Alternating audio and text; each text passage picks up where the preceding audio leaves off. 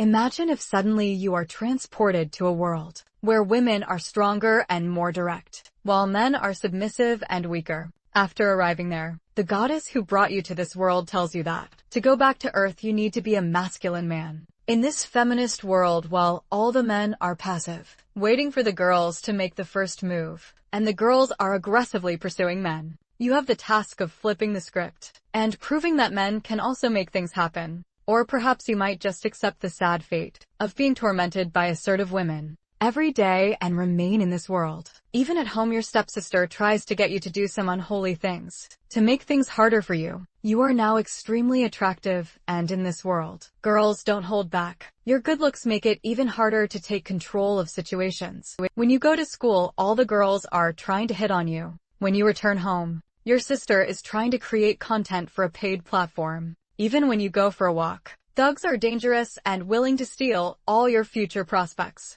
You try to get a job, only to get hit on by a 2-meter-tall CEO who doesn't hold back. How can you be the one to take the initiative and make girls more submissive to you? In such a crazy world, if you fail, you will assimilate into this world, unintentionally becoming more and more feminine. You need to rush to prove you're a Chad. The name of our protagonist is Jong Hao, and let me tell you a little something about him. He's a straight shooter who goes out with his brothers to drink every day after work and hits on girls without hesitation. But right now he feels like something is in the wrong genre here. What is this gender bender stuff? Is this some sort of dream? He asked himself. He explains that he was going home after a stressful day of work when suddenly the moon became red. Everyone in the city vanished, and the next thing he knew, he woke up as this young pretty boy with all his memories intact. Suddenly someone shouts at his door. It's his dad saying, How? Why aren't you awake yet? Our protagonist is confused. His dad tells him to get up, saying, I was told that you and Long made some sort of appointment to go shopping today. Your dad is going out to get some groceries. Did you forget we're having dinner with Aunt John? You're a boy and you need to take better care of yourself. Go learn how to put on some makeup with your friend, 'cause I'm sure he could teach you. Now get up and dress. Our boy is lost, thinking, what am I? My friend will teach you makeup. Who the hell is that? Who is the guy named Long? Why am I called How? Why is there so much cute stuff? And why did my dad tell me to use makeup? Suddenly his cell phone rings and someone shouts How. Open the door. He thinks maybe it's his brother Long from his past life. A buff guy with tattoos who is a true bro, always inviting him to drink beer with the boys. So he quickly takes off his cute clothes and runs to the door. But outside, the blonde guy says, oh my god, seriously, How it's not cool making a handsome guy like me wait for so long. So what if a girl with bad intentions out there? Creepy John How is confused and asks, where is brother Long? Because this guy is definitely not him.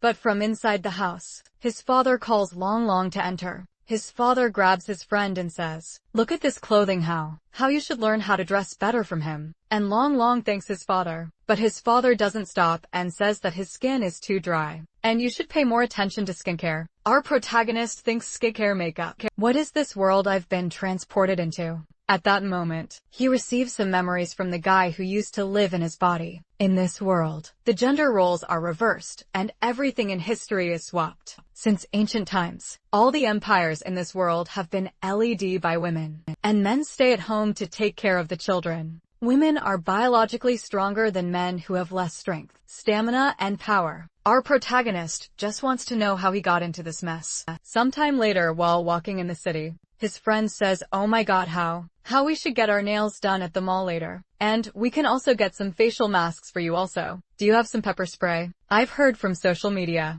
that female gangs and hooligans are becoming more unruly these days. Our protagonist shouts at him to drop the cute stuff. You want to buy a mask? Go buy it yourself. Screw this reverse world, there will be no swag genders. He grabs Long's wrist and runs to a tattoo shop. Come on dude, we're going to fix this girly look. He opens the door of the tattoo studio and shouts, hey boss, give me one of those dragon tattoos. Or one of those Chinese mafia gang tattoos now. But the girls stop him, saying that tattoos are a girl's thing, and he shouldn't get one unless he's a bad boy. Suddenly he takes off his shirt, saying, I'm not going to get lectured by a bunch of girls. When they see him shirtless, the legendary reverse nosebleed happens. The girls shout that if he's going to strip, they are willing to throw some money. But he doesn't stop and says, "I want a blue dragon, a phoenix, and a white tiger." But Long shouts at him to stop saying you're being so indecent. After all that, he gets back home thinking Jesus. The day keeps getting worse and worse. But that's when the thickest, juiciest, plumpest stepsister ever known to mankind appears. He enters her room without thinking and quickly runs out. Later that day at dinner, his dad says, "Didn't I tell you earlier your aunt and kin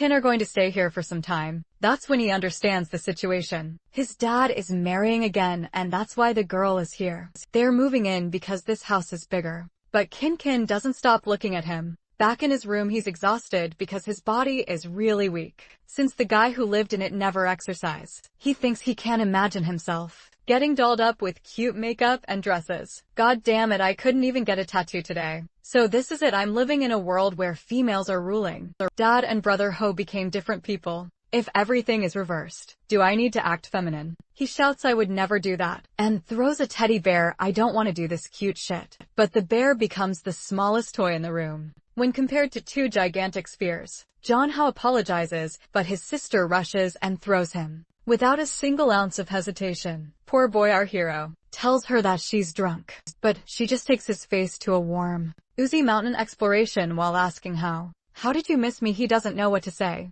She sees that he's getting shy and asks, "Why you look so red? Are you sick?" "Want me to take a look?" Zhang Hao, with his nose bleeding and a plain face, says he's very okay. Later that night, someone says, "Wake up now." His eyes are half closed, but suddenly, he notices another one of those plump creatures ready to attack him. Our boy gets scared and asks, "What the hell, who are you?" She asks, "You don't remember who I am?" Then she grabs him by the chin and says, "I'm the entity that brought you to this world." He remembers the moment the red moon appeared, and feels the same sensation. He says, "So it was you. You're crazy. Why did you even bring me to this world? What did I ever do to you?" She explains that she is the goddess of the red moon. "I heard your pathetic prayers. Aren't you the one who complained about still being a virgin? In the old world there are so many girls in this world, and all of them would like to dry you up." But he asks her to take him back, saying, "There's not a single normal girl in this world. Send me back home." She stares at him, calling him an ungrateful human. She says that if he completes a task, she will let him go. He asks what the task is, and she says,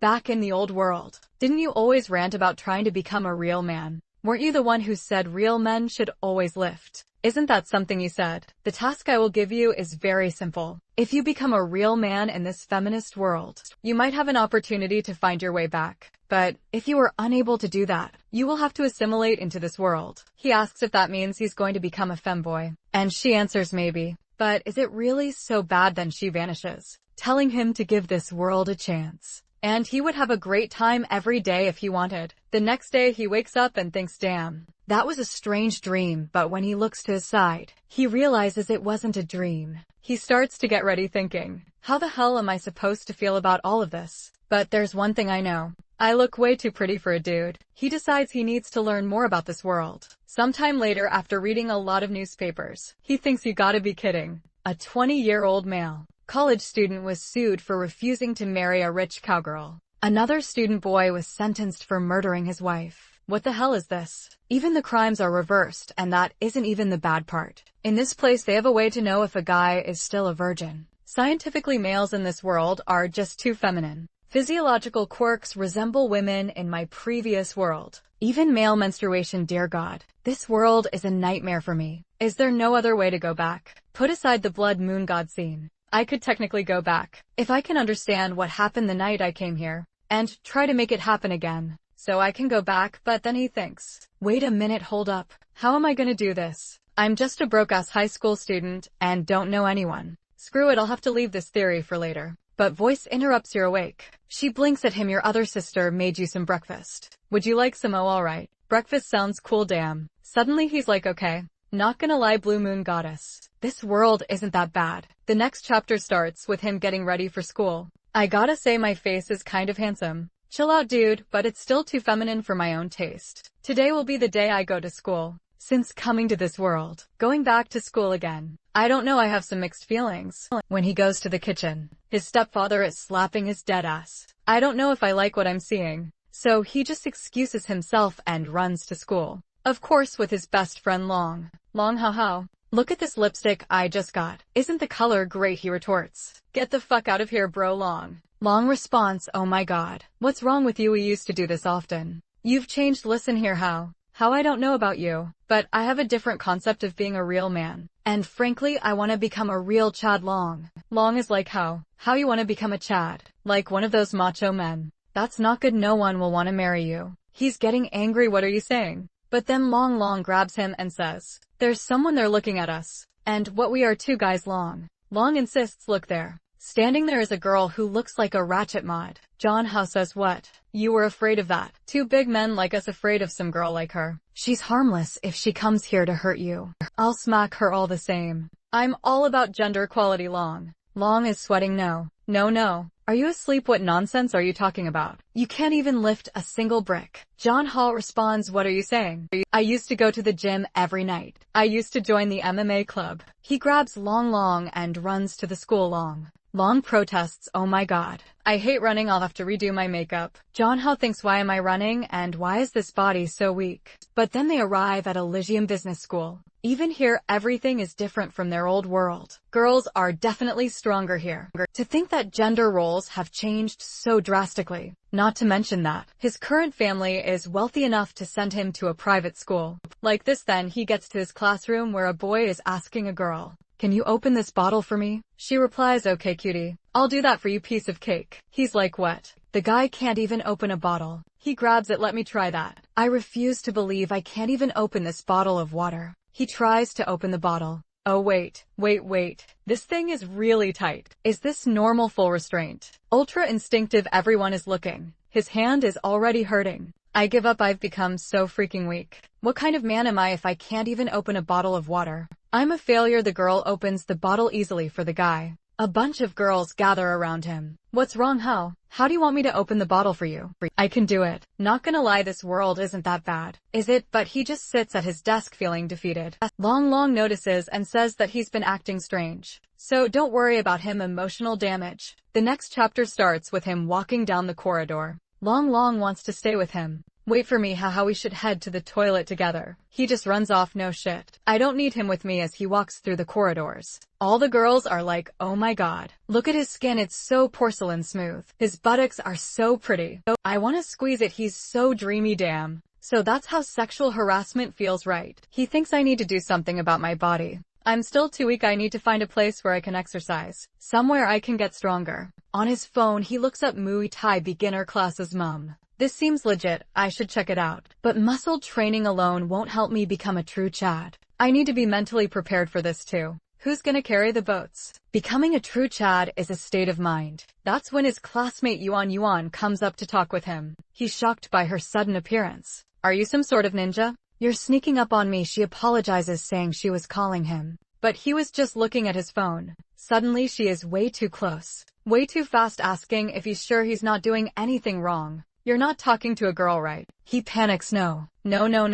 Like hell I would. I'm a traditional guy. Don't get so close to me. Men and women shouldn't get so close in public. But she's fast. She takes his hand, commenting on how soft and beautiful his hands are. Oh my god, these girls are so aggressive. He thinks, pay attention to yourself. Yuan, girls shouldn't act this way. She notices he's different today. You weren't acting like this before. She remarks, maybe you haven't slept well recently. I know a good massage method. Let me rub your hands. She moves to grab him, but he tries to stop her. What? How is this girl so strong? I can't push her away. Fortunately, the teacher enters the room. Hurry back to your seats, students. The class is about to start. Miss Madeline, English teacher John Hao, reads the book and realizes he understands everything, which is strange because he graduated a long time ago. At least in this alternate universe. He's a top student. He confidently looks at the teacher. Ask me anything and I will answer with no problem. She adjusts her glasses. John Hao. Hey, I'm ready.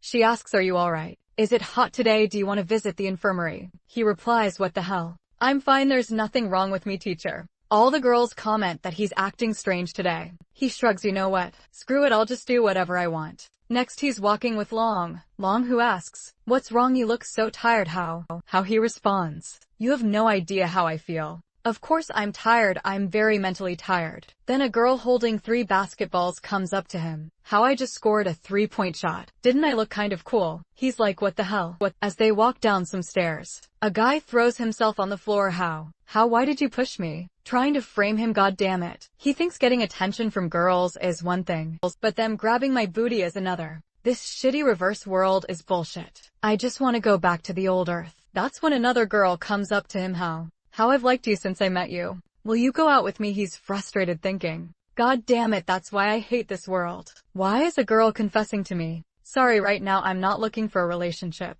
My mental health is deteriorating. He walks away and Long jealously remarks, oh my god, you received 20 confessions just today. I want to be a popular boy like you. He's just like, cut it out. Let's eat something in the cafeteria line. He's thinking, what should I order? He looks at the other guy's plates, which are barely filled with food. He asks Long, why is everyone eating so little? Long replies, what are you saying? How every guy needs to eat like that, or you're gonna get fat. Goes to take his food and ask for some salads and fried veggies. He's puzzled, what? Not even rice? You're gonna faint in the afternoon. But Long says, oh no, I'm just trying to lose some weight. That's when our boy realizes the difference in calorie needs in this world. He makes a mental list how to be a real man. Step 1, exercise. Step 2, ask your bro Long to coach me. Step 3, get rid of all the flirty clothing I've got in my wardrobe. Step 4, be a Chad instead of a pretty boy. He rushes to the counter. Hey aunt, give me everything you have. I want to eat pork, I want a ribeye steak. I want a large portion of everything. Give me some good Asian rice as well. Long is shocked. Why are you eating so much? You'll get fat, haha, responds. A real man should eat more. I gotta eat to exercise after all. You wouldn't understand. Everyone in the cafeteria is staring at him whispering, oh my god, why is he eating so much? I think he's just showing off. Then Lu Fong shows up. Why do you eat so much? You look like some desperate foreigner working at hard labor jobs. Our boy just stares at him. Who are you? Lu Fong responds, Jang. How are you joking with me again? Study together. Or have you gained so much weight that went to your brain? Jinhua retorts, you're blind. I'm just trying to eat. First you diss immigrant workers. Next you diss fat people, so you are racist and fatphobic. You're all sorts of nasty, huh? Li Fin is taken aback and starts to cry. I was saying all that for your own good. Why do you say that about me? The girl starts siding with Li Fin. Why did Jiang Ha make him cry? That was so unnecessary. But clearly he's just trying to manipulate everyone. Public opinion seems to be against How until another girl steps in. How much How eats is his business. Are you saying boys can't eat a lot? That's just discrimination against your own gender. She turns to our protagonist. How you're very hungry today, aren't you? If you need more meat. How is momentarily taken aback, thinking, not gonna lie, she's pretty. But Lu Feng yells Jiao Yan and Jian Hao. You too. How cuts him off. If you have something else to say, say it. If not, shut up and let your grandpa eat, alright? Leave now. Long puzzled asks, why are you calling yourself a grandpa? That doesn't make sense, but the girl, Xiao Yun, seems to like it, saying it's more attractive, like a wild kitty. Lu Feng storms off, you're all vulgar people. You know Jiabian tries to offer more food, saying how is all the time to eat? How asks Long, who is this girl?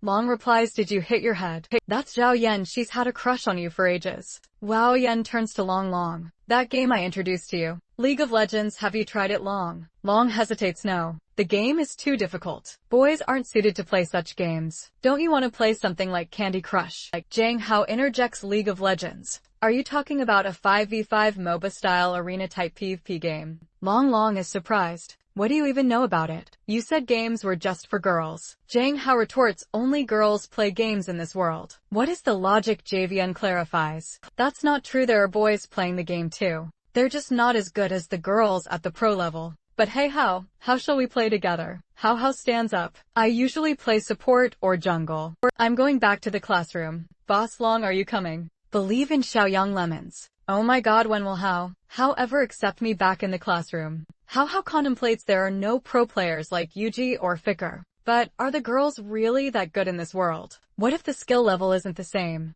I need to find a match to watch. The definition of being a real man in this world. What exactly does it mean? He asks Long, who's the girl alone in the window? Long responds, you mean her name is Ming Wu Weiha, a transfer student. Long then shies away asking, hey boss Long, are you interested in her? Zhang Hao replies, I mean, she's pretty, but she doesn't talk. I don't know. Zhang Hao grabs Long Long and says, nonsense. Just go up there and talk to her right now. Come on, boss. The Long Long hesitates. No. It should be the reverse. Men now have to take the lead. Zhang Hao insists this is the past. Men now have to take the lead. He approaches her. Hello. I'm your classmate Zhang Hao. And this is Boss Long. Nice to meet you. Ming Wu Weiha. Normally, girls would flock around him. But this girl doesn't react that way. Zhang Hao wonders about her story. He prompts Long Long, hey. Say something. Long Long awkwardly asks, how are you? She replies, good. Zhang Hao notices the novel in her hands and asks, is that a novel you're reading?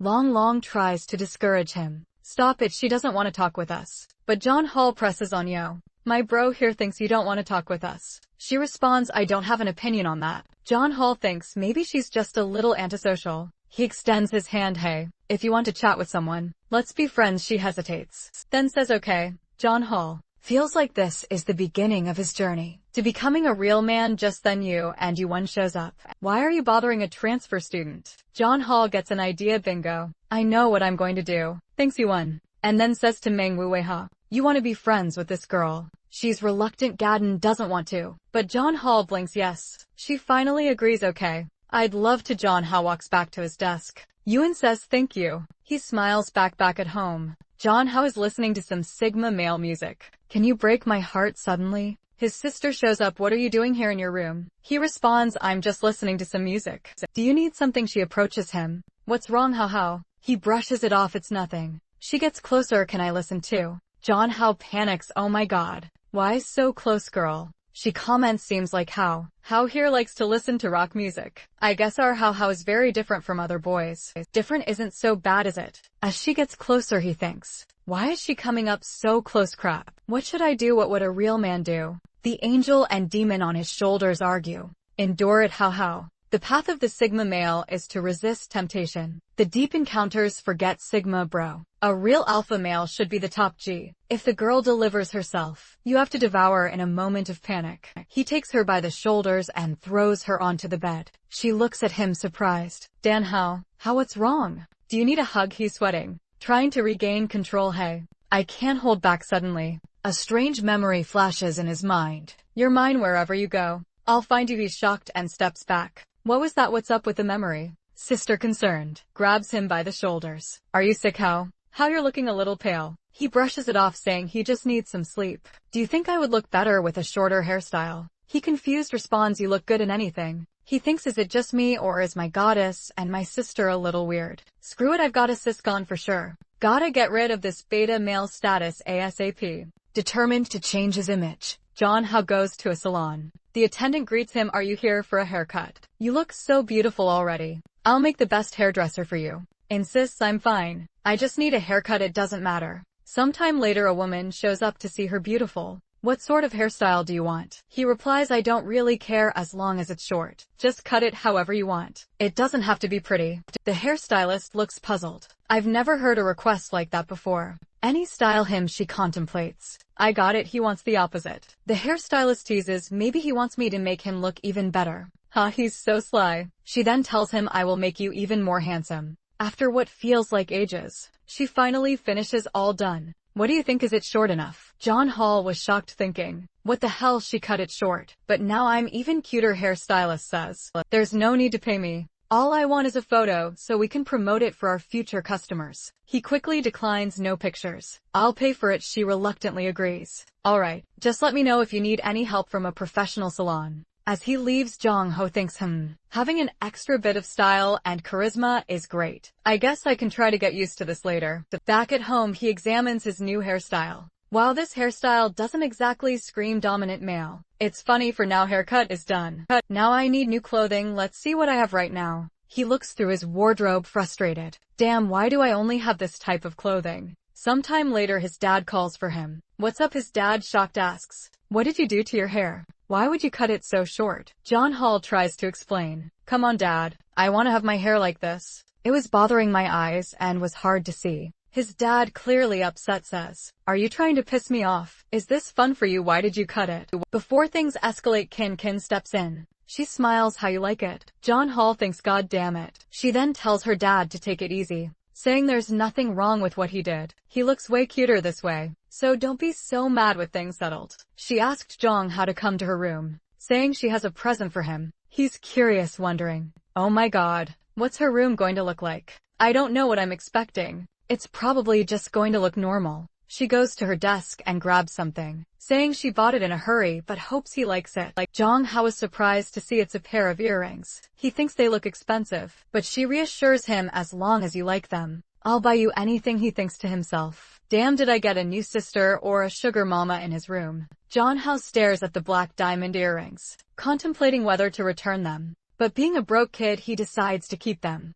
Just then he receives a message from Long Hao. Take a look at this, my new novel is up. I've already signed the contract. Soft and cute femboy versus the sassy CEO. Boss lady, a tale of forbidden love. Jong Hao thinks, what is this? Then he gets an idea, that's right. I could write a novel too. I could bring some stories from my world to this one. And make some quick cash. Let's see. What should I write? The Return of the SS Soldier, or maybe Solo Leveling? Or should I write Overflow? A few hours later. After expanding on his ideas and borrowing elements from various novels, he's done. I'm calling it A Real Woman in a Patriarchal World. The next chapter starts at school. He receives a message, congratulations. Your novel has passed the signing application for the web novel. Please contact the editor in charge. Jong Hao is thrilled finally. I'm going to start earning some money. Writing a story every day is hard, but it's better than having no money in this world. Feeling celebratory, he decides, I'm going to buy some ice cream. As he heads to the store, he thinks the shop seems familiar. He recalls some memories when I first met her.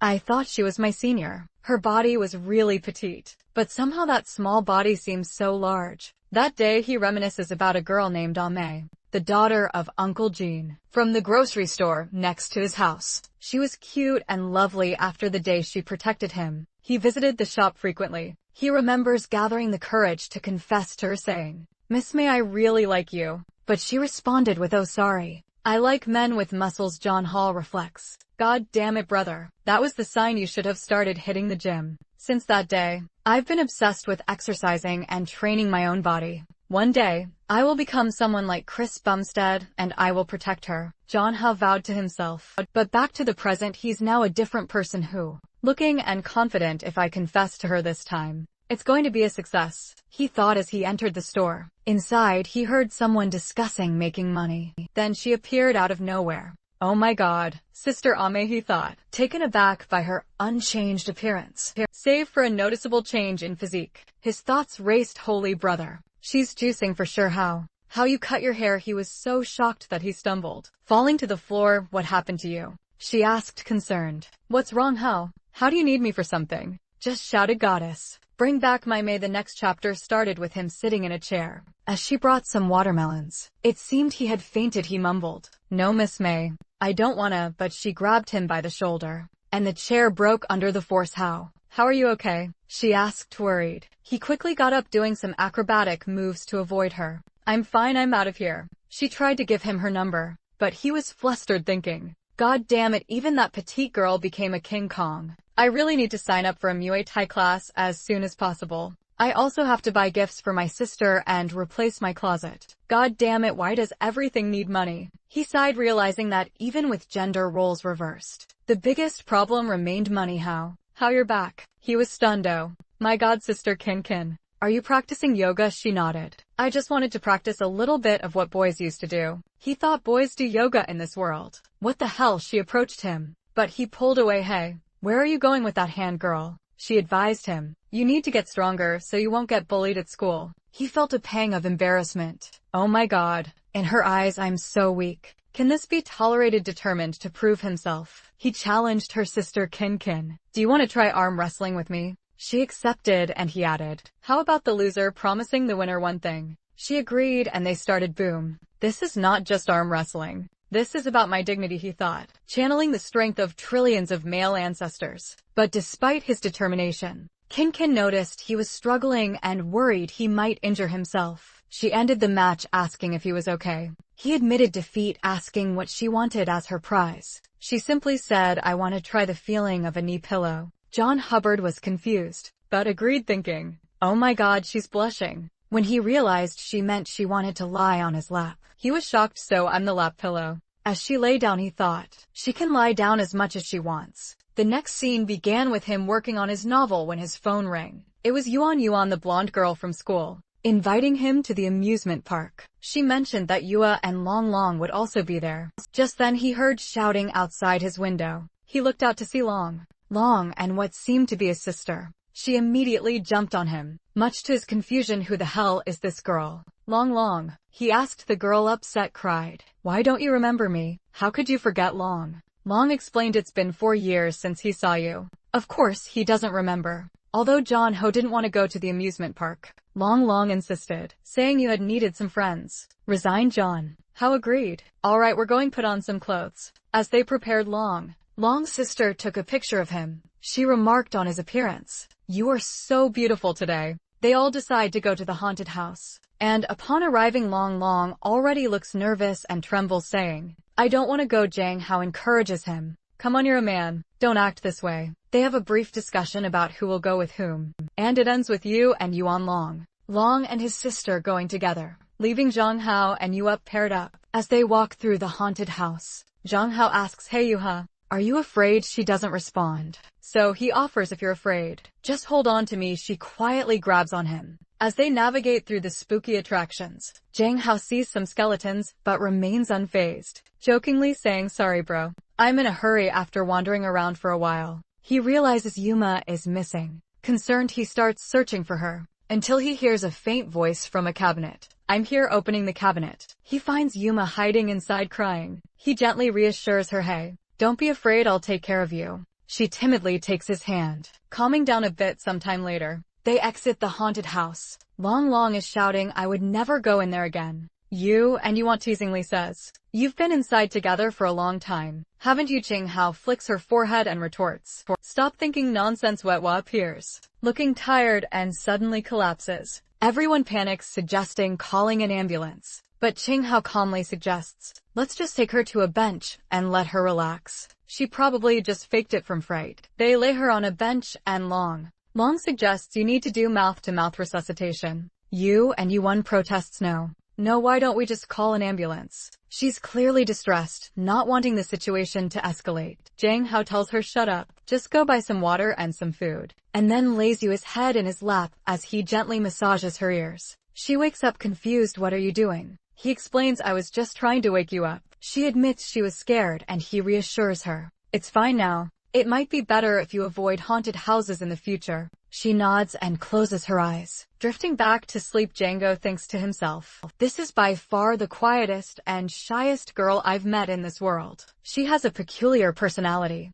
After some time, everyone checks on Yua, asking how she feels. She assures them she's fine. Yuan suggests they continue to the amusement park, but Zhang Hao decides, nah, forget it today, let's just go home first. Yua, holding his hand, insists, let's go together. Yuan and Long's sister clearly don't like this development. Later they arrive at a luxurious villa. Greeted by maids, butler scolds Yua, how can you sneak out to play? You shouldn't have gone so far. Everyone is shocked, realizing Yua is incredibly wealthy. The butler continues, turns out you're all friends of hers. My apologies for being rude. Here, have some tea. Soap temptation. Spring water and pastries made by special chefs. The group is impressed by the expensive offerings. Yuno goes to her room to change clothes, leaving everyone in awe of her wealth. I didn't imagine she was so rich, they murmur, still in shock. Zhang Hao, however, doesn't seem overly impressed. As they walk through the villa, the butler admonishes Yua. Missy went so far today.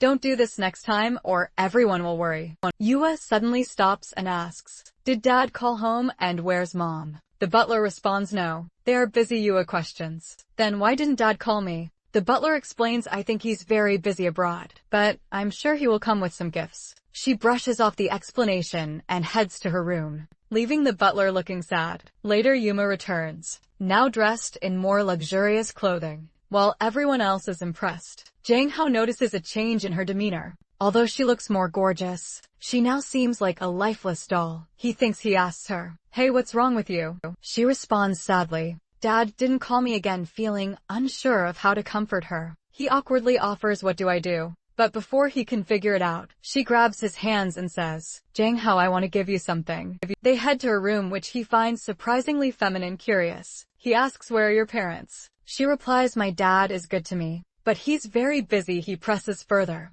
"And your mother?" she explains. "She's even busier," he realizes. "So you're always alone?" She simply responds, "Yes." Yua explains that her mother is the mayor of the city, and her father is always traveling. Despite their absence, the butler reassures her that they love her. However, she questions if she can truly believe him. Jang Hao tries to comfort her, staying in the future. "If you feel lonely, you can find me to hang out." In a sudden burst of excitement, Yuno grabs his hand and pulls him along, saying, "Come with me." They end up in a room full of weapons, where she excitedly offers him her favorite gun. He's taken aback, thinking, "I'd be beaten to death if I brought this home." She insists, smiling, "This is my most precious possession." The housekeeper says that friends can give gifts to each other, and "I want to be friends with you for life." Jang Hao somewhat awkwardly replies, "We can be friends even without the guns." She hugs him tightly, declaring, "We must be together forever, inseparable." He thinks, okay. She's moving fast. The next chapter starts with them leaving Yua's home. As they walk, Long mentions seeing her in different clothing. "Makes me want to buy some new ones." Jang Hao agrees, "Yeah, that's perfect. I need new clothes too." Long suggests, "In that case, let's go shopping tomorrow." They go shopping, and while Long is drawn to cute outfits, Jang Hao struggles to find something that suits his desired image. After their shopping spree, they decide to grab something to eat and head to a McDonald's. There are the numerous of girls staring at them. Django feels uneasy, thinking, "Why does it feel like someone's always watching me?" Meanwhile, a girl in the corner posts on social media, "A little handsome boy at McDonald's. I really want to marry and take him home." She adds a heart-shaped eye emoji and sends the post. Long notices Jang Hao wearing a hat and asks, "Why are you suddenly wearing a hat?" Jang Hao replies, "I'm too handsome. I need to keep a low profile." Long jokes, "You really need to be careful, or you'll end up becoming an internet celebrity." Jang Hao laughs it off, thinking it's an exaggeration. However, the situation quickly escalates. Jang Hao becomes a top 5 trending topic on social media. Girls are gushing over his looks, saying this peerless beauty doesn't really exist. Doesn't he look better than those celebrities? Let's find out everything about this beautiful boy. One girl seeing the post recognizes him and remembers a post from Long's sister about their day at the amusement park. Caption: "The day I went to the amusement park with a god." Back at home, Jang Hao is exhausted from all the attention. Long calls him, and he answers, annoyed. "Why are you calling me again?" Long explains, "Someone posted a photo of you at McDonald's, and now it's being reposted everywhere." Confused, Jang Hao says, "That doesn't make sense, it's just a photo, right?" But when he checks Twitter, he sees he's already at the top 4 trending topics. He groans, "What have I done?" He reassures himself it doesn't matter. In a few days everyone will forget about it. He tries to relax by watching some games on Twitch, but he notices a shift in the content. The just chatting category, typically dominated by girls, now features boys. He switches to a PUBG stream, noting that while the game itself hasn't changed, the host is now a girl, which shouldn't be a problem for him. Reflecting on his situation, he wonders, how old am I now? Can minors stream live games? Just then his sister comes home. She notices the fuss and says, "I didn't know my little brother is now an internet celebrity." Feeling awkward, he responds, "Oh, now you know about this too." She asked if he went out with Long today, but before he can answer, she suddenly jumps on him, worried. "Didn't you get harassed by some weird people?" He reassures her, "No. Don't worry, I can protect myself." She scolds him, "You are too naive. The women in this world are much scarier than you think. If you're ever harassed, you must tell your sister. And next time you go out, you need to tell me." He agrees with. Then he notices that her phone background is a picture of him and Long surprised, he wonders who took this photo. The next chapter opens with girls looking for Jang Hao. He's trying to hide, bewildered by the situation. Long calls him, advising, "You shouldn't come to school today. There are a bunch of girls in front of the school. Because you're trending." Jang Hao sighs, "God damn it, I can't go to school." He asked his sister talk to the school on his behalf, planning to stream some games. Instead, he decides to play League of Legends, admiring his in-game skills. "Look at this Yasuo," he comments, enjoying the game. He achieves a quadra kill, then a pentakill, feeling confident. "It looks like I haven't lost my gaming skills in this world." After playing for a while, he prepares to broadcast his gameplay later that night. After eating, he excuses himself and heads to his room, ready to embrace his new role as a streamer. but his sister notices something unusual as he gets ready to stream. Yo, okay. It's my first time, so I'm a little nervous. Jang Ho begins welcoming viewers with Welcome to Summoner's Rift. Despite the nerves, he decides to play Yasuo in the jungle, farming dragon at level 3 and even manages to kill someone playing. Garen, the girl he's playing against, who happens to be a professional esports player, is shocked she's smithing and streaming, and can't believe she got killed at this level. Thinking he's way too good for someone new, her chat blows up with questions. How did you lose? Some accuse Jang Ho of cheating and pretending to be a boy. Annoyed, she declares she'll get serious, and her rapid clicks and skillful plays ensue. Despite her best efforts, Jang Ho still manages to slay an enemy. As she frowns, someone in her chat mentions that the opposing player is also streaming. Jang Ho, noticing a growing audience, remarks, "Yeah, she's kind of awesome, but I'm better." As the game progresses, Jang Ho's chat fills with accusations of cheating. People speculate he's a girl using a boy's ID, with some demanding proof he's male. Frustrated, Django grabs his headset and asserts, "Let me tell you, I'm a man and I want to know how did you all find my live stream?" To prove it, he turns on his camera, showing his hands. The chat goes wild, complimenting his hands and clamoring for a face reveal. Some even fetishize his hands. Much to his confusion, starting a new game. The scene cuts to a girl in her office watching his stream. "God damn it, another one," she mutters, recognizing his potential. She thinks if signed, this newcomer could definitely become a cash cow for the company. After finishing his stream, Jang Ho signs off. "All right, let's stop for today. Thank you all for the support. This was my first day of broadcasting. See you later, boys." The next day, he talks with Long about school. "How is it today? Are there still many people asking about me?" Long replies, "There are a lot fewer people today, probably because they didn't see you yesterday, but still there's a lot of talk." Relieved, Jang Ho says, "Thank goodness this popularity is fading fast. I should be able to go to school tomorrow." Long then asks, "So how? What you been doing at home these past 2 days?" Jang Ho admits, "I've been writing my novel and doing some live streams." Shocked, Long shouts, "What? You started live streaming when? Tell me everything." Jang Ho quickly covers his mouth. "Keep your voice down, no one can know, all right? And I haven't signed a contract with the platform." Just then his phone rings with a notification. "Dear user, you have opened a live broadcast on the D Live broadcast platform, and your popularity has reached the threshold to sign a contract." Long is ecstatic. "Yo, this is a good thing, brother. Hurry up and sign it with your good looks. You're definitely going to become very popular and make a ton of money." But Jang Ho hesitates. "No, I'm just a student. This live broadcast might affect me too much, and all the fame isn't going to be good." Long suggests you can just wear a mask when you broadcast. All you have to do is do some dances and people will give you gifts. Jang Ho retorts, "I do game live broadcasting. It doesn't matter if I don't show my face." As they leave, Jang Ho notices someone following them. Trying to lose the tail, he tells Long, "Yo, I have to go to the supermarket to buy something, so I can't go with you, okay?" Long leaves and Jang Ho confronts the followers, saying, "You don't need to follow me. Come on out." A pink-haired girl appears, looking somewhat savage. She exclaims, "I'm so lucky the internet celebrity is right in the territory. I manage handsome guy's sister will take care of you, okay?" She even sticks her tongue out, teasingly confused. Jang Ho asks, "Big sister, who are you?" The girl behind her shouts, "Don't you know our sister Lu? She runs everything around these streets." Jang Ho looks at the girl and says, "Oh, so Miss Lu, I don't know you and I'm not interested also. I need to go home and take a shit." The girl shouts again, but this time she gets punched in the face by her own gang member. She then looks at Jang Ho and says she likes his personality,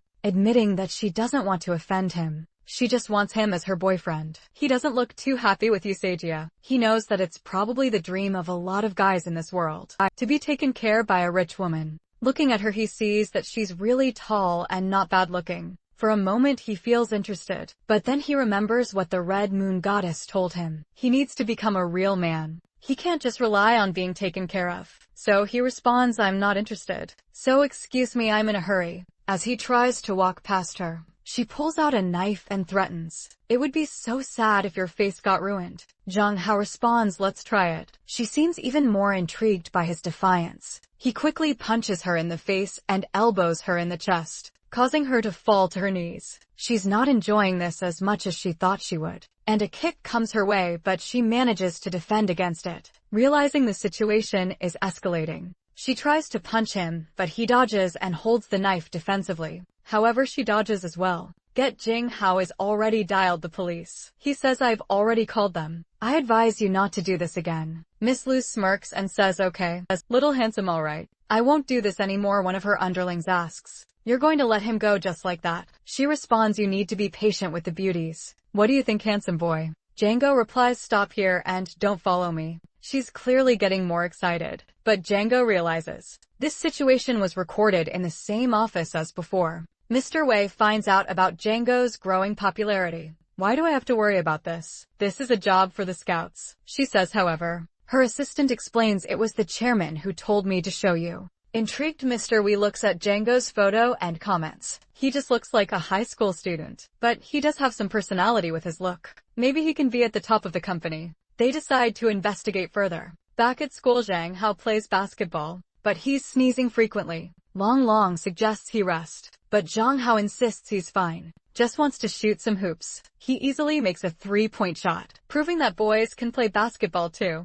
The girls cheered him on, and once again, someone records him. It turns out to be someone paid by the pink-haired girl from the alley. Although the person hides, Zhang Hao finds it strange. After school, while heading home, Zhang Hao notices someone taking pictures of him. He looks towards a bush and Long asks what's wrong. Django dismisses it, saying it feels like someone has been watching him all day. Remembering the background photo on his sister's phone, he wonders if it might be someone related to her. After everyone leaves, Zhang Hao approaches a girl hiding behind a tree and demands, hey, let me see your phone. You secretly took a photo of me, didn't you? She admits to taking one picture, but Zhang Hao finds a video of him playing basketball. She apologizes, explaining she's just a subordinate of Lu's sister, who promised to pay 200 yuan for any picture of him. Zhang Hao, frustrated, asks himself why he hasn't given up yet. After deleting the media, he gives the phone back and the girl runs away. Zhang Hao realizes that Miss Lu is a problem he needs to solve. Soon the scene shifts to a plaza where Zhang Hao meets Long.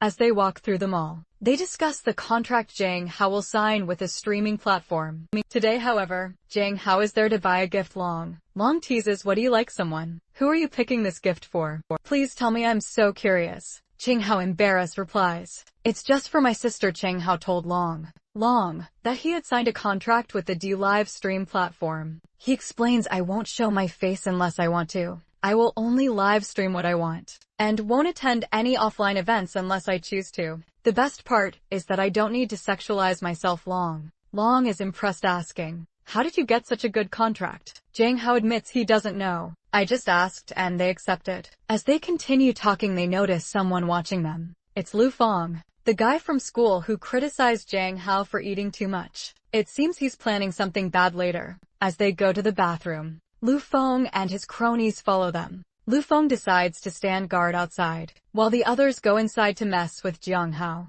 As they leave the bathroom, one of Lu Feng's friends intentionally bumps into Zhang Hao. Zhang Hao steps aside and calmly asks, what are you doing, boy? Lu Feng's friend shouts, hey, don't you have eyes when you walk? You almost ran into my friend. Long retorts, are you blind? It was your friend who bumped into him. The guy grabs Long by the collar, demanding, who are you calling blind? Zhang Hao intervenes, saying, no problem with bumping into me, but don't put your hands on my friend. The guy yells, but Zhang Hao stays calm. Get out of the way and let us go. Suddenly the guy tries to spit on Zhang Hao, who dodges and exclaims, are you sick? Enraged, Zhang Hao punches him. The guy's friend steps in to help, but Long stops him, engaging in a fierce fight. Damn, he's looking like Killua in this frame. Zhang Hao thinks as Long handles the situation with unexpected skill. After some punches, Long warns, next time I'll break your legs. The guy, fuming, mutters, he dared to hit me in the face. I'm going to call my girlfriend and ask her to bring someone.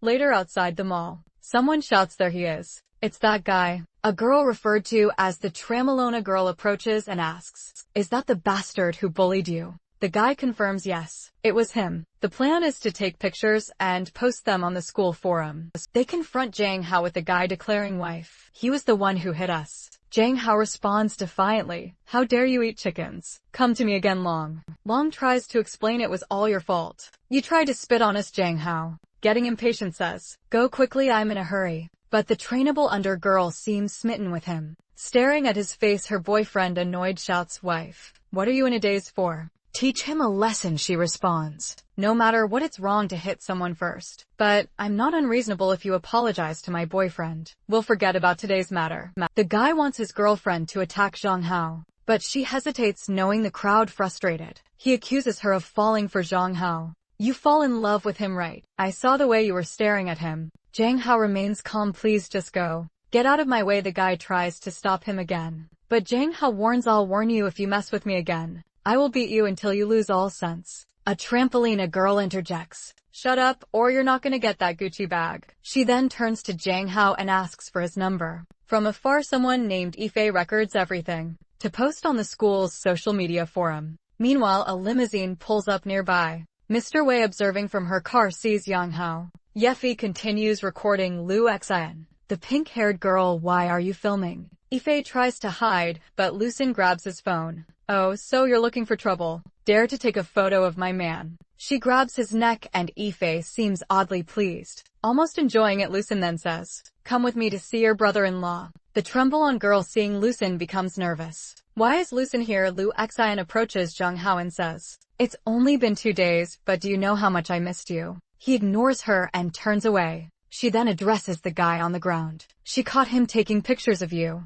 Zhang Hao looks back, asking, "What do you want?" Lucien, seemingly preparing for a fight, instead grabs a bouquet of roses and walks over to Zhang Hao. She pleads, "Please go on a date with me. I really like you, Zhang Hao. As long as you're my boyfriend, you can do whatever you want." He's thinking, why don't we just fight? Could she at least follow the script? He says, "I'm not interested in you. It's impossible to deal with you. If you have nothing else to do, just get out of my way, brother." She's not going to stop. She says she's too anxious and asks him to please accept the flowers. He's staring at the flowers, thinking, "The first time I saw her, she showed me a knife, and now she's bringing flowers. Sister, take the flowers away. I'll tell you again, I cannot be your boyfriend, so please leave." She tells everyone to leave the place. She approaches Long Long and says, "Come here, you were Zhang Hao's friend, right?" He doesn't like it. She whispers in his ear, "You better take care of your friend. If my people go crazy on him, I can't stop them. She actually used my friend to threaten me. Oh no, he's going to fall into her hands. Why don't we take a step back? Just tell me what you want." She grabs his cheeks and says, "Since the male god said so,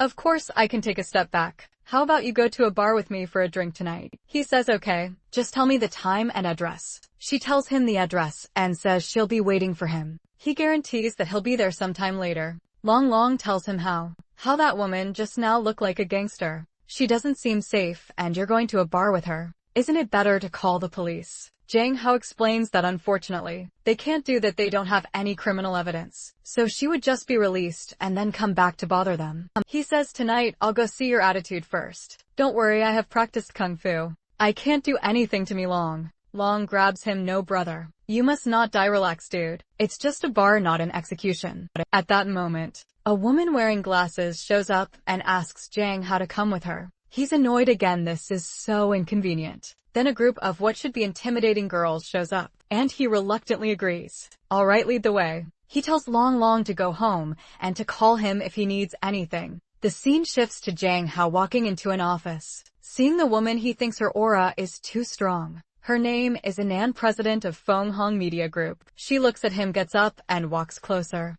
"Good qualifications. There is no one like you in the market. Now look, sign this contract. I can make you famous." He grabs the contract, glances at it, and says, "Sorry. You may have got the name wrong. I don't intend to be a star, and I don't want you to make me popular. I'm in a hurry to go home for dinner, so I'm leaving." The secretary grabs his shoulder. "You're just a high school student. Don't be so ignorant." With a swift movement, he grabs her wrist and says, "I said I don't wanna," and throws her to the floor. Wai Nun seems interested and moves towards him. He dodges her first attack and goes to punch her face, but she blocks it. "Oh damn. His hand locked," she says. "A high school boy who can also work hard. This is a bonus," he responds. "Thank you, but I don't want to accept your kindness." She tells him there's no rush, and that in this world, there's nothing she cannot do. She'll give him some time to think about it, and instructs the secretary to send him back, saying, "I was thinking this woman is not going to be easy to deal with." The next chapter starts with him at home, preparing to see the girl at the club. He takes a recording pen, a pocket knife, and pepper spray. Sends a message to Long Long. "If I don't call you by 8:30, Call the police tonight. I need to find a way to draw a line with Lu Sin. We then see him walking in the rain, heading to the bar she told him to come to. When he enters, someone welcomes him and says, Jang Hao, our boss, has been waiting for a long time. He just says lead the way. In one of the rooms in the bar, the girl is sitting on a couch. When they enter, he says, I promised you that I would be here today, but I don't want to do anything to you as a person. Why don't we just go back to the beginning of our relationship? You don't know me, I don't know you. It's good for everyone. But she responds that it's going to be difficult to do, and moves closer. He insists, you know it's impossible. If you do this again, I'm going to call the police. She taunts, call the police. But I'm just chasing a boy. Is there something wrong? A girl behind him interjects. Sister Lu, stop talking nonsense with him. Let's just take some photos and videos of him. If he tries to resist, we'll post everything on the internet. He looks at her bewildered. What do you mean by that? While they think he's scared, he's actually relieved because his voice recorder is on. Sister Lu asks, what did my little girl say? To make sense, the girl pulls out a knife. He remarks, oh, you even brought that, is it? Because if I refuse, you're going to kill me. Sorry, but I... Then he quickly uses his spray, rushes to her, grabs the knife, and holds her as a hostage. Sister Lu is impressed. You are brave enough. He mourns, don't even think about sending anyone over, unless you want to see blood in the streets. It also won't do you any good to call the police. He heads to the door, releases the girdle, and walks away. The girdle, undeterred, thinks, Jang, how I have all the time to play with you. But then she receives a message. Sister Lu, Jang Hao asked me to send this picture of you. He said that he recorded all the conversations in the box just now. If you don't want him to send these things to the police, don't provoke him anymore. Enraged, she shouts, no wonder you dared to be so rude just now, you little bitch. Meanwhile, someone observes Jiang Hao running away and informs Mr. Wei that he's fine. The next chapter starts at school. Jiang Hao reflects on what he did yesterday, hoping the threat will keep the crazy girl away. He overhears two girls talking about Sister Lu, mentioning that someone from the Fanghong group has just taken over her place. He wonders, Fanghong group, what's happening? Why do these names sound familiar? Then he remembers, wait, isn't that the company of Mr. Wei? Curious about the relationship between Mr. Wei and Lu Xian, he ponders the connection. Later, he finally returns home to find his sister preparing dinner. What a delicious-looking meal. He thinks, noticing that they're alone in the house. He asks, where is Dad and Aunt? They're not home. Are you alone? Sister King. She explains that they had to work overtime and won't be home tonight. His imagination starts running wild. Wait, we're alone at home tonight. She flicks his forehead. How what? Are you in a daze? For he quickly responds, nothing sister, let's just eat. He mentally chastises himself. Jesus Christ, it's your sister, brother. I should not think those things, even though there's no blood relationship. After dinner, she tells him to leave everything. She'll clean up. She suggests he go upstairs and start streaming. He offers, are you sure you don't want any help? She grabs his hands and says,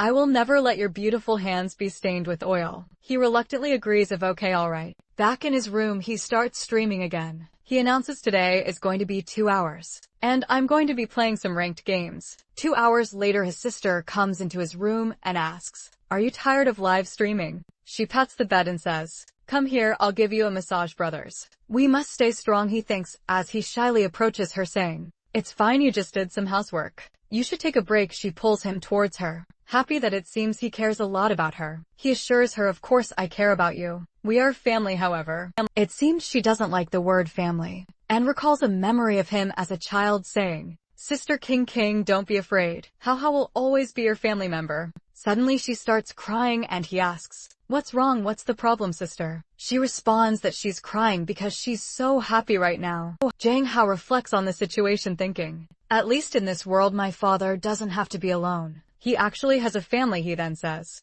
as long as I am in this world, I will protect this family and make sure that everyone is happy. She seems surprised and apologizes for crying in front of her little brother. He reassures her, sister, thank you for treating me like a real family. Oh damn, brother. She's looking at him in a way that suggests she might have something more than family stuff on her mind now. Both are lying in bed, and he asks King, are you sure we should go to sleep together tonight? She tells him that right now is the perfect time, since Dad and Mom are not at home, and she has always wanted to have this close conversation. He's curious, alright. What do you want to talk about? While looking at her, she gets close and asks, what type of girl do you like? He stammers, maybe gentle and kind. She continues, is there someone like that in your school? He thinks about Yua and then shakes his head. She advises him that he's still too young and should focus on studying. She also mentions that since he's good-looking, she is his sister, always worries about him as they talk. He drifts off to sleep sometime later. He wakes up wondering if it was all a dream. He gets out of bed, goes to her room, but can't seem to find her.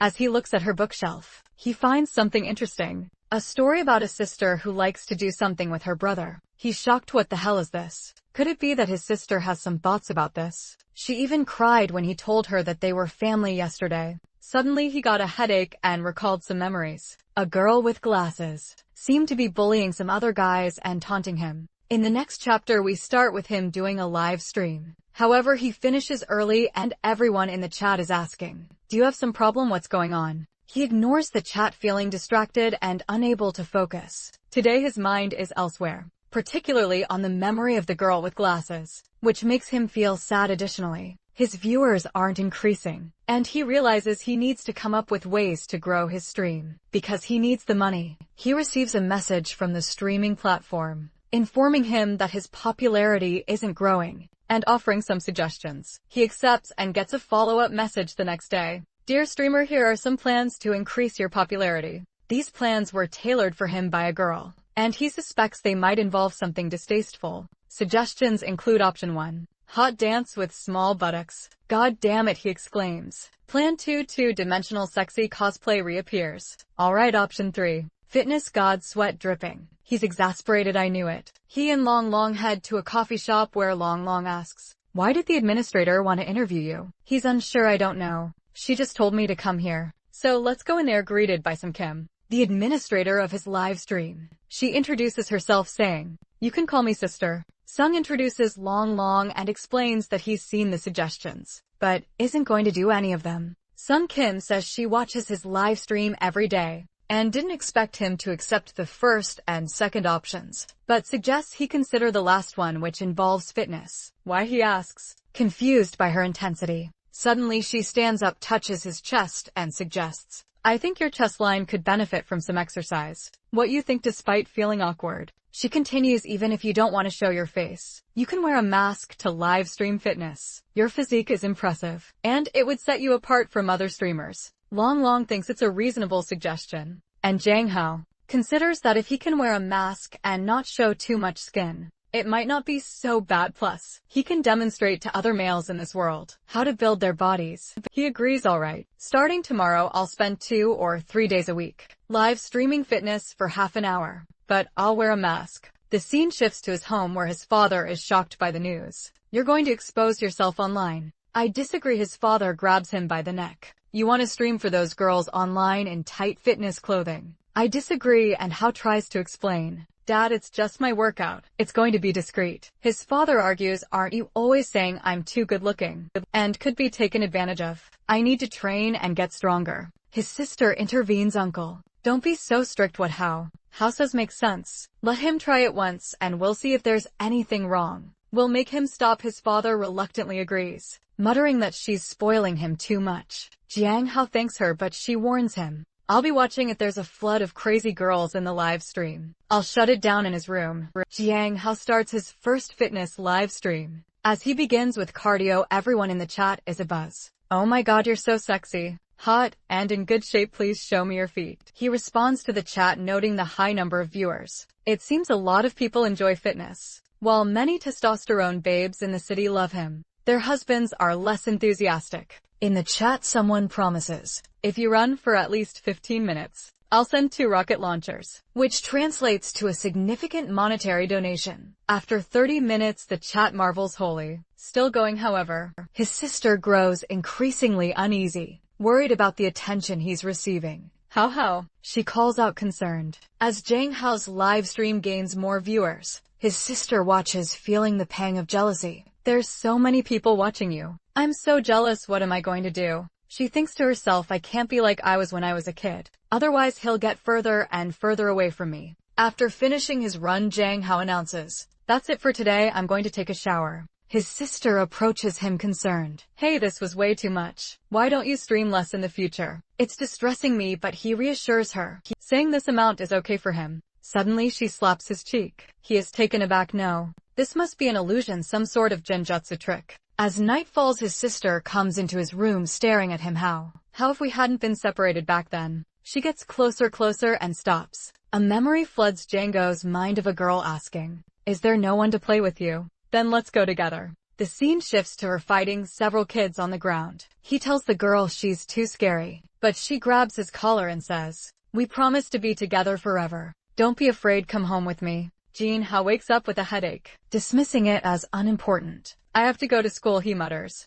Just then he hears a woman's voice and looks beside him. "What, my sister Kim?" "Kim is in my bed." She wakes up cheerfully. "Good morning, Hao." He awkwardly replies, "Good morning. Why are you sleeping in my bed?" She explains, "I came to check if you were asleep and ended up sleeping beside you." He brushes it off. "Oh, okay. I'm going to take a shower." "See you." She stops him. "There's no rush. I'll buy a new car to take you to school." On the way to school, Zhang Hao thinks about the Muay Thai club. Yueva surprises him from behind, saying she's been practicing for a long time. He asks, "You know how to fight? When did you learn it?" She explains that she's been training since childhood, because her grandmother was a soldier. This inspires him, and he asks, "Why don't you teach me some fighting skills?" She agrees, and they head to a warehouse behind the playground. As they prepare to spar, Zhang Hao is taken aback by her speed. "Are you ready?" she asks. And before he can respond, she's already in his face. He hesitates, and she suddenly hugs him, declaring, "You've lost, Hao.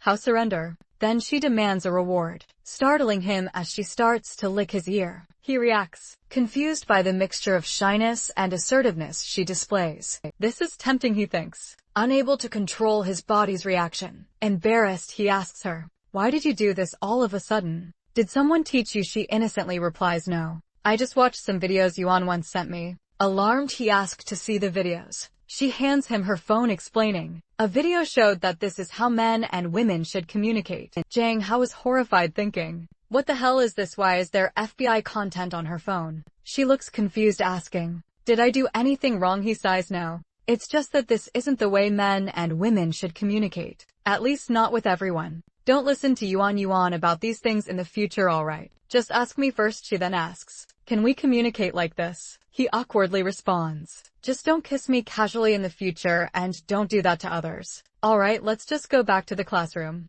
As they walk back, she asks, "Is it only boyfriend and girlfriend who can do those things?" Can't be that. He hesitates. "Do you know what that means?" She innocently responds, "No." Zhang Hao responds, "We'll talk about it when you understand." Sometime later, as he's walking in school with Long Us suddenly appears. "Can we communicate now?" she asks persistently. He replies, "No." Later she insists, "Can we communicate now?" He repeats, "No." "Not now." The same guy is watching him through the window, muttering, "Why, this guy is terrible." Just then an officer lady approaches Zhang Hao and says, "I finally got you. It's the office lady from Mr. Wei." Zhang Hao, confused, asks, "Come on. What's the matter?" She apologizes for the last time, and informs him that Mr. Wei wants to see him again. Zhang Hao firmly states, "I told her I have nothing to do with her. I will refuse. Don't waste everyone's time." Stuttering, the secretary explains to Zhang Hao, "I'm just following orders. It would be hard for me to return without any answer. At least talk with her through my phone." Frustrated, thinking, "Damn this girl again. She's richer, more powerful, and stronger than me. This is not going to go well." Reluctantly, he agrees. "Okay, call her. I'll explain things." He picks up the phone and says, "Hello. It's Yang Hao. Your secretary told me to call you. But Mr. Wei, my thoughts are the same as before. Nothing has changed. I know your time is precious, so don't waste it on me." Mr. Wei responds, "Zhang, how do you want to be as powerful as a woman? I know you hate to look weak. I saw it last time we fought. I not only cultivate stars, I can give you more time to think about it." Then she hangs up. Zhang Hao thinks, "This woman really knows what I want. I don't know if it's the best decision, but I'll have to find some time to meet her again." Back at Mr. Wei's office, she muses. So he hates being thought of as a weak man. The next day, Zhang Hao arrives at school in a supercar. His sister, who drove him, fixes his hair before he heads inside. As he walks through the school, everyone is talking about him. They seem to be checking their phones, discussing a rumor that he's some sort of POF worker or Instagram. Thought Long notices and asks, "Do you feel something is wrong?" Zhang Hao sighs, "Yeah. I found out it's been like this since yesterday. Everyone is clearly avoiding us, but we don't know what happened." A guy with green hair approaches and sarcastically asks for his homework. Are you so busy every night that you don't have time to write? I know you're just planning to live off your looks, right? So it doesn't matter if you don't go to college. Jang Hao hands over his homework, retorting, jealous of my handsome face. Just say it, brother. The guy scoffs, are you crazy? You're being nurtured by so many girls every night. I don't want to be like that. Zhang Hao, puzzled, asks, nurtured? That's a new one. The green-haired guy smirks. Yeah. Everyone knows you've been entangled with girls several times. At the school gate, some girl even brought you here in a supercar. Everyone saw it. Long, frustrated, it shouts. What are you talking about? You're just spreading rumors about Zhang Hao. But then he looks at his phone and sees the post. Look, there's our boy with his sister. Long exclaims, brother Jang, everyone's calling you out as the guy older girls can take a free ride with. Jang Ho's face is a mix of shock and disbelief. What the hell? Just then,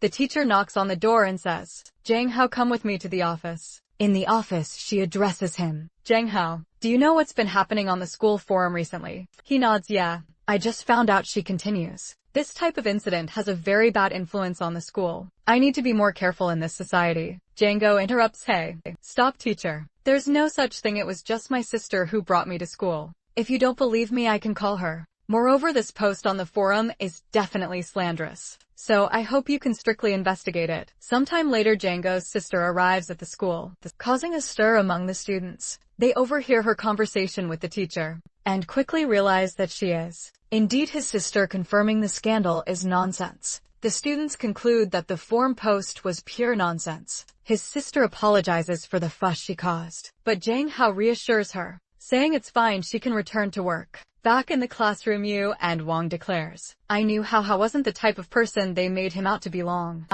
and I were investigating, and we're sure it was Li Feng and his gang who spread the rumors. Jang Hao asks where Long is, and Yuan Wang replies he's searching for them alone. However, Long has not returned. Meanwhile, in men's bathroom, Long is found on the floor, shivering and distressed. It's so cold. Lu Feng and the others are such big bastards. When I get out, I must tell the teacher. He mutters through tears. Jang Hao, you had and search the school for him. Eventually, Yu Wave informs them that some classmates from class 3 saw Long near a bathroom. With a sense of urgency, they rush to the location, find the door locked from inside. Long cries out, please. I'm so afraid. Jiang Hao instructs Yuma to kick the door, which she does, breaking it down easily. Jang Hao rushes to Long, who tearfully recounts, and not only did they lock me up, they poured milk on me. We must tell the teacher. Jang Hao, determined, says, don't go to the teacher. I will avenge you later. Jang Hao confronts Lu Feng,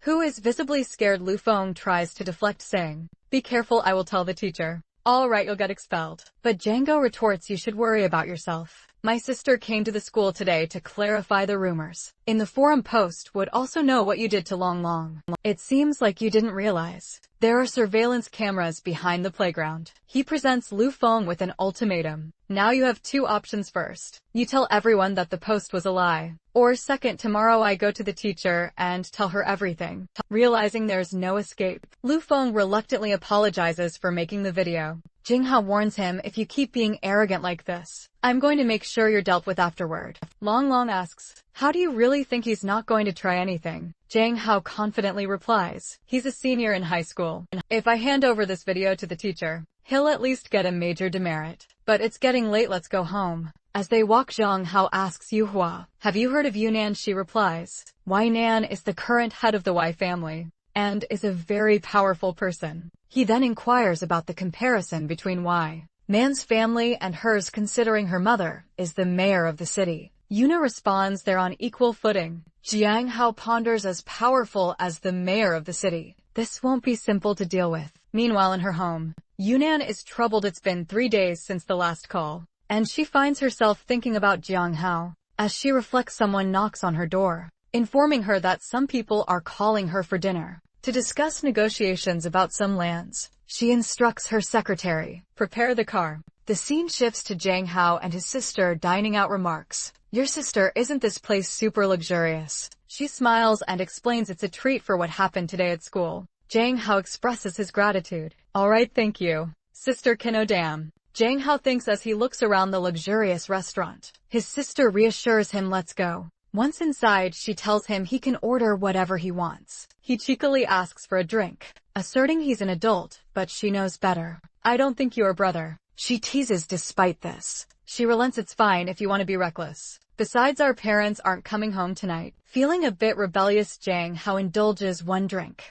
And he's already reminiscing about his old days with the boys, with his sister watching him intently. He's visibly tough, but softens under her gaze. After a while he starts feeling dizzy and admits, "Am I drunk? No, I'm fine. Maybe I just drank too fast. I'll go to the bathroom on the way." He reflects on his past tolerance for alcohol. However, in his disoriented state, he accidentally heads to the women's bathroom. As he washes his face, he hears a voice, "Hello." Startled, he looks up and realizes he's in the wrong restroom. Encountering a woman in fishnets. "What the hell are you doing in the men's room?" He blurts out. She calmly corrects him. This is the women's restroom. Panicking, he notices other women entering from both sides, trapping him, feeling like a sheep among wolves. He's cornered suddenly. He's pulled into a stall by Wei Nan. She smirks. "You want to hide from me? But why should I hide with you?" He stammers, "Oh no, I accidentally dragged her in." Wayman, enjoying the situation, grabs his hand. All people outside remark on the commotion.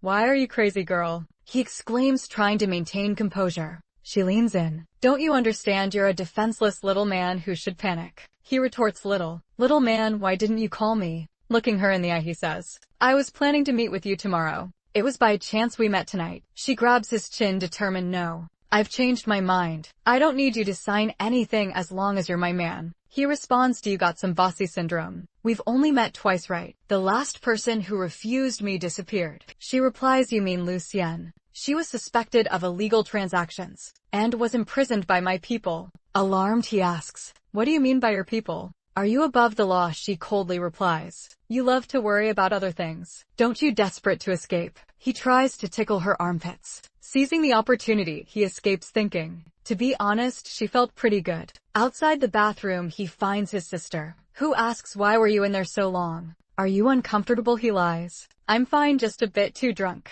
She gently guides him, "Let's go home and rest at home." Zhang Hao, drunk and exhausted, collapses on the bed. His sister tenderly brings him soup and juice, strokes his hair and whispers, "He's so cute, just one kiss." She leans in, thinking, "We will be together sooner or later." She gets on top of him, caressing his hair and planting soft kisses on his neck. Sisters awake, confused. Is this a dream? Her face, filled with longing, suggests otherwise. Overwhelmed, he flips her over, battling the demons in his mind. The temptation of the moment battles with his moral compass. In a moment of restraint, he kisses her forehead and steps back. His sister, surprised, asks, How are you asleep?" Before anything else can happen, she notices a call on his phone from Zhao Yan, the girl from the cafeteria who had shown interest in him. She answers on his sister. "Here's Zhao Yan, all right." Zhao Yan, surprised, responds, "Hello, sister and house friend." Jian Hao's sister abruptly ends the call of Zhao Yan, cutting her off. "I know you've been chasing him for 2 years.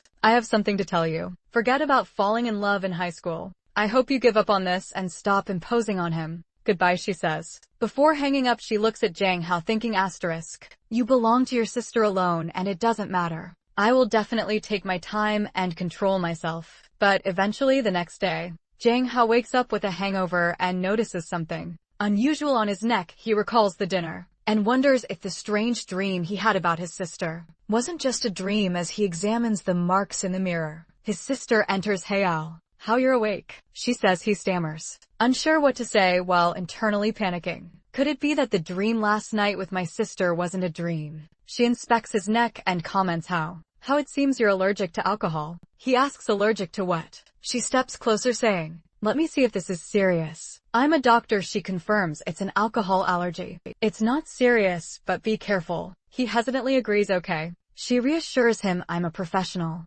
Relax now, let's have breakfast." But inside, Zhang Hao remains skeptical. Alcohol allergy, maybe at school.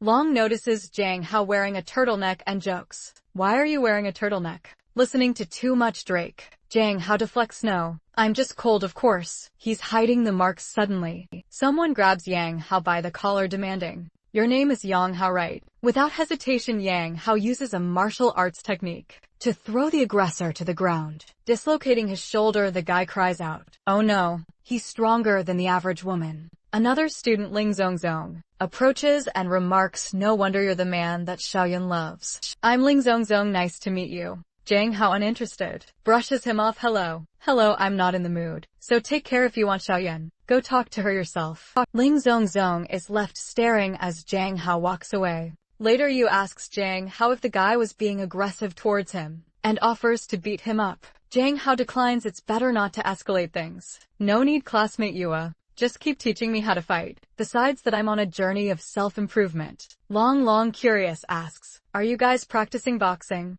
What are you doing after school? Jiang Hao invites him come practice with us after school today. You need to at least protect yourself. Long protests. No, I don't need to. I'm a little lady. They all laugh. The scene shifts to a pool where Wei Nan is relaxing. She picks up a towel and thinks, that little man Jiang Hao really annoys me. But every time I close my eyes, I see him. She instructs her assistant. After Jiang Hao finishes school, bring him to the villa for me. She seems determined. Back at the school warehouse, Jiang Hao announces that today's workout will focus on the core. I want to have 8-pack abs as soon as possible. He declares. Your response? You mean like this? She lifts her shirt to reveal her well-defined abs. Jiang Hao is shocked. You have abs? That's crazy. You can't help but touch. Saying you're so thin. I didn't expect this. Yua blushes, clearly shy, but not resisting. Long suspicious pulls out a magnifier and quips, there's something wrong with you too. You're touching her and she's not resisting. Jiang Hao, curious, asks Yua, why don't you reject this? She simply responds, if you want, I'll show it. Long finds the situation strange. Everything you ask she does. Jiang Hao, testing her boundaries, asks, hey, how much money do you have with you now? Give it to me. Long, surprised by the bluntness, comments, that's a bit rough. But Yulia, without hesitation, reaches into her pockets and says, I didn't bring too much money today. The rest is in my phone. The payment password is quickly interjects. No, that's not necessary. Jiang Hao steps closer to Yuhua and asks, why you do anything I say? She replies, we are friends and friends can't say no. He is taken aback, thinking that perhaps due to her family background, she has a skewed understanding of friendship. Remembering the things she mentioned at her home, he becomes serious and tells her, Yuhua, friendship isn't like this. In a relationship, you have to be equals in the future. You need to make firm decisions about what you want to do, and what you don't. If you don't want to do something, then you should never feel obliged to do it. She seems confused but responds, okay. The training session ends early, and Jiang Hao heads home feeling positive about the session. However, he notices a suspicious figure in the alley and suddenly realizes the streets are eerily empty. A sense of dread washes over him, prompting him to change direction. Just then a little girl approaches him offering rice candy. Hey little brother, do you want some rice candy? She asks, suspicious. He inquires, why are you here all alone? The girl responds, I'm doing some social practice to spread happiness to strangers. My teacher asked me to give away this bag of candies. Otherwise I won't get my little red flower. Jiang Hao, assuming she's an elementary school student, takes a candy and advises her, alright, I'll eat it. But you should head home. It's getting late and it's not safe outside. As he eats the candy, he notices it smells strange, like smoke. Suddenly, he starts feeling dizzy and loses consciousness. When he awakens, he's tied to a bed, his hands and feet bound. What is this? Where am I? What are they trying to do to me? And why are there so many mirrors? The little girl, now revealed as an adult, says, Mr. Wei, he's awake. Jiang Hao recognizes her, exclaiming, you kidnapped me, and why is an elementary school girl smoking? She removes her disguise, revealing her true age. Brother, I'm 30 years old. I just look young. Jiang Hao is even more shocked. That's even worse. Wei Nan instructs everyone to leave alone with Jiang Hao. She approaches him, be quiet and don't bother me because I'm working. Bewildered, he retorts, you tie me up and expect me not to disturb you. You have some kind of domineering syndrome. She stops writing, walks closer and confronts him. Last time you dared to run away, and now you're insulting me again. Always disobeying that you think I wouldn't do anything. Jiang Hao, desperate, asks, so why did you tie me up? Do you have no interest in me at all? She remains silent, so he continues, I've done my homework on you. Wei Nan, the president of Fong Hong Group, and currently the head of the Wei family. This family used to be involved in a lot of shady business. But under your leadership, you've cleaned up your act, making Fong Hong Group one of the biggest in the country.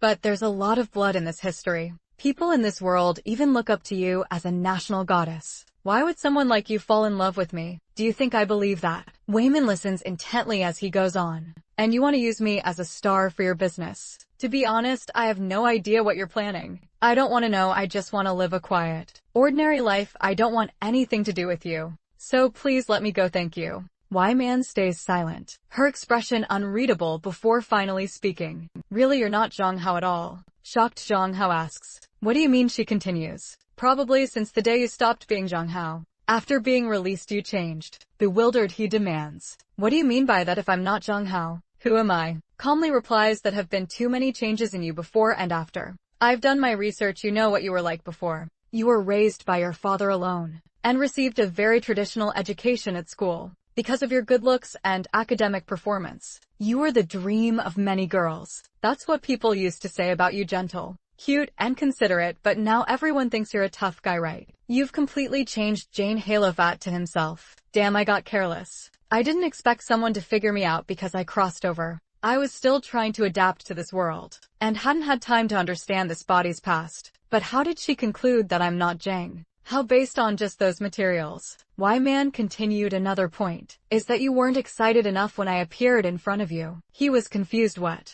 Just because you're famous? She clarified. No, because you were my fan. She showed him old posts on social media and he saw. Oh my god, why is there such a perfect woman as Why Man in the world? And someone wants to exchange some photos of Why Nan. Another post read, I need to study hard and become a man worthy of Why Nan. Ching Hao was stunned. Asteriski didn't know the guy in this body worshipped her. Once a day she sat beside him noting. But now it seems like you have no impression of being my fan. These days, don't even try to tell me you have split personality or amnesia. Humans are creatures that need to learn. I noticed that as a gaming streamer, you got into the top 100 in just a month. Also, you who never fought before, can now face a head-on confrontation with a gangster leader. So I'm 100 sure this isn't split personality. It's a real change of soul. He responded, that's crazy. No normal person would think that way. But even if I've changed my soul, what do you want to do? She just stared at him before dropping the bomb. My team is studying the blood moon. He recalled the girl and asked, why are you so sure? She replied,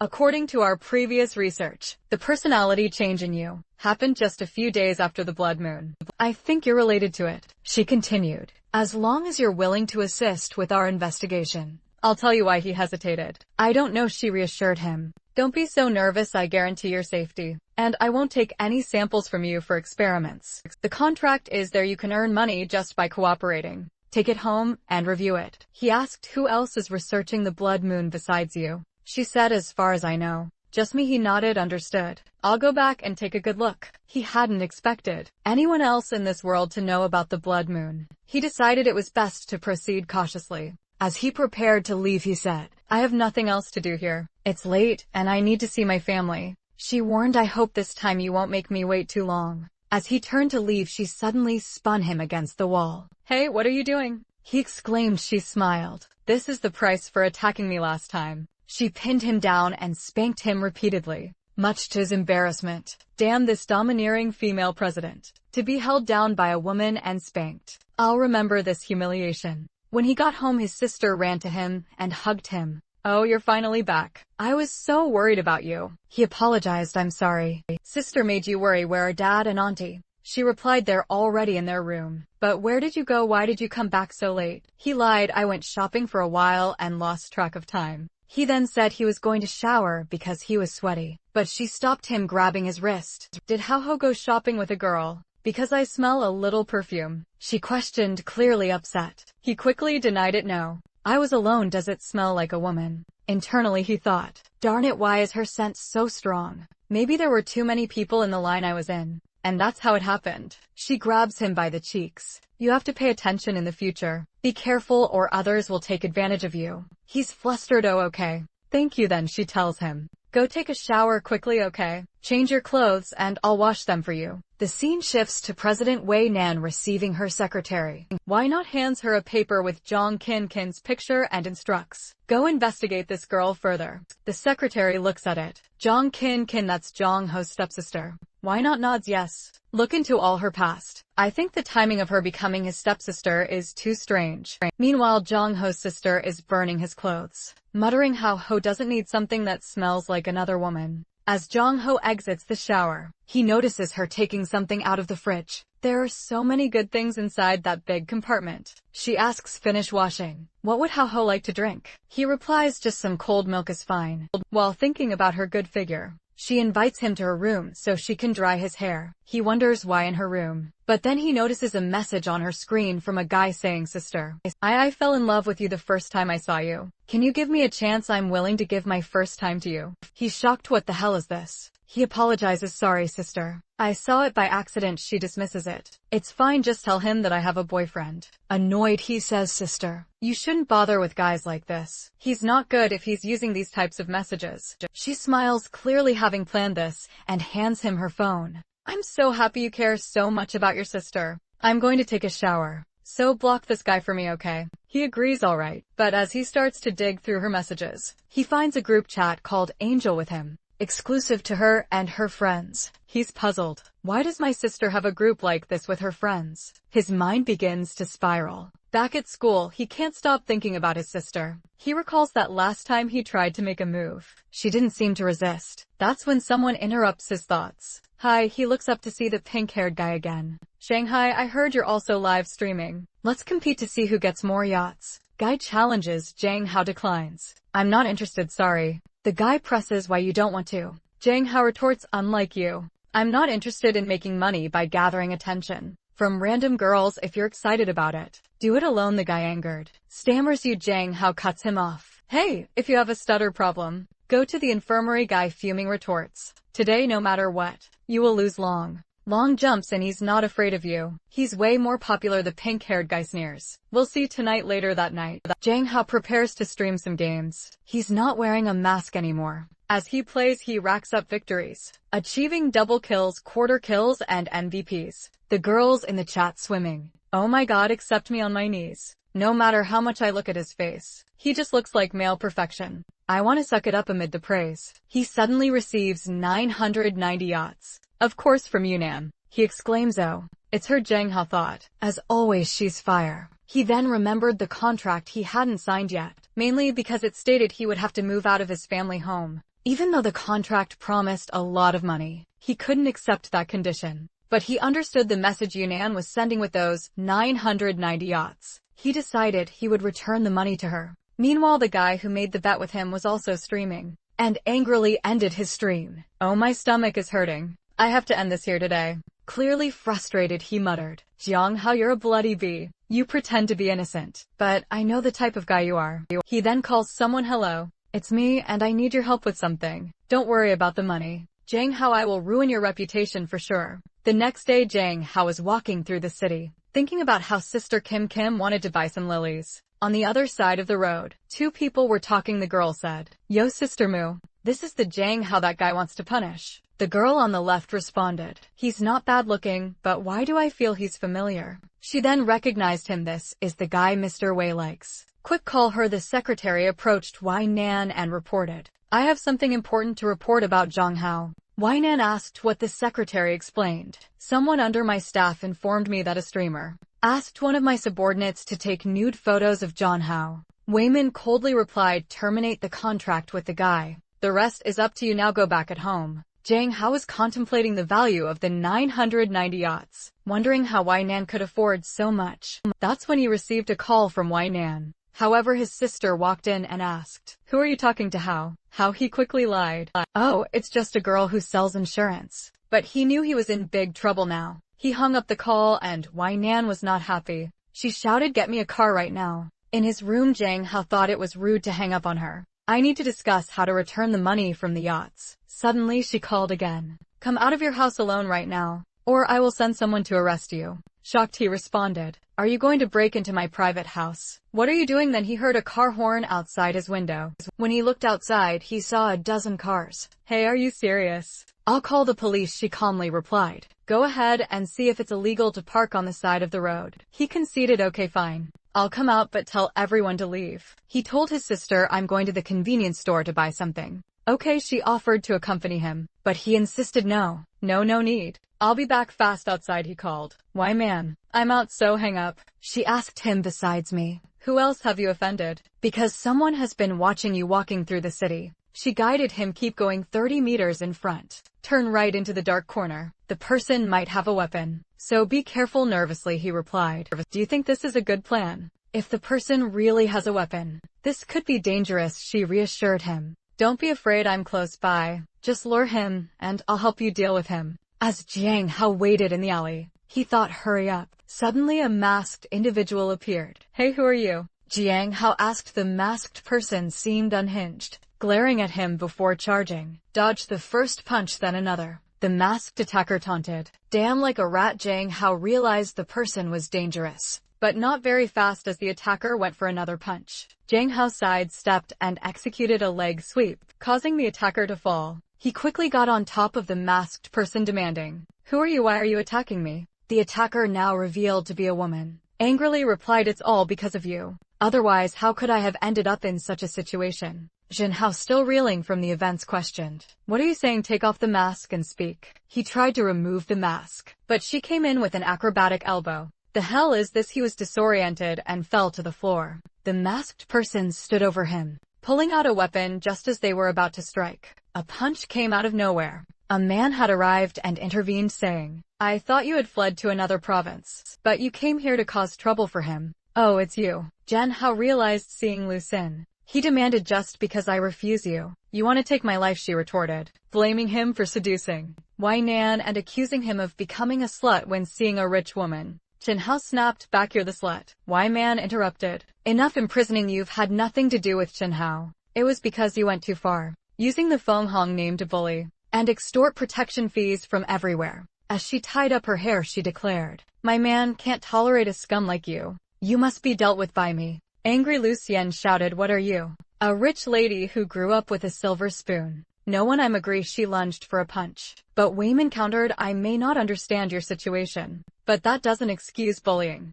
With that, she landed a punch on Liu Xin's face, knocking her to the floor. Jiang Hao stood in shock. Sometime later, with the situation resolved, Jiang Hao apologized, sorry. Please send me back now, my sister will worry. Wayman stared at him and reminded him, do you forget why I came to see you? He was confused. Why did you come to see me? Was it because of the contract? She clarified, the contract was one reason. The main reason was to warn you that someone is planning to secretly take compromising photos of you. He was bewildered. Why would anyone want to do something so stupid? My Nan, seemingly annoyed, retorted, it doesn't matter. What matters is that you hung up on me before I could explain. Do you not want to talk to me? He was speechless, apologizing. Sorry, I was wrong to hang up. I apologize, she asked with a mischievous look. So, are you willing to accept punishment? He was taken aback. Punishment? What punishment? Suddenly, she kissed him, called the police. He wrestled with his thoughts, considering pushing her away, but her soft lips made it difficult. He began to reciprocate, but suddenly remembered his sister and pushed Wei Nan away.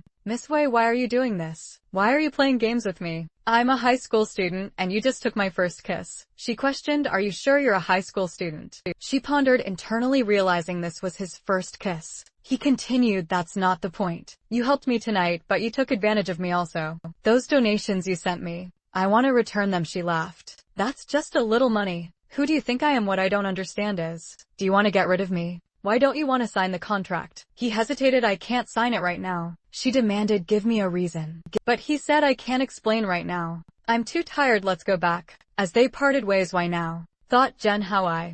Why man? Have never failed at something. I set my mind to some time later. Back at home, Jiang Hao lay in bed reflecting. Why did I think of my sister when I was with Wei Nan? Maybe I really like her now. Jiang Hao, wake up. She's your sister, forget about it. The next day at school, you greeted him. He responded, good morning, and thought to himself, after a day with the president, being with Yua feels so much easier. He notices her legs and realizes that for the first time, she's wearing black stockings instead of white. She asks Jen, how are you okay? He responds, yes. I have a gift for you. He hands her an AK-47 pendant and says, thank you for always teaching me martial arts. Wasn't this the gun you said you liked the most in your house? She takes the pendant and thanks him, saying she will cherish it very much. He replies, as long as you like it. It's fine. Internally, he thinks, why does just a change of socks make me feel something different? Later during lunch break, they are eating together. He asks her, why are you staring at your own legs? She replies, because you were staring at them the whole day.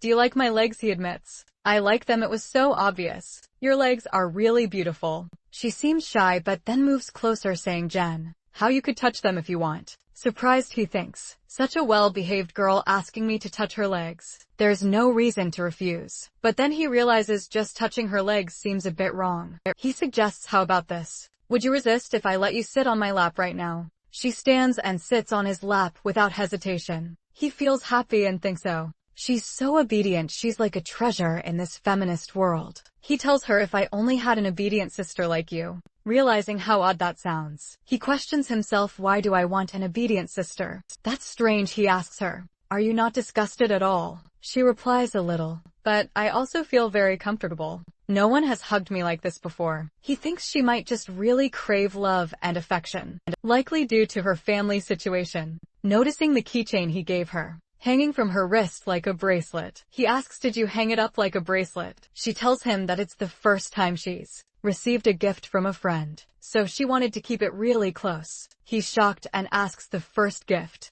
No one has ever given you a gift before. She explains that her previous friends only asked her for money and never gave her gifts. He tells her, those aren't real friends. Don't bother with them in the future. He then asked, but Yuan didn't ask you for money, did she? She replies, no. The only thing she does is give me strange books and movies. But since you told me not to listen to them, I didn't look around. He's thinking, Yuan, do you really think the FBI isn't out there? He then tells her to put the keychain in her bag and promises to buy her a bracelet instead. Back in class, he's relaxing at his desk when he notices something pixelated on the floor. Curious, he reaches for it, but someone else grabs it and shouts, Jen, how could you bring this type of thing to school? Confused, he asks, what are you talking about? The guy continues to shout, this school is getting ruined by you. Everyone around is stunned, thinking, damn, did he actually bring that kind of thing to school? Some girls, however, don't believe it, thinking Jen Hao isn't that kind of person. Staying calm, Jen Hao stands up and says, look at my drawer.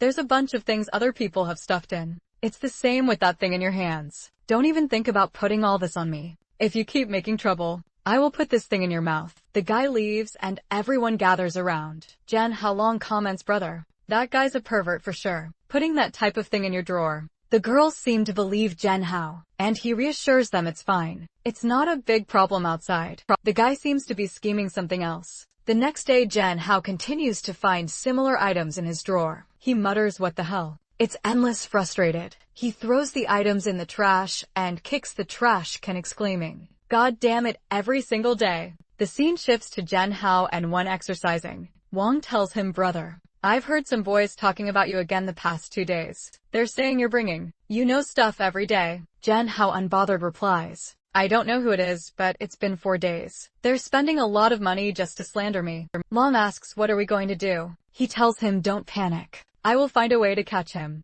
Next scene, he's talking to Yuha and whispers something we can't hear. She nods and says, okay, I'll get it, and we can set it up after school. Later that day, they install something in his drawer. Long says, now we're going to catch this pervert. The next morning, someone sneaks into the classroom before everyone else. As they approach Jen Hao's drawer, a laser activates. Beep beep. A picture is taken. Jen Hao catches the culprit red-handed and mocks, yo, night and day, and you're still working hard, aren't you? But brother, this cost us a lot of money to prepare, so let's not waste it, and throws the evidence in his face. The guy grabs and asks, how did you find out? Jen Hao replies, I didn't catch anything. I just installed an anti-theft system. Now let's see you at the office. But the guy shouts, don't let him go. Suddenly other guys and even girls show up. He tells the girls bring him to the toilet first. The girl rushes at Jen Hao, but he dodges one of her punches and delivers another. Then someone comes in and tries to kick him, but he blocks it. Suddenly, US shows up looking angry.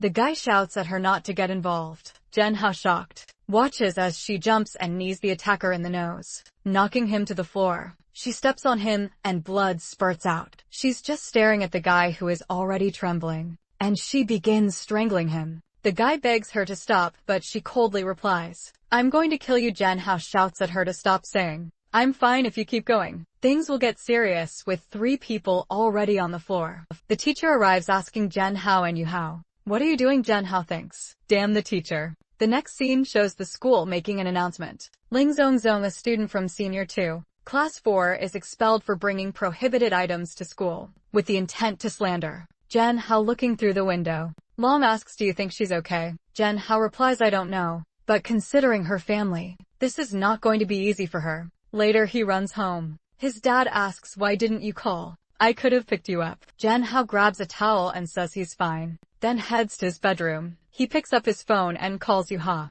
who answers with a crying voice. He asks what's wrong. Why are you crying? She explains that after she got home, her mother locked her in the warehouse, and it's too dark and scary there. Shocked, he asks, warehouse? What the hell? Johan explains that whenever she makes a mistake, her mother sends her there. Feeling bad for her, Jinho says, do you want to talk about something? I can talk with you. Talk until she falls asleep. The next day, he wakes up with a headache and realizes he caught a cold. Just then Sister Kin shows up, explaining that she was going to wake him for breakfast, but noticed he had a fever. She insists he take medicine, but he feels weak all over and thinks, and why is my body so weak? There's a little rain did this to me. She smiles and asks, can your sister feed you? He's flustered, but says no. We're siblings. She backs off. Seemingly confused, he thinks she might have noticed something, but quickly dismisses the thought. She asks what's wrong. How isn't your body so weak? I can help you. He has some hallucinations, but brushes them off and takes the medicine himself. She wonders why he seems resistant and asks, did he actually notice something? She brings him soup and he's touched, thinking it's normal for a sister to care so much about her brother, especially since they're not blood related. He asks Sister Kin, why are you so kind to me? She pauses before replying, because I'm willing to take care of you for the rest of my life. Jean Hao is shy, thinking this sounds like a marriage proposal. What's she saying? He quickly takes the bowl from her and says he can eat by himself. Watching her, he thinks, sister always seems so calm. Maybe I'm overthinking. Maybe she's just a caring sister-in-law. After eating, he goes back to sleep and she stays by his side. He feels a sense of peace with her presence. When he falls asleep, she seems happy, thinking, if this was before, this would be impossible. But I really want to know, do you hate your sister? The scene changes to Mr. Wee, who is thinking about Jen. How she can't get him out of her mind. I actually forcibly kissed him because he was so cute. She says she likes his self-confidence and finds him the most unique guy she's ever met. Then she stops and thinks, why Nan? Aren't you thinking too much about that little man? Meanwhile, Jean Hao is sleeping while all these girls are thinking about him. His cell phone rings, waking him up. He answers, seeing that Wai Nan is preparing to talk with him. She's nervous. It's me. Why man? She says. He responds, Mr. Wei, what's the matter? Does someone want to deal with me again? She tells him, I can't sleep. He's confused, and what he gets up thinking, look at yourself. Calling a high school student at 2 o'clock in the morning. Do you want me to tell you a bedtime fairy tale or sing you a song? She's angry. Talk to me carefully. He retorts, you want me to be polite when you call me in the middle of the night? What's your business with me? She then asks, did you learn your fighting skills from your classmate Lim Yuha, right? He says, are you investigating me again? She smirks and tells him Lin Yuha is average. Why don't you come to me? I can give you professional training. You have a good base if you work hard. You can become a good bodyguard. He's baffled. What the hell? First she wants me to become a star, and now she's asking me to become a bodyguard. God damn it. But he tells her,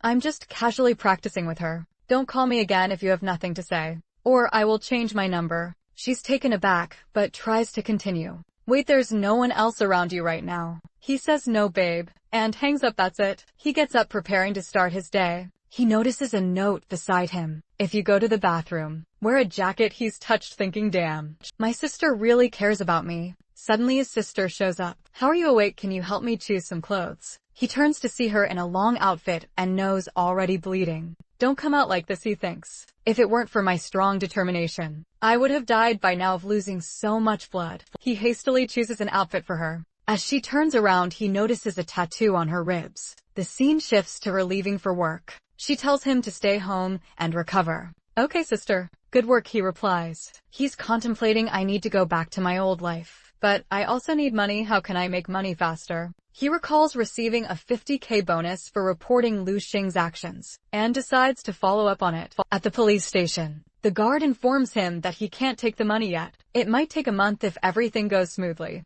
Insists, I am an adult. Can't you just give me the cash directly? She apologizes, explaining that the conditions were set by Mr. Wei, and you should go to the Feng Hong group to find her. Meanwhile, Wai Ma'am receives a call informing her that Jen Hao went to collect the money. She thinks, you hung up on me last night. but now you're going to have a talk with me. And how visibly unhappy. Finds himself back in front of her. Jesus, I just finished talking with her last night. And now I came here to ask for the money. This is embarrassing, he thinks. In the elevator, a guard notices him and comments. Little brother, are you still a middle school student? And which school do you study at? You're so handsome, he responds awkwardly, wanting to get out of the situation as soon as possible. They arrive at the top floor and Janhao says, oh, I'm going on, but the guard grabs his hand and says, I really like you, little brother. You may not believe in love at first sight. And I didn't either, but that changed when I saw you. I feel like I could never love another man again. As she speaks, someone stares at her. Can you give me a chance, she pleads. Why me and the company president? Is there glaring at the guard. Hi, President Wei.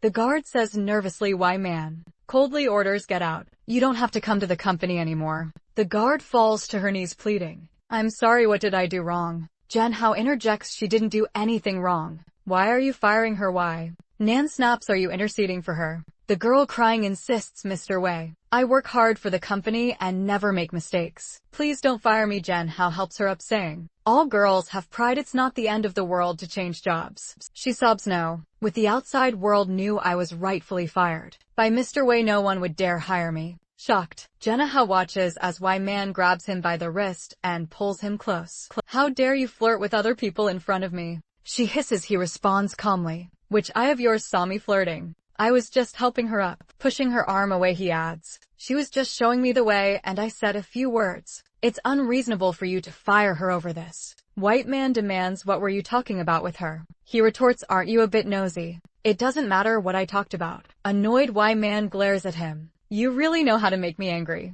she says as she stands. Janhao notices her well-toned figure. A result of regular exercise. You can't help but stare, she smirks. You can keep her if you want. Let's play a little game. I'll throw a cigarette upwards. I'll use my left hand and you'll use your right. If you catch it before I do. She stays. Janhao is confident in his reflexes, except when Nan is impressed by his confidence. She tosses the cigarette and both of them reach for it. Janhao catches it first. Yes. I won, he exclaims. But Wei Man doesn't stop and falls onto him. You won and I lost, she murmurs. He's flustered, thinking, is she just taking advantage of me? But he decides, forget it. I don't suffer anyway, she teases. You don't know how to be reserved. Do you rolling up my skirt and touching my leg? What shame, he insists. I caught the cigarette, so you can't fire her now. Please get up, you do this every time. I think you really like me. She admits, I don't know if I really like you or not, but you're the type of guy who attracts me the most. I've never met a man like you.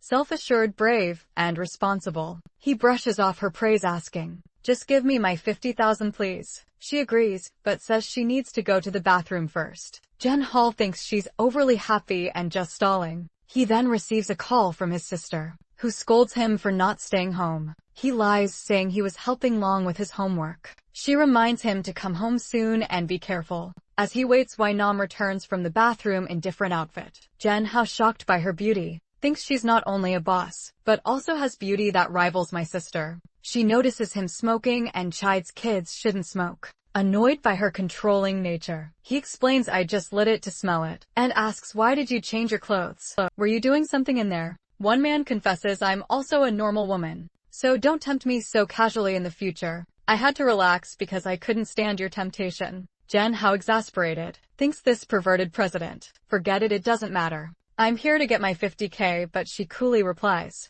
I don't think I need to give you your 50k. The market price for a cigarette is 60k. So now you owe me 10k, he shouts at her. Hey, why are you lying to me? But she tells him, if you don't believe me, you can check it out. He's like, impossible. A cigarette that costs 60k you want? She's looking cute while laughing at his confusion. He tells her, are you kidding me? But she just says the price is real, but letting you pay is fake. Here, you can have your 50k. He looks at the money and says, even though you have a bad temper, you are a trustworthy person. So thank you, he adds. Damn, but my behavior just now was a bit inappropriate. From now on we should see each other less or not at all. This way your work efficiency can return to 100. Goodbye. She smirks and mutters to herself, I will get you back at his home. His sister and her friend are looking at some of his old photos. Her friend remarks, you may have way too many photos of your brother, don't you? She's thinking, of course I have, this is my treasure. And in the future I will have even more. That's when he arrives at home. Sister King, didn't you say you'd come back later? Why are you here so early?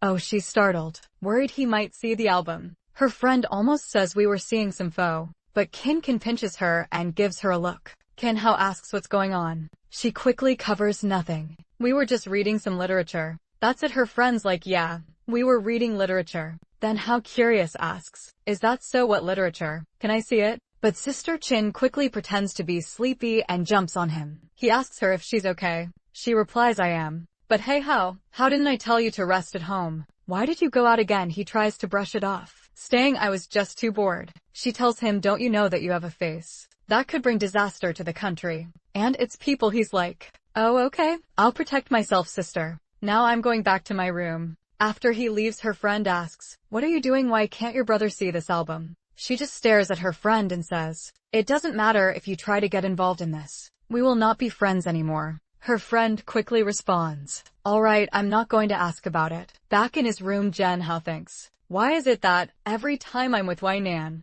I feel so tired? But then looking through his window, he notices someone staring at his house. Could it be that I'm entangled with someone again? Who is that man? Dad and Aunt are not at home. Should I tell my sister? He goes back downstairs where his sister's friend is gone. He asks why did she leave so soon? She brushes it off, saying she had something to do. That's when he tells her, I was upstairs, and I saw a man outside the house who seemed to be sneaking around. I don't know what he's doing, but you should be careful, he says. She pats his head and says she's happy that he's worried about her, but assures him there's no need to worry. She already knows who the man outside is. He questions, you know. I don't think so. She explains that it was the guy who sent her some pictures. He remembers, oh, so it's that weirdo. She smiles and says, you don't need to worry, as she throws herself at him and grabs him by the chin. What's wrong with you? How you're blushing? He stammers. And nothing, I just feel like I don't need to ask for a leave tomorrow. I'll go to school. She doesn't seem pleased. Why are you in such a hurry to go back to school? Do you have a girlfriend there? He quickly responds, no, of course not. I wouldn't fall in love so early. She pulls him closer. Don't lie to your sister. Having a good-looking brother like you is a happy trouble. And I really want to keep you by my side, okay? He asks, what did you say? She quickly covers nothing. Nothing, I'll drive you to school tomorrow. The next morning, she drops him off at school. Long tells him that since the incident, Yua has been alone all the time with everyone staying away from her. They decide to talk to her. Good morning, Yua. They greet her. She seems happy. And Jen Hao apologizes for involving her in the incident. But she just asks him, are you afraid of me? He pats her head and says, how could I be afraid of you if you're so obedient? With that, she looks happy. All the girls in the class comment that they wouldn't mind being isolated if they could get attention from the male god. It's time for lunch break and they're together in their room. She opens her bento box, revealing a variety of dishes. Seeing that he's only eating some bread, she offers, do you want to eat mine? He's pleasantly surprised and says, hey, that's really nice. He grabs something to eat, and she stares in his hands. Jen, how your hand? Can I touch it? She asks. He chokes a bit and asks why. Suddenly she explains that the girls in the class said that she's never kissed a boy or held a boy's hand and that she's wasting her good looks. They also said she's too naive and would never have the chance in her life. He reassures her that's fine. There's no need to rush, it'll happen eventually. But she looks down and says, my grandma told me that I should never let anyone belittle me. Then she asks Jen, how can I kiss you? He's shocked. What? She looks at him expectantly and asks again, can I? He thinks for a moment and says, if a kiss can make you feel less bitter about what they say, I don't mind. He's thinking, you're so good if it's just a kiss. I won't refuse it, she tells him. I'm going to kiss you. As she moves closer, he gently grabs her by the neck and says, for the first time I'll do it. If you're shy, you can close your eyes. She blushes and they share a kiss. She thinks her heart is beating so fast, while Jen Hao reflects that this moment is perfect. Someone knocks on the door, startling them both, but she quickly reassures him, saying that the door is locked so they're safe. The people outside are probably wondering why the room is locked, all the time questioning what's going on inside. Feeling a bit embarrassed, he turns to her and says, well, now you've kissed a boy, haha. No one will tease you about never having kissed anyone in the future. Haha. But then she grabs his hand and places it over her heart, saying, John Hao, what's happening? My heart is beating too fast. Am I sick? The protagonist is caught off guard, since she placed his hand on her chest. He tries to play it off, putting his hand on his head, and explains, it's just dopamine in your brain because you're happy from kissing.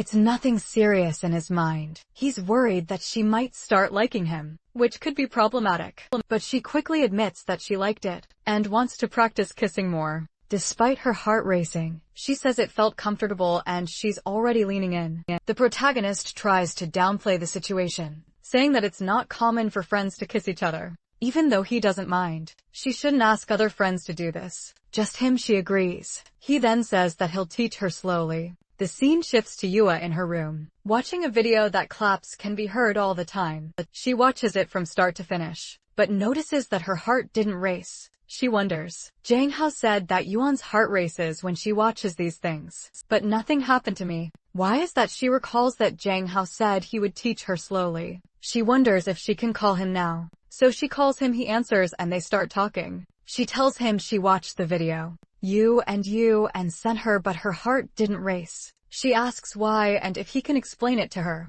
The protagonist is shocked, knowing that if and sent the video, it must have been something quite explicit. He hesitates to respond, making you feel awkward. She says, if you don't want to answer, you don't have to, I won't ask you these things anymore. The protagonist reassures her, saying that these are difficult questions, but that he doesn't mind answering. She can ask whenever she wants, but he suggests they talk about it later, because he's going to take a shower now. She says she'll shower too, and suggests they have a conversation while doing so. He agrees and tells her to keep her phone away from the water, to avoid getting it wet as they start showering. Even Jin Hao feels a bit awkward. He turns on the shower and she says she's washing her hair. He replies that he's also washing his hair. Meanwhile, his sister is outside wondering who he's talking to in the shower. Does he have a girlfriend? Should I do something? She sits on the bed, grabs her phone and starts chatting with Long Long, asking if John Hao is being pursued by many women. Long Long responds he's very handsome, so obviously he is. She then asks if he has a girlfriend. Long Long says no and she can relax. She gets up thinking, perfect. If he doesn't have a girlfriend yet, I still have a chance. She decides to make her move and lies down on his bed. Meanwhile, the protagonist is having a peculiar conversation. He says he's going to lie down, and later find some information on how to improve their exercises, and send it to her for careful study. He heads to his room, thinking it's better for her to learn things properly, rather than from nonsense. When he arrives in his room, he sees a lump under the blanket. He pulls it back and finds his sister, the nicest person on the planet, saying, I was waiting for you to get out of the shower, so we could watch a movie together, but I ended up falling asleep. He replies, sorry, I took too long in the shower. Meanwhile, on his phone, there were some peculiar things open. His sister in his bed and him seeing those things. My God, what's happening? He says, he'll talk to you later, and sends a message saying he'll get in touch. She then asks, what movie do you want to watch? He responds that he likes watching horror movies, because they scare him and can cling to someone.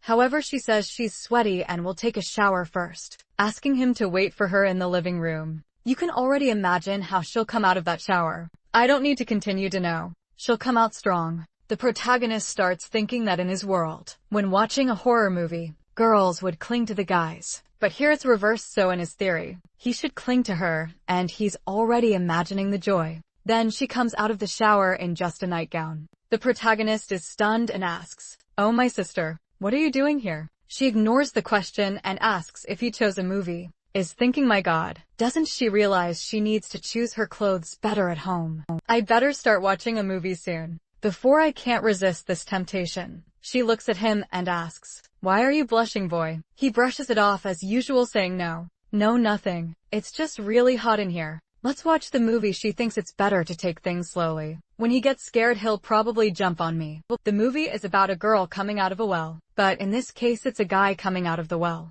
The protagonist thinks that with reversed genders, it's not scary. However, she's scared and starts clinging to him. He asks, are you scared? Little sister, she replies. Oh, sorry, how you won't think I'm useless and scared of things, right? And in her thoughts, she reveals that she really is scared. She didn't expect to be this frightened. However, he hugs her and says that being scared of ghosts is normal. She thinks, how nice of my how to be so active. Now she's happy because she thought it would go wrong. But it turned out the opposite. The plan was for him to jump on her, but she ended up jumping on him, and everything worked out. The protagonist reveals in his thoughts that, even though his heart races when she gets close, he doesn't have any improper thoughts. Then he imagines his father coming in and saying that, if he does anything he'll get beaten up. His sister asks what he's thinking about, and he says it's nothing. He mentions that it's getting late, so it's time for them to go back to resting. She grabs his hand and says, let's go upstairs. Jeonho thinks it's the first time he's seen her acting so feminine, so he's feeling like a Chad. They go up the stairs, he goes to his room, and she asks how can I sleep with you tonight? The protagonist, all innocent, thinks so. Poor thing, she was watching a scary movie and got scared. That's why she wants to sleep. But then he imagines that the problem with letting her sleep here is that he won't be able to sleep with her next to him. So it'll be difficult, but she gives a little pout and asks, don't you want me to sleep with you? Jeonho responds, I don't mind. You can sleep. She lies down next to him and says, he's brave because he wasn't scared while she was terrified. He says she doesn't need to explain, because they're family and she can be herself. She doesn't need to hide how she feels around him. She gets all shy and hugs him, lying close to his neck, and Jeonho is petrified. The day passes, morning comes, and she gets up all happy, saying that sleeping next to him was a blessing. She's never slept so well. She looks at Jeonho with wide eyes, looking like he didn't sleep a wink. She asked what happened. Little brother, you couldn't sleep. What happened? He's just remembering how she kept putting her head on his chest, and he couldn't concentrate to sleep, waking up every time. She thinks it was because of the horror movies, that he had nightmares, and says they won't watch those things anymore. Jeonho is pretending and thinking that his body is completely exhausted, drained from the night. As he's getting ready and brushing his teeth, Long sends some messages, and it seems like he made some stickers of Jeonho, saying things like the baby is angry, don't eat, the male god is angry. Long is saying he's going to post these emojis online, and they're going to go viral. Jeonho tells him to stop taking pictures of him. He goes downstairs and asks what his sister is doing there. She says she received an emoji from him. Long send it to everyone. Jeonho says that it's garbage that Long made, and she shouldn't use it. However, obviously this crazy sister loved it. As soon as they get to school, the girls are all looking at him thinking he's the guy from the emojis. They approach him saying, I got your emoji pack. It's so cool, could you sign here and autograph my backpack? He runs off, opens a door, and shouts, Long, you bastard, come here.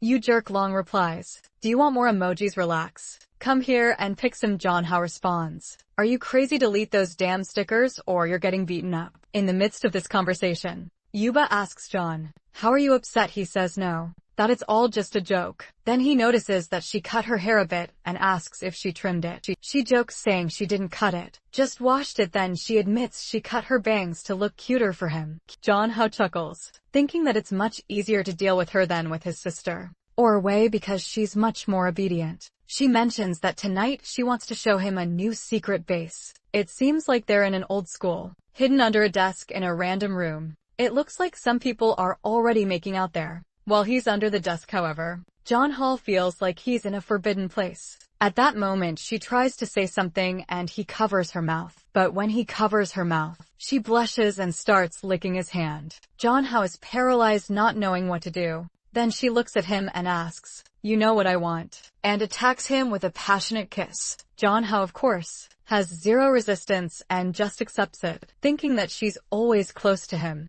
and they're basically in the same class. She's always affectionate. The only problem is if his sister finds out about this, he's in trouble. She'll never take care of him again. But the kiss is already happening and she's completely dazed. He then tells her, no, my dear, when you kiss, you have to breathe, hold on a bit. She says, okay, I'll keep practicing. He tells her, no, calm down. We need to go back to class. Time's up. A while later, they're holding hands and Jeonho is thinking, do I want to date her? Do I want to go out with her? Then he remembers his sister and realizes he can't choose. Interestingly, he didn't even think about why. And in the next panel, who's there? Why herself in her office talking to her secretary. The secretary is saying that they should capitalize more on Jeonho's image because just from taking some photos of him at the mall, he became super famous. However, Why warns, I don't want his photos circulating on the internet. He's going to be my man. But the emojis are everywhere and the secretary alerts her. It's too late. The emoji pack of him is selling like water in the desert.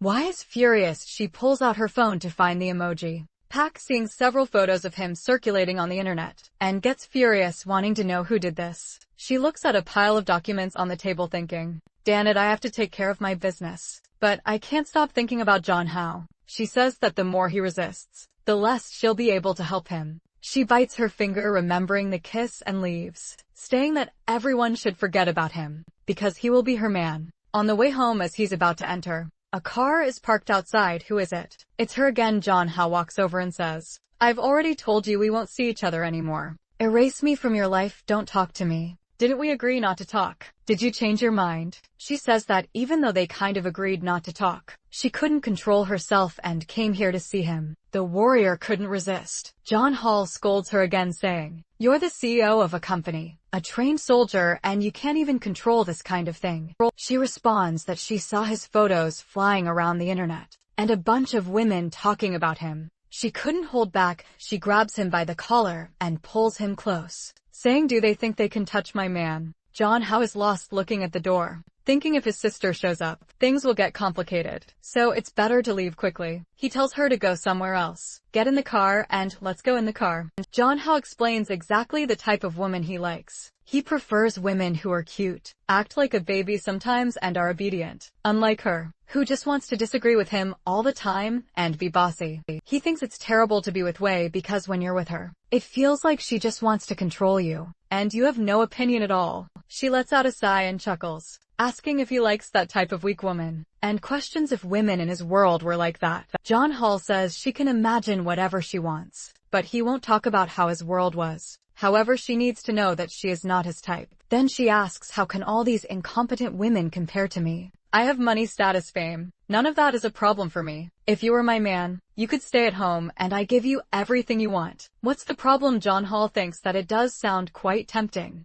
but he responds that he understands how she feels. But if she finds another good-looking guy, she'll forget about him soon. So they just need to give it some time and everything will pass. And she grabs his chin, leans in and says that do you think she's like that? You just don't know the kind of woman she is. John Hao snaps, telling her not to involve Yua. However, he accidentally used a pet name for Yua, which we noticed and got a bit angry because it showed their intimacy. John Hao notices Wei's anger and gets upset that she's upset, saying, what's the problem with using a different name for her? If you want, I'll call you by a different name too. She feels a bit embarrassed and turns away, saying, that's enough of that. However, John Hao notices that she got shy just because he said that. He explains that it's just the way friends communicate, and she doesn't need to overthink it. And if she wants, they can either be friends. Just don't follow me around everywhere. Got it? John Hao's plan is for her to gradually distance herself while they grow apart and she forgets about him. However, at the entrance of the house, he encounters the same guy who was watching him from the corner before. The guy says he's a friend of his sister and wanted John Hao to deliver a gift to her. John Hao thinks the guy looks familiar and remembers that this was the guy who sent semi-new photos to his sister. He confronts the guy saying, oh, I know who you are. You're the one sending loose stuff to my sister, right? Just know that what matters to my sister matters to me too. If I see you here again, I'll call the police for sexual harassment. So scram, the guy leaves, but thinks he'll make his sister like him no matter what it takes. When Jong Ho gets home, his sister greets him and says she was too lazy to cook today, so she bought fast food for them to eat. She mentions that it's good to indulge in junk food every once in a while. Jong Ho doesn't know what to do with the temptation in front of him. Feeling a bit flustered, missus. She sighs a little and asks her what's bothering her today. She says she's upset because he's too popular on the internet. After that emoji pack, she explains that while she was at work, a lot of people were looking at photos of him on their phones, and it made her jealous. John Hao tells her to stop being silly, saying that all of it will fade away soon, because he doesn't want to be an internet celebrity. She says it's good that he doesn't want to be a celebrity, because being one is dangerous, especially if you're the type who uses your image to make money. People will start wanting to take pictures of your butt, your arms, and everything else. And those are things only I can see. She jokes. She tells him she's just kidding and for him to drink up. As she looks at him, she thinks to herself that she knows a lot of people will be fascinated by his appearance, so she needs to resolve this quickly before too many people get involved in the future. Time is running out and actions need to be taken. The scene shifts to the evening and she's knocking on his bedroom door. He seems to be studying programming. His sister asks if she can stay there and work beside him, and if it will bother him. He says it won't, and she can stay looking at her. He thinks that for once she's acting like a real big sister. He says she can sit there and work as much as she wants. It won't affect him, she thanks him. Says she's happy and has a gift for him.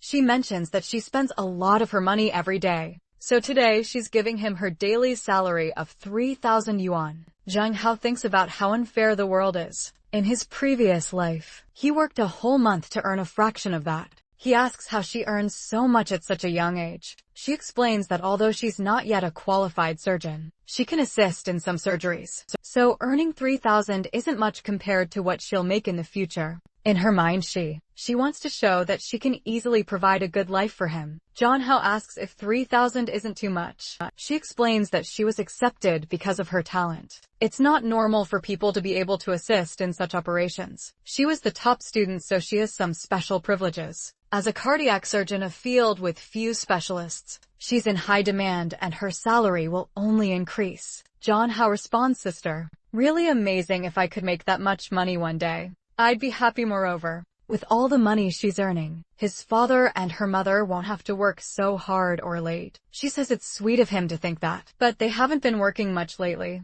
and they're even going on a trip that she's apparently paying for. Zhang Hao asks if they're going to be gone for a while, and she confirms it. He realizes that they'll be alone in the house for quite some time, and the look on her face suggests she's planning something during that time. The next scene starts with Zhang Hao at the sink, shouting in desperation, not knowing what to do, because he can't resist being alone with her at night. He mutters to himself, don't look, don't think, don't speak. But as soon as he sees her, the poor guy collapses again. Then he asks why she changed her clothes, noting that each one is shorter than the last. She responds, because I wanted to work more comfortably, so I put on some pajamas to feel free. And she's lying on his bed just studying. Hours pass and Zhang Hao notices that she's constantly looking at him. She realizes she's been noticed and says her shoulder hurts a lot, and asks if she deserves a massage. Of course, the poor guy is all flustered, not knowing what to say, but the scene shifts to him helping her relax. She then comments that this weekend,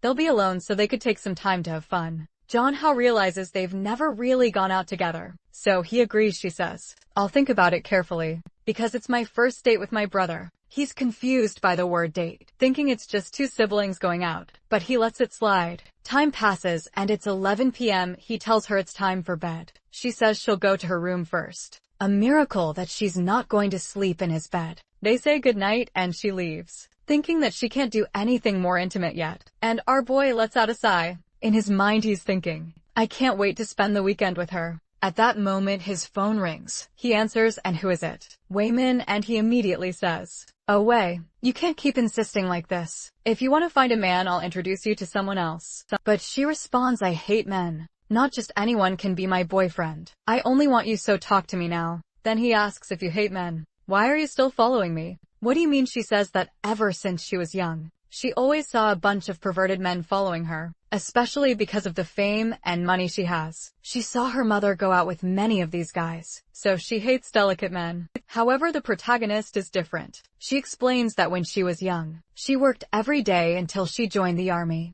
So it's not her fault that she doesn't know how to take care of him. She even wants to learn, however. All she knows so far is how to work, run a business, make money, and fight in wars. But she wants to do her best for him. She just doesn't know how. But she'll give him everything he wants. She says that she could literally take him to space in the future, because the Fenghong group is studying rockets. Zhang Hao replies, I'm not interested in going to the stars. He continues anyway. I'm going to sleep now, so we should go to sleep too. I'm hanging up, and he hangs up. Wow, the guy just shut her down after she poured her heart out. That's cold, man. But as he hangs up, he thinks about how she's the kind of person who studied every day and barely had a childhood, which is why she's a bit manic. He feels a bit sorry for her. As he closes his eyes to sleep, he has another flashback of his sister saying no, you can't look at anyone else, and clinging to him. Night passes and the protagonist wakes up at school. Ever since the emoji craze started, he hasn't been able to go home alone, because his sister has been picking him up every day, worried about his newfound fame. In the morning you greet him, and he asks why she's so late. She says it's because she was thinking about kissing him, and suddenly she goes to kiss him. He says, whoa girl, keep it down, okay? That's a secret, you can't just say that to everyone. She gets closer, touches his finger and says, John How, let's kiss, he replies, calm down, and tries to explain that kissing is something more intimate, and should be done at school, or with just anyone. She responds, okay then, let's kiss at my house today after school. John How suggests, how about we just focus on classes first, then we can talk about it later. But he notices she looks sad for not getting a kiss, and feels sorry for her. He thinks that his body's reactions are different in this world. Once he starts, there's no going back. He can't take the risk during the break. He calls over his friend Long as they leave. The girls are all over him saying, oh my god, it's the emoji guy, sign my bag. Emoji guy, he's wondering what's going on,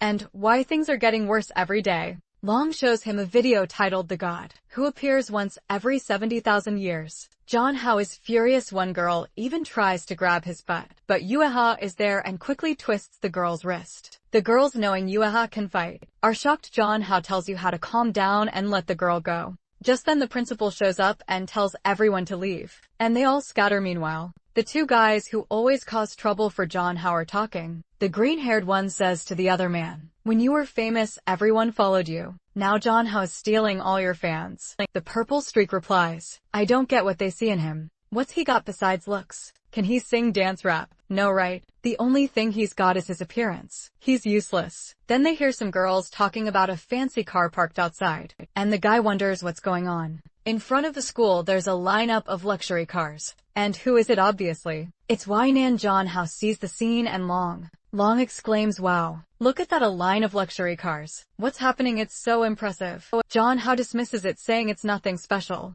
Let's just grab something to eat and get out of here. He's still confused about why he's become so famous. At that moment his phone rings. And who is it? The legendary Wei. He says, girl, do you have to follow me even to school? She replies, come here. I'm taking you to dinner. He responds, oh, is that you in the car? I'm not going. I'm eating with my classmates. But she replies, I knew you'd say that, so I came prepared. She gets out of the car and orders a feast to be served. The staff literally sets up a table for a whole feast. But as soon as John How sees this, he calls her in a panic, telling her to stop and that he'll eat with her. Yuba asks what's going on, and he makes an excuse and runs off, leaving her looking a bit sad. Wei, noticing Yuba's sadness, gives a sly smile. This girl is something else. John How talks the Wei and tells her that he doesn't want anyone to find out what's happening between them. If anyone does, he'll never speak to her again. She feels hurt by his words, but thinks he's cute. When doesn't know what to do, she orders the staff to pack everything back into the car and leave. The scene changes to her waiting for him at the corner wearing a hat. He comes up and asks, so you want to go out to eat? She says yes. And he agrees, but only if he gets to choose the place. She agrees, so he takes her to the most run-down place possible, hoping to make her dislike him. He says, I love this place. It's my favorite, but I know you're a rich tyrant, so you probably won't like it. She really doesn't like it. He thinks, yes, hate me, hate me. I go into the shabby restaurant, and she's shocked by how run-down it is. She pulls out her card and tells the owner not to let anyone else eat there. While she's around, John How quickly intervenes, saying, you may be rich, but if you do that, where will poor people eat? If you're just going to flaunt your wealth, let's leave right now. She thinks, man, you're really difficult. John How orders a big bowl of instant noodles with a fried egg. She looks at the menu and wonders if something this cheap is even edible. John How, a bit embarrassed, says, I've eaten this my whole life. If it were poisoned, I'd be dead by now. The restaurant owner glares at her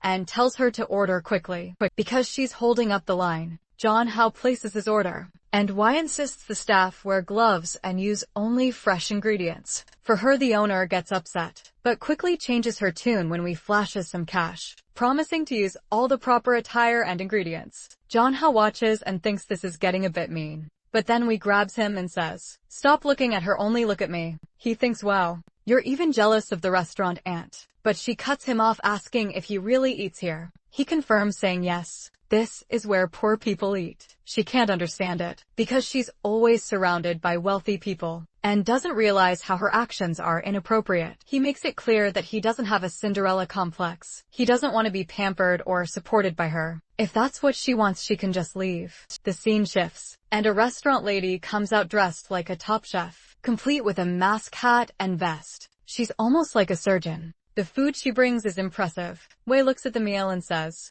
"This is actually edible. I had worse in the army. Especially considering that I love you." John Hall thinks this girl is crazy. Wei doesn't want him to eat it, saying it's not clean or nutritious. John Hall was puzzled by her madness, but her words show that she's trying to care for him in her way. Out of nowhere she asks, "Why do you kiss so well?" "Who taught you that?" He dodges the question, saying it's not the right time to talk about such things, and claims he learned it all from watching TV. Wait warns him, "You better not let me find out you have any kind of relationship with another woman. If not, I promise I'll do something about it." John Hao is taken aback. The scene shifts to John Hao talking with Long in the room. Long is asking what he thinks about a particular lipstick, and whether it will look good. John Hao, uninterested, says, "I don't know, man. I just want to go home." Long insists, saying he wants to see his sister's reaction when she sees it. Jong Ho brushes it off, and they head to his sister's room, where she's drawing something. Long enters and says, "Sister, are you drawing again?" Scared, she replies, "Brother, what are you doing here?" The scene cuts to Jong Ho holding her book. It turns out, she was drawing John Hao being surrounded by several girls. John Hao starts to scold her, but she quickly defends herself, saying, No, it wasn't me. I was forced to do it by my friends." She starts crying, begging him to believe her, claiming she can't even read properly yet. However, John Hao opens a file on her PC, revealing 500 gigabytes of study material, showing she clearly can read. She gets angry, asking, "How did you find this? How did you discover everything I was doing so quickly?" John Hao cuts her off, saying he has to teach her a lesson. Since she's the sister of his best friend, he confiscates everything, stating that at her age, she should be focusing on her studies and not drawing such things. He adds that if she follows his rules, he'll grant her a wish at that moment. John Ho's sister calls, asking what he's doing. He replies that he's leaving Long Wang's house. She offers to pick him up, concerned for his safety at her office. A colleague asks who she's talking to. She suddenly turns and leaves. Her friend at the office suggests they go to a bar this weekend to hang out and meet some good-looking guys. However, she declines, saying she already has a very handsome guy she's going out with on Saturday. The friend, curious, asks who it is, but she says she'll reveal it once she has the results. Her friend then pulls something out of her pocket and says she's giving her a baby, but the exact item is censored. She looks at it and her friend advises her to take precautions. Meanwhile, a guy who's been following her, possibly a colleague, overhears everything. He's clearly upset and has learned where they'll be shopping, planning to confront them. She arrives home and hears a voice in the room. Why is he doing a live stream at this hour? She wonders. John Howell is furious during the stream because people have discovered that he's the once in 70,000 years guy, and he didn't want his personal image tied to the game. He wanted to keep it strictly a gaming stream. To make matters worse, even players in the game have been stream sniping him,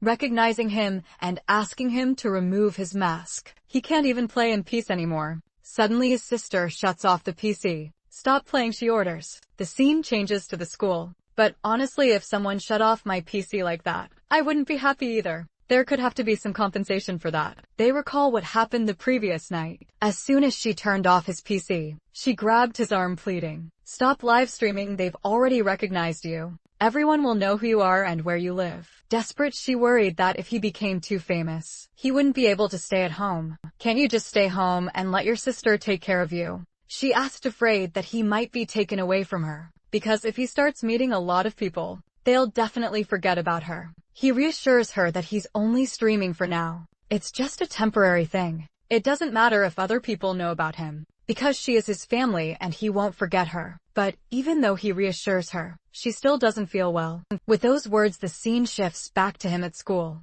John Hall is thinking that lately, she's been trying to follow him more than usual. Is it just because they're siblings, or is there something more? At that moment, John Hall sees that from the previous night stream, he earned 38,000 yuan. Let me translate that for you. It's around $5,000 to $7,000, man. From just one stream, he thinks, wow, I didn't even ask for donations or anything. The platform took their cut, and I still got all this. Seriously. If I keep making this kind of money, this is the power of being an internet celebrity. However, he remembers that the main goal isn't to get rich. The main goal is to return to his own world. Then the scene changes. John Hall arrives at school and finds a crowd of fans there, accompanied by Long Long, all welcoming him. Now the protagonist has a fan club at school. The girls are all saying they'll always support him. The guys who dislike him are discussing, damn, John Hall was already a celebrity at school. Now he's an internet celebrity and has ruined everything. However, as always, they claim that the only thing that matters about him is his looks, because he doesn't do anything special. It's obvious the guy has a malicious plan.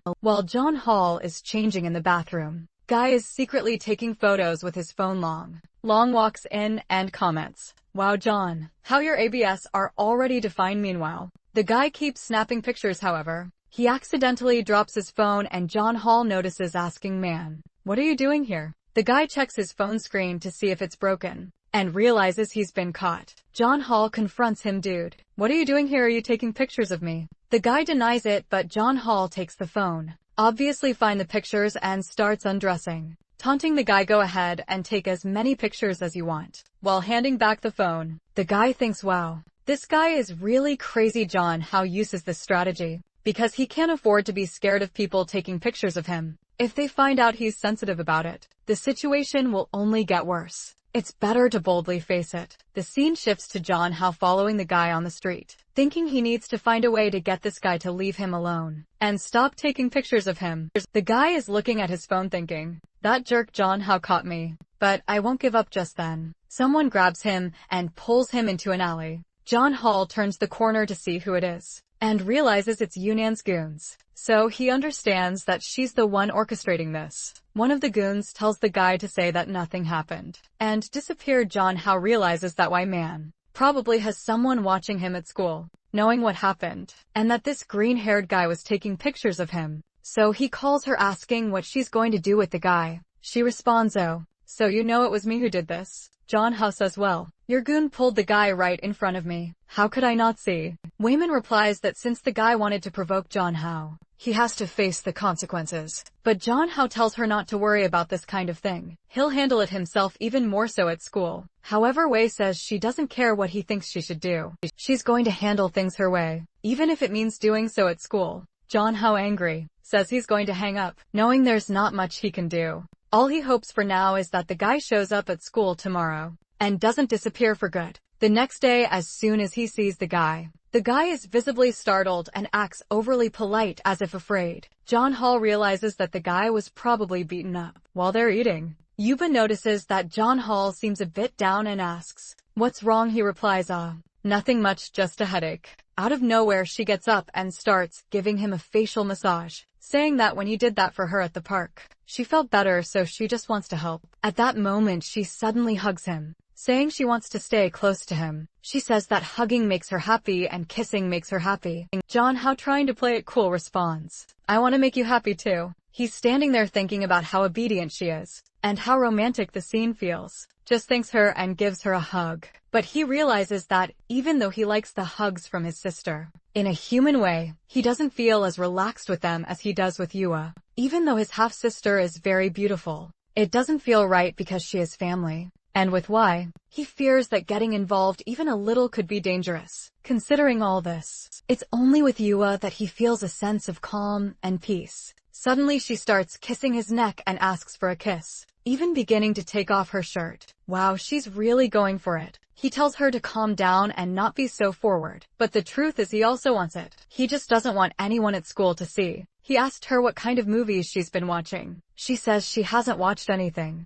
However, he still thinks that she probably watched something to make her act like this, like a crazy person. He then tells her that these kinds of things are only for couples to do, only really after you understand what love is and you're actually like dating. She then asks him, "So what is love?" He gives a generic response saying that love is when you love someone. Wow, a perfect 10/10 answer. Well done. He knows she won't understand anything, so he tries to give a half-hearted explanation, saying it's when you feel relaxed around someone. He asks if that's how she feels around him, because if they ever start dating, he doesn't want it to be just for physical things but for love. After giving her all this advice, he says it's time to go back to class. She didn't say anything the entire time. Out of nowhere, Wong calls him, telling him to be careful. He noticed that John Hao's been going to lunch with Yuhua all the time and she's probably taking advantage of him. But John Hao says it's nothing like that. They're just friends. Then John Hao starts thinking that if even Long noticed, the people watching him like those hired by Wei, will probably inform her about Yua. So he needs to distance himself a bit to keep Yua safe. Jeonhwa is doing another live stream. His sister comes in as usual,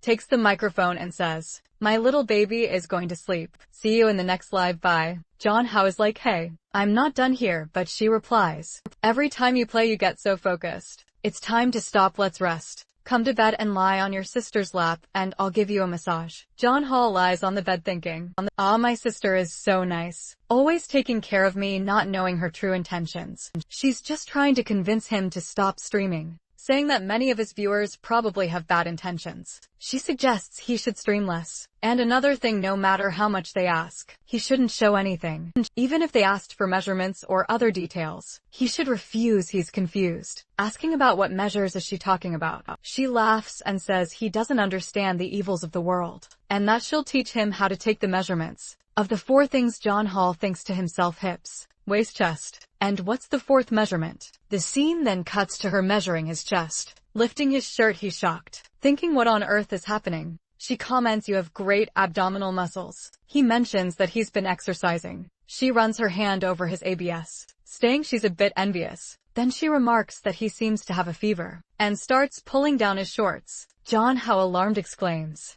"Oh my god, what are you doing?" Realizing what she's doing, she suddenly thinks that she almost lost control and messed up. Jeonhwa wonders if she's really feeling shy, finding her rather cute. The scene changes to the next morning and they're having coffee. She reminds him that today is their date, and he questions whether she understands the meaning of the word date. Half an hour later, she comes down from her room and asks him how she looks. He thinks to himself that she looks even more stunning than the girls on the internet, not doing a great job of playing the brother role. He just tells her that she looks beautiful, and that he'll go change so they can leave. As they walk around the mall, Jeonhwa notices the guy, who's always lurking around their houses there too. She comments that it seems like he's found them again, and that they were followed. Jeonhwa asks, "Is it that guy in the hat, sis? I'll go deal with him." She stops him, saying, No, don't do anything. He works with me in the same lab. If you cause trouble, it can make things difficult at work and I might lose my job. She wants to handle it more indirectly and ask him for a favor. He asks what the favor is, and she requests that they pretend to be a couple,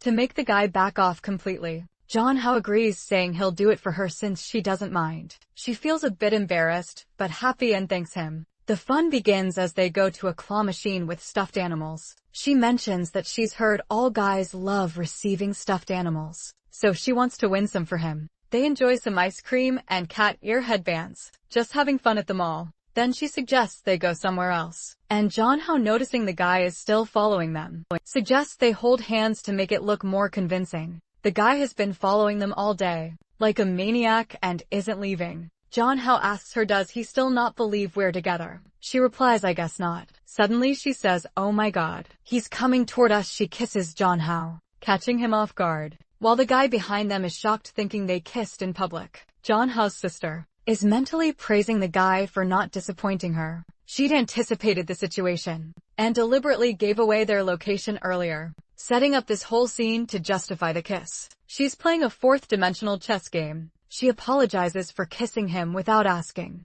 and asks if it scared him. He assures her it's okay, and asks where the guy went. She tells him it looks like he ran away. She's thinking, this isn't a dream. I kissed him, and he wasn't even mad. He's just a little shy. Does he like my physical affection? Again, she apologizes, explaining that she didn't know how to handle the stressful situation, and couldn't control herself. Jeonhwa reassures her that it's okay. He's not mad, however. He points out that kissing in public is problematic. She tells him not to worry about it, explaining that even though they are theoretically siblings, they aren't related by blood. Therefore, there's nothing wrong with it. And since they have such a good relationship, kissing isn't a big deal, and she continues, Hey, how are you going to tell me you didn't enjoy kissing me? Jeonhwa is taken aback and wonders why she's asking him that. As a man, he obviously enjoyed it to some extent. However, he knows that if he admits to enjoying it, their relationship could take a step in a direction he's not sure if he wants to go. Moreover, if things escalate, it could ruin the family they have now,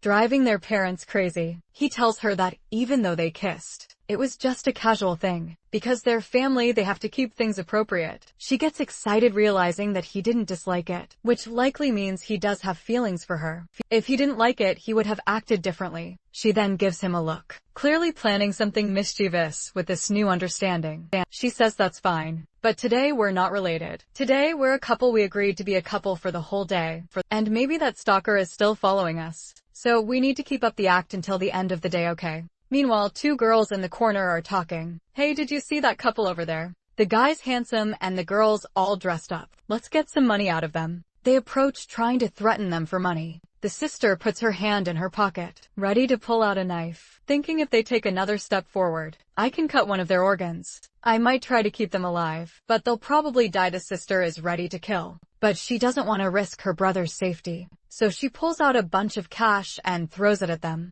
The girls warn her to be careful, or they'll break her boyfriend's face. But Janho, entering psycho mode, says that's not going to happen. His sister looks at him confused by his confidence. One of the girls tries to punch him, but Janho easily dodges and lands a hit on her stomach, sending her flying. The other girl is shocked and Janho challenges her. You want some too? Come on. The two girls run away and Janho turns to his sister, exclaiming, I will always protect you. She is surprised, thinking, when did my brother become so strong? As far as she remembers, he was always timid and hiding behind her. She starts having flashbacks of their childhood, when she never wanted to be separated from him. Even when he stopped talking to her, she kept watching over him to protect him. Since she became part of his family, he used to tell her everything. But lately he seems less dependent on her and less willing to share. Janho notices her deep in thought and asks, what's wrong? She brushes it off, saying it's nothing, and suggests he go take a bath. While he's in the shower, she gets on his computer to check for any information that might explain what's going on. She quickly finds the novel he's been writing. Meanwhile, Janho is enjoying a relaxing shower.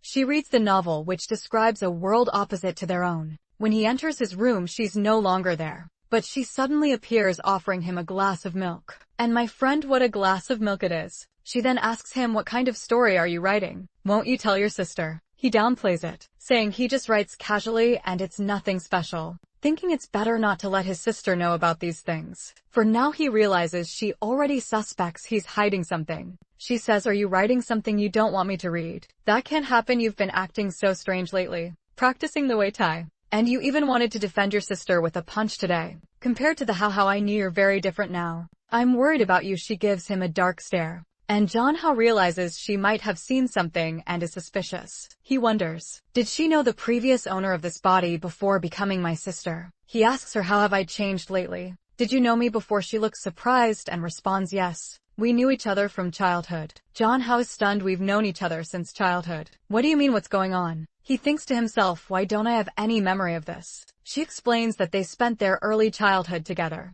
And she asks how he can't remember anything. He says it's probably because it was a long time ago. He doesn't remember those memories. Janho thinks my sister seems suspicious that I don't remember. She appears saddened by this, wondering if it has something to do with his trip to the Red Moon. He decides he needs to play dumb to avoid upsetting her and says, almost every night, I have a dream about a little girl fighting with other kids. The girl's eyes are scary. Since I started having this dream, I felt the need to become stronger to protect myself. That's why I've been exercising and practicing Muay Thai. The only reason I had the courage to face those gang members at the mall was because you were beside me. I knew you wouldn't let anything bad happen, right? He places a reassuring hand on her shoulder, saying everything she wants to hear. She blushes and says, of course I wouldn't let anything happen. He thinks the best strategy with her is to act weak, because she tries to protect me. She wonders if she had scared him so much that he forgot everything from their childhood. But she resolves that it doesn't matter now, because she has a chance to change everything.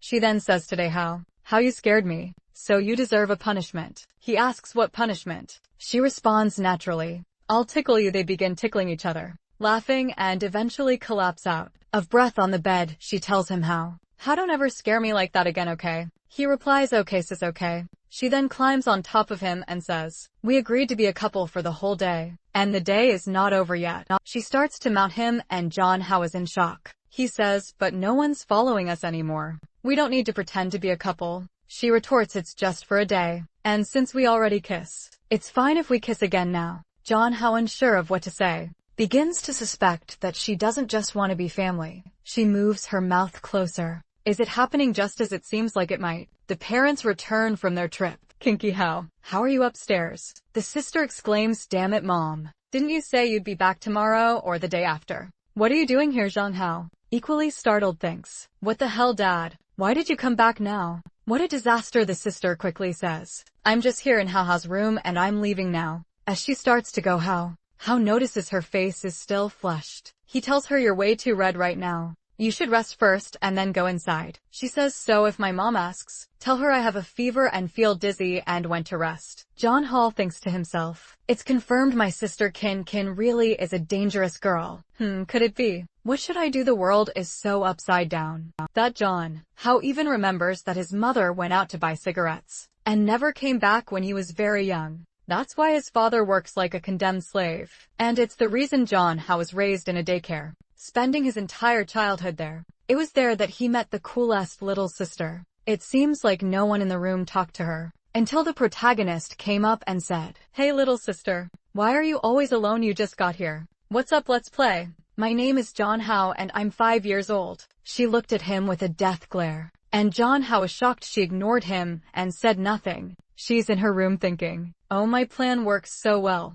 I kissed him, he didn't refuse anything. Does he like me too? She's even sweating just thinking about it. And she's super happy. Oh, how I love you. Meanwhile, John Hao is in his room thinking, damn it, she's definitely interested in me. If it weren't for our parents coming home, we would have him. He admits to himself that she's nice. Really nice. She treats him very well. Always takes care of him, is smart. Earns good money, cooks, cleans the house. Wow. She really does everything. It's like you just need to exist. An NPC almost. Besides, he confesses, I have a crush on her. Every time I see her, my heart races. My God, what do I do? It's always been my dream to date a beautiful girl. But then his expression changes as he wonders, but what would my dad think of this? Could I somehow, manipulate the situation in my favor in the future? At dinner, Kim's mom asks, Kim, did you take care of your brother while we were away? They exchange a knowing glance and Kim smiles, saying, of course I did, but he's grown a lot too, so he took care of me as well. John Hao, confused, thinks, what does she mean by that? He quickly says, I finished eating.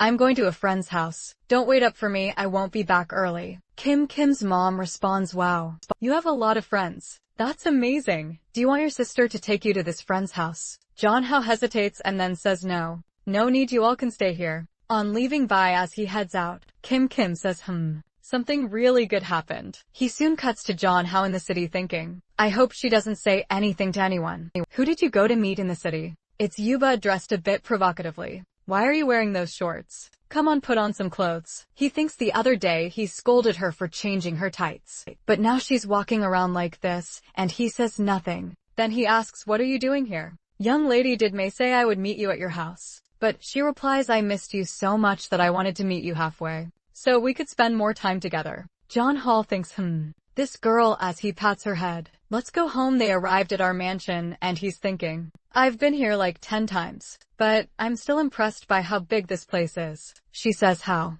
since it's just you and me here? What do you want to play? You can choose. John Hao, already feeling awkward, thinks he's everything she says can be misunderstood. As she shows him around the house, she points out the pool. John Hall thinks, wow, you have a pool at home and not just any pool. It's like an Olympic-sized one. Yuna mentions she thought about taking him to see the new weapons in the arsenal again, but one of her friends said he might not like that, so she brought him here to see if he'd enjoy the pool. John Hall thinks, well, the weapons would have been interesting, but unfortunately I didn't bring a swimsuit, so I guess swimming's off the table too. She says, no worries. The butler prepared plenty of swimsuits for us. If you want to swim, let's swim. Django responds, all right, let's have a little race then, freestyle. The problem is in his previous world. He wears Speedo, but in this world, guys can't show too much skin. If he wears a Speedo, Yuhao might freak out, because it'd be like seeing a girl naked in front of her. Completely flipped, but then he spots a decent, socially acceptable swimsuit that seems okay. Something falls out from the middle of the suit, but he decides to ignore it thinking, what is this? Oh, whatever. It probably doesn't matter, and throws it away. He puts on the suit and heads to the pool. Yuba says, wow, you look so pretty. He replies, no, you're the pretty one, but enough chit-chat. Let's race, let's see how good you are. The rule is simple: whoever reaches the other side first wins, and can ask the other for something. 1, 2, 3, go. They dive in and John Hao swims like a pro with his well-trained body. However, the problem is that you would have just jumped in and sank like a rock. She can't swim. John Hao has to go back to save her, asking, "Are you okay? Are you okay?" She's coughing, trying to play it cool, saying it's nothing serious. John Hao thinks, "Girl, you have an Olympic pool at home and you can't swim." He asks, "If you couldn't swim, why do you challenge me to a race that's dangerous?" She says she saw many people swimming and thought it wouldn't be hard. John Hao playfully flicks her forehead as she apologizes. Suddenly the girl behind Johan says, "John Hao, your clothes." When John Hao looks, he realizes the suit becomes completely see-through when wet. That's why there was that extra piece which he discarded. It was to cover up. Now everything is on display.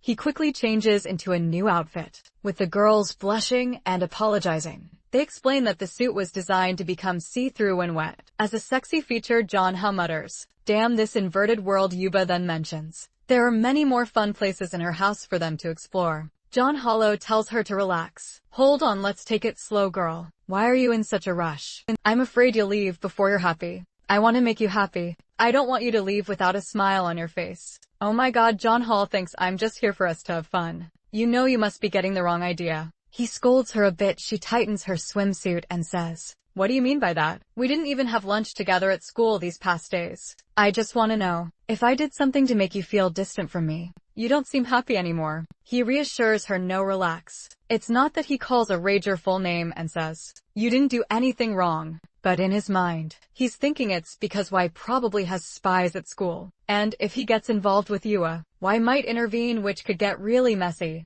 John Hao knows Y is domineering. If she gets involved, it could get serious. She's a soldier in the heirs of a tech empire, practically Elon Musk's daughter. He gives a weak excuse saying, "It's not you, I just have some problems I can't talk about." She asks what's going on. "I can't help you if you don't tell me. Let's solve this together." John Howard, looking sad, replies, "I can't, these are my problems. I don't want to drag you into this." She starts to cry. "I'm sorry, I can't help you. I don't know what to say, but I won't leave you behind. Don't shut me out, please. If we stick together, we can handle it." John Hao interrupts her saying, "It's no use, I can't keep stringing you along, Yua. Thank you for caring about me, and I'm sorry I can't see you much. Believe me, once I sort this out, we can hang out like we used to." She begins to cry, saying, "I don't want to be apart. I want to be with you forever." They both fall silent. He apologizes, and she said she'll head back to her room first. John Hao was left speechless. John Hao sits there sighing and thinking about the mess he's in. Her butler approaches and says, "John, how did my lady upset you? I'm sorry, I overheard your conversation. She can be very spoiled sometimes." John Hao replies, "No, it's not her fault, it's just that for personal reasons, I really need to distance myself from her. But I know she's a bit of a complicated personality, and it'll be harder for us to stay apart since we're so close. I messed up by ignoring her feelings." He realizes he made a mistake by kissing her, and now feels like he can't see her. The butler continues, "Sir, she values you a lot. Every time she comes home, she keeps mentioning how do you spend time together at school, and she only talks about you if you suddenly start distancing yourself. I believe no matter how oblivious she might seem, she'll feel your absence and be very sad. From my experience, that's the last thing she wants because she likes you very much." Butler then asks if she had been threatened at school. John Hao remembers she had mentioned her friends only asked for money. He replies, "She didn't tell me the details, but it has nothing to do with that." The butler explains that because she was rich and didn't know how to make friends, people always took money from her, so she was bullied and beaten every day. One time she came home badly beaten and her mother got furious, demanding to know what happened and how she dared to get beaten. Being from such a family, her mother then went to the school and humiliated the family of the boy who hit her, making them cry, kneel, and lick the floor and her boots. But because of this, no one wanted to be her friend anymore. Everyone was afraid, and she became even more isolated. And now that you, Zhang Hao, have found her, she's afraid of losing you again and being left alone. The butler apologizes, saying he may have said too much, and is sorry for getting involved in their relationship. The protagonist responds, "It's not her fault. I'm just being foolish," he thinks to himself. "Damn, I'm going to have to talk to her again and explain things, since she's feeling insecure about so much. If I leave it like this, it'll be a mess." He then says, "I'm sorry. I'll go and talk to her again." The butler tells him she's likely in the maid's quarters, and suggests he go there. A maid leaves him there. And when they arrive, she's standing by the window all alone, looking sad and teary. Before he can say anything, she starts speaking. When I was a child, I always liked looking at the sky. My parents were always traveling, so I watched the planes hoping to see them arrive. Jeonho looks at her and starts talking about what the butler had mentioned, about how she was always isolated and how she's sad now. He reassures her that they are still friends and he won't leave her alone. She acknowledges that she knows he can't stay with her because of the dangers he's facing. He confirms yeah, something like that, but she insists that she wants to help him and isn't afraid of facing those dangers. She's run away a lot in her life, and now she wants to get involved, even if it brings problems for her. She recalls a flashback where she used to just give money away without protecting her friends, and ended up isolated. Her mother seems to be a big boss type, who doesn't like having a failure for a daughter. She tells John, how you're my best friend. I don't care if I get arrested or face risks. I will defend you. John How is surprised by her determination. He puts his hand on her arm and says that loyalty won't help. In this situation, it's going to be hard for her to assist him. He explains that at school, they need to avoid each other as much as possible, and that he'll even keep his distance from other friends to not put anyone at risk. But as a compromise, he promises to visit her house frequently so she won't feel alone. She then asks, even if I call you every day, you won't get tired of me? He responds, no. Come on, it's normal for friends to hang out every day. How can I get tired of that? You still have to show me the game room and so many other things. A house this big must have a lot to explore. As he talks, she starts to cheer up, throws herself into his arms, thanks him, and talks about how everything changed for the better since he came into her life. Clinging to his arm, she says he's the person she cares about most. But then the scene changes to a war-torn setting, with broken buildings and fire. Someone is lying on the ground, bleeding from the head, bloody, stabbed, exploded. Our boss Wei Nan. It looks like she was quite a tough soldier. It's a gruesome scene, all bloodied, but then it turns out it was just a dream, and she wakes up in bed feeling relieved. Her secretary enters and asks, are you awake? She asks what time it is. The secretary says it's 11 o'clock. You've been sleeping a lot lately. Are you not sleeping well? Do you want to call a doctor for a checkup? Wei Nan declines and asks how the blood moon research is going. The secretary says there's been no progress. Wei Nan says all right, then I'll be to work. She gets dressed, ready to start her day. However, in the bathroom, she begins to question what this kid, Jiang Hao, is doing. She looks in the mirror, pondering about their relationship. She wants to be friends with him for the rest of her life, and never separate. John How, meanwhile, is thinking, are we going to be friends for the rest of our lives, or something more? John How, come on, she just said friends. You're the one getting all worked up. And then she completely breaks down my defenses against her, because she gave a little smile, looked down, called him, and leaned in for a kiss. John How holds back and says, hold on, have you forgotten everything? Let's take it slow. She says she thought she could be honest, that she just felt like giving a little kiss.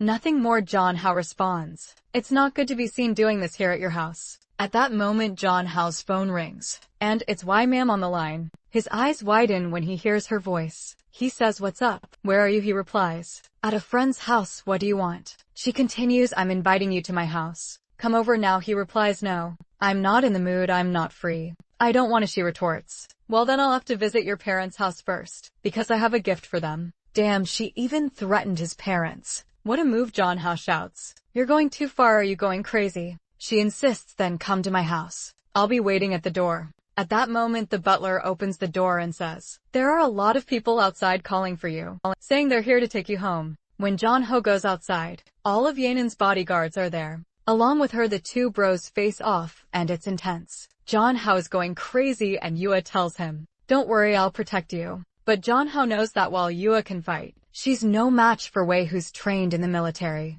If they fight, poor girl could end up in pieces and it wouldn't end well. So he tried to calm things down, telling them to stop fighting. He turns to Yanan and says, if you have something to say, just say it. Then he turns to Yua, waves goodbye, and says, I just came to ask something for my friend. I have to go. Goodbye, Yua. Don't worry, I have to leave. She insists, no. This woman doesn't seem friendly at all. I'm not letting you go with her. John Hall looks at the butler as if to ask him to make her be quiet. The butler, even more furious, says, how dare this wretched woman block the mansion's entrance and try to take away my lady's friend. Wei Nan is just watching, losing her patience. She says, he's my man. John Hao, Get in the car with me now. John Hao is taken aback thinking, since when did I become your man? At that moment Ueva interrupts and says, he's not your man or your subordinate. You can't just boss him around. But Y-Man is unfazed and says, I'm giving you one last chance. Get in the car. You will lunge as to punch her saying, you don't mess with John Hao.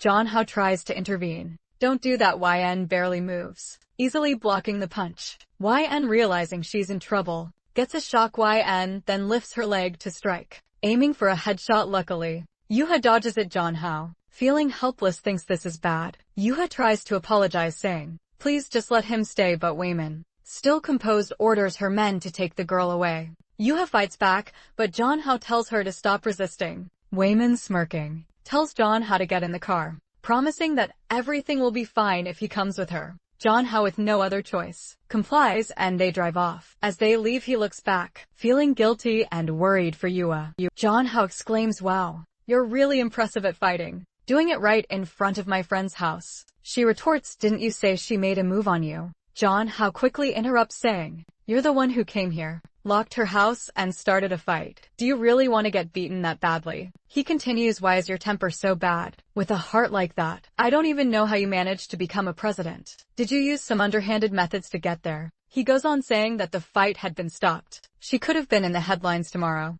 President of Feng Hong beats up schoolgirl Wang Nan. Cuts him off saying, if it weren't for you hanging out with other girls, I wouldn't be this pissed off. It's your fault because I always lose my mind when it comes to you. John Hall tells her to stop acting crazy, saying he's not the kind of guy who likes being protected and followed around like the other guys she's used to. She responds, you're crazy. I've never had a man before. John Hao, taking it back, asks, you've never been with anyone? She makes her face like, yeah. So what? He's shocked thinking, what the hell, she's actually single. Never been with anyone? How is that possible? He finds it hard to believe, imagining she had hundreds of men chasing her, and that she'd been with several. He's left bewildered, thinking the more he gets involved with her, the less he understands. When they get home, he tries to keep his distance, but she asks Zhang Hao, what's up with that girl and her family? He quickly responds, we're just friends. And why do you keep threatening my friends and everyone close to me? She asks, why are you threatening me? As she leans in closer, he retorts, you even said you'd go to my parents' house. What did you mean by that? She replies, I was going to propose. Is proposing a threat now?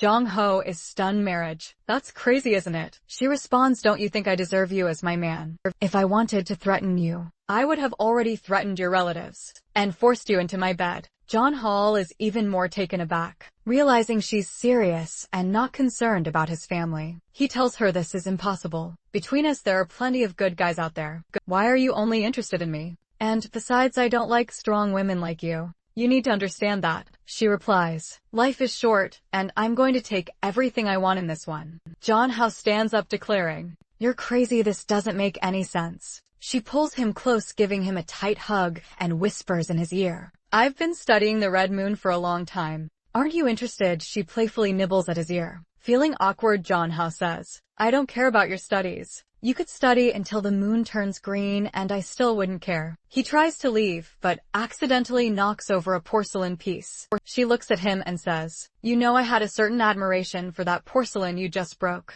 John Hao, panicking, asks how much. She coldly replies to. He stammers 2 million. She corrects him, 200 million. Now John Hall realizes he's in deep trouble, owing Y-Man 200 million. In the next frame, she goes with her foot towards him saying, pay up. He says no, that's impossible, there's no way the thing is worth 200 million. She then tells him that if he can't pay, he'll have to become her husband. But being a responsible person, she'll only make him pay 100 million. If he doesn't pay at least 10 million in the first month, he'll have to negotiate with his body. John Hall thinks, my God, 100 million, 10 million a month, that's impossible. The thought runs through his head, damn, I'm screwed. But this condition from Y-Man isn't so bad. Maybe I can use my body for this. At that moment the girl from the red moon appears and gives him a flick on the forehead, asking, are you sure? John Hao snaps out of it, confused, wondering what just happened. He mumbles, well, 100 million is 100 million.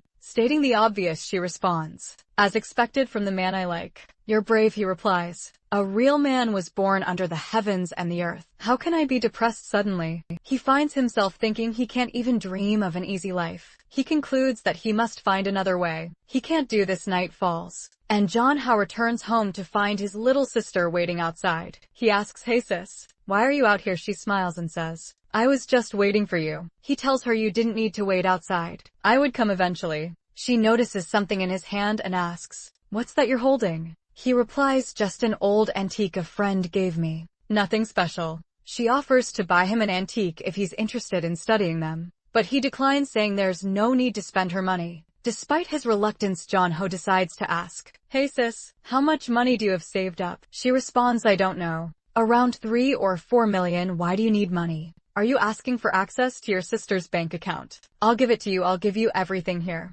Let me go get it." He quickly grabs her wrist, saying, "No, relax. I'm just concerned because you're spending so much money." She gushes, "Oh my god, my brother cares so much about me, even worried about my finances." He then heads to his room saying, "I'm going to my room, see you later." John How decides to do a live stream. But let's be real, meeting 100 million. He's going to have to go all out. So he messages his manager asking, "Do you have a plan? I need to make money. What should I do to blow up the views?" The scene shifts to the chat going wild. People saying, "Oh my god, God of Men has arrived, so hot." The protagonist is thinking, "I haven't fully planned out what I'm going to do, but I have a few ideas." People in the chat suggest, "If you take off your mask, I'll give you 10 super yachts." He's tempted, thinking, 10 super yachts, maybe it's worth it. Just take off the mask for a second. But then a message from his manager pops up advising, "Don't do it, wait a bit longer. When you're a top streamer in the future, you'll make way more than that." She plans to reveal later that he's the boy seen only once in 70,000 years, and capitalize on that. John How tells the stream that he won't be taking off his mask just yet, but they can stay tuned as he might consider it. He mentions that he's tired of the current game and isn't in the mood for exercise, asking, "What do you guys want to see?" Another person suggests he spread his legs and film it, and yet another suggests he do a singing stream because it's easy. The protagonist thinks to himself that there's no way. He's wearing a short outfit and shaking his butt, not even for 100 million, so he decides to sing a little song instead, thinking that as long as he doesn't sound like a complete lunatic, it'll be fine. He's not a professional or anything, but he sang decently in his past life. He starts the stream singing a little song, and the chat lights up with comments about how wonderful his voice is. He starts receiving super yachts as gifts, and he begins to wonder how much they're worth. At one point someone requests a specific song, but he refuses, saying he won't sing that one, but can sing others as he continues singing. The donations keep rolling in,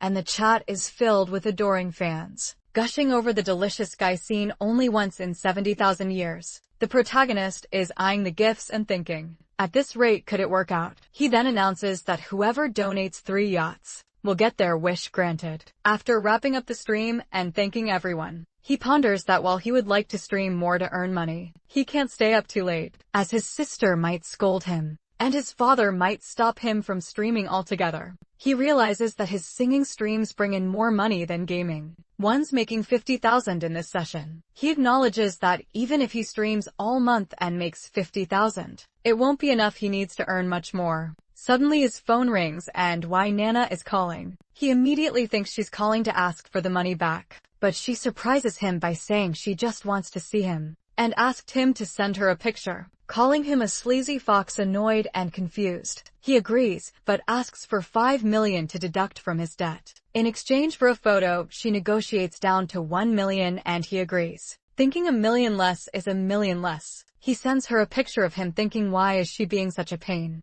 Protagonist then considers asking you for money, but realizes that even with the money from his streams, he still needs to make a lot more. He decides that he can't rely solely on his sister's funds. The scene shifts to the next day, with the protagonist writing down his plans to make money, find someone to lend him money, avoid selling his body, sing live, and send photos to Wide Nan. He notes that he's currently in debt for 100 million, thinking he's doomed. Reflecting on his recent singing streams, which have been quite successful, he considers calling his manager for more tips. He calls her and says, "Song, I need to make more money. What should I do?" She replies, "I didn't expect the God of Men to take the initiative to call me. You want my suggestions for your streams? Obviously, I won't suggest you act cute or start stripping. I've noticed your singing streams have done well. If you're interested, we could explore new ideas. I recommend trying out a game that recently launched. He asks her to send him the game, and she suggests PUBG. He wonders if he can secure a sponsorship or some kind of promotion for the game on his streams. Midstream,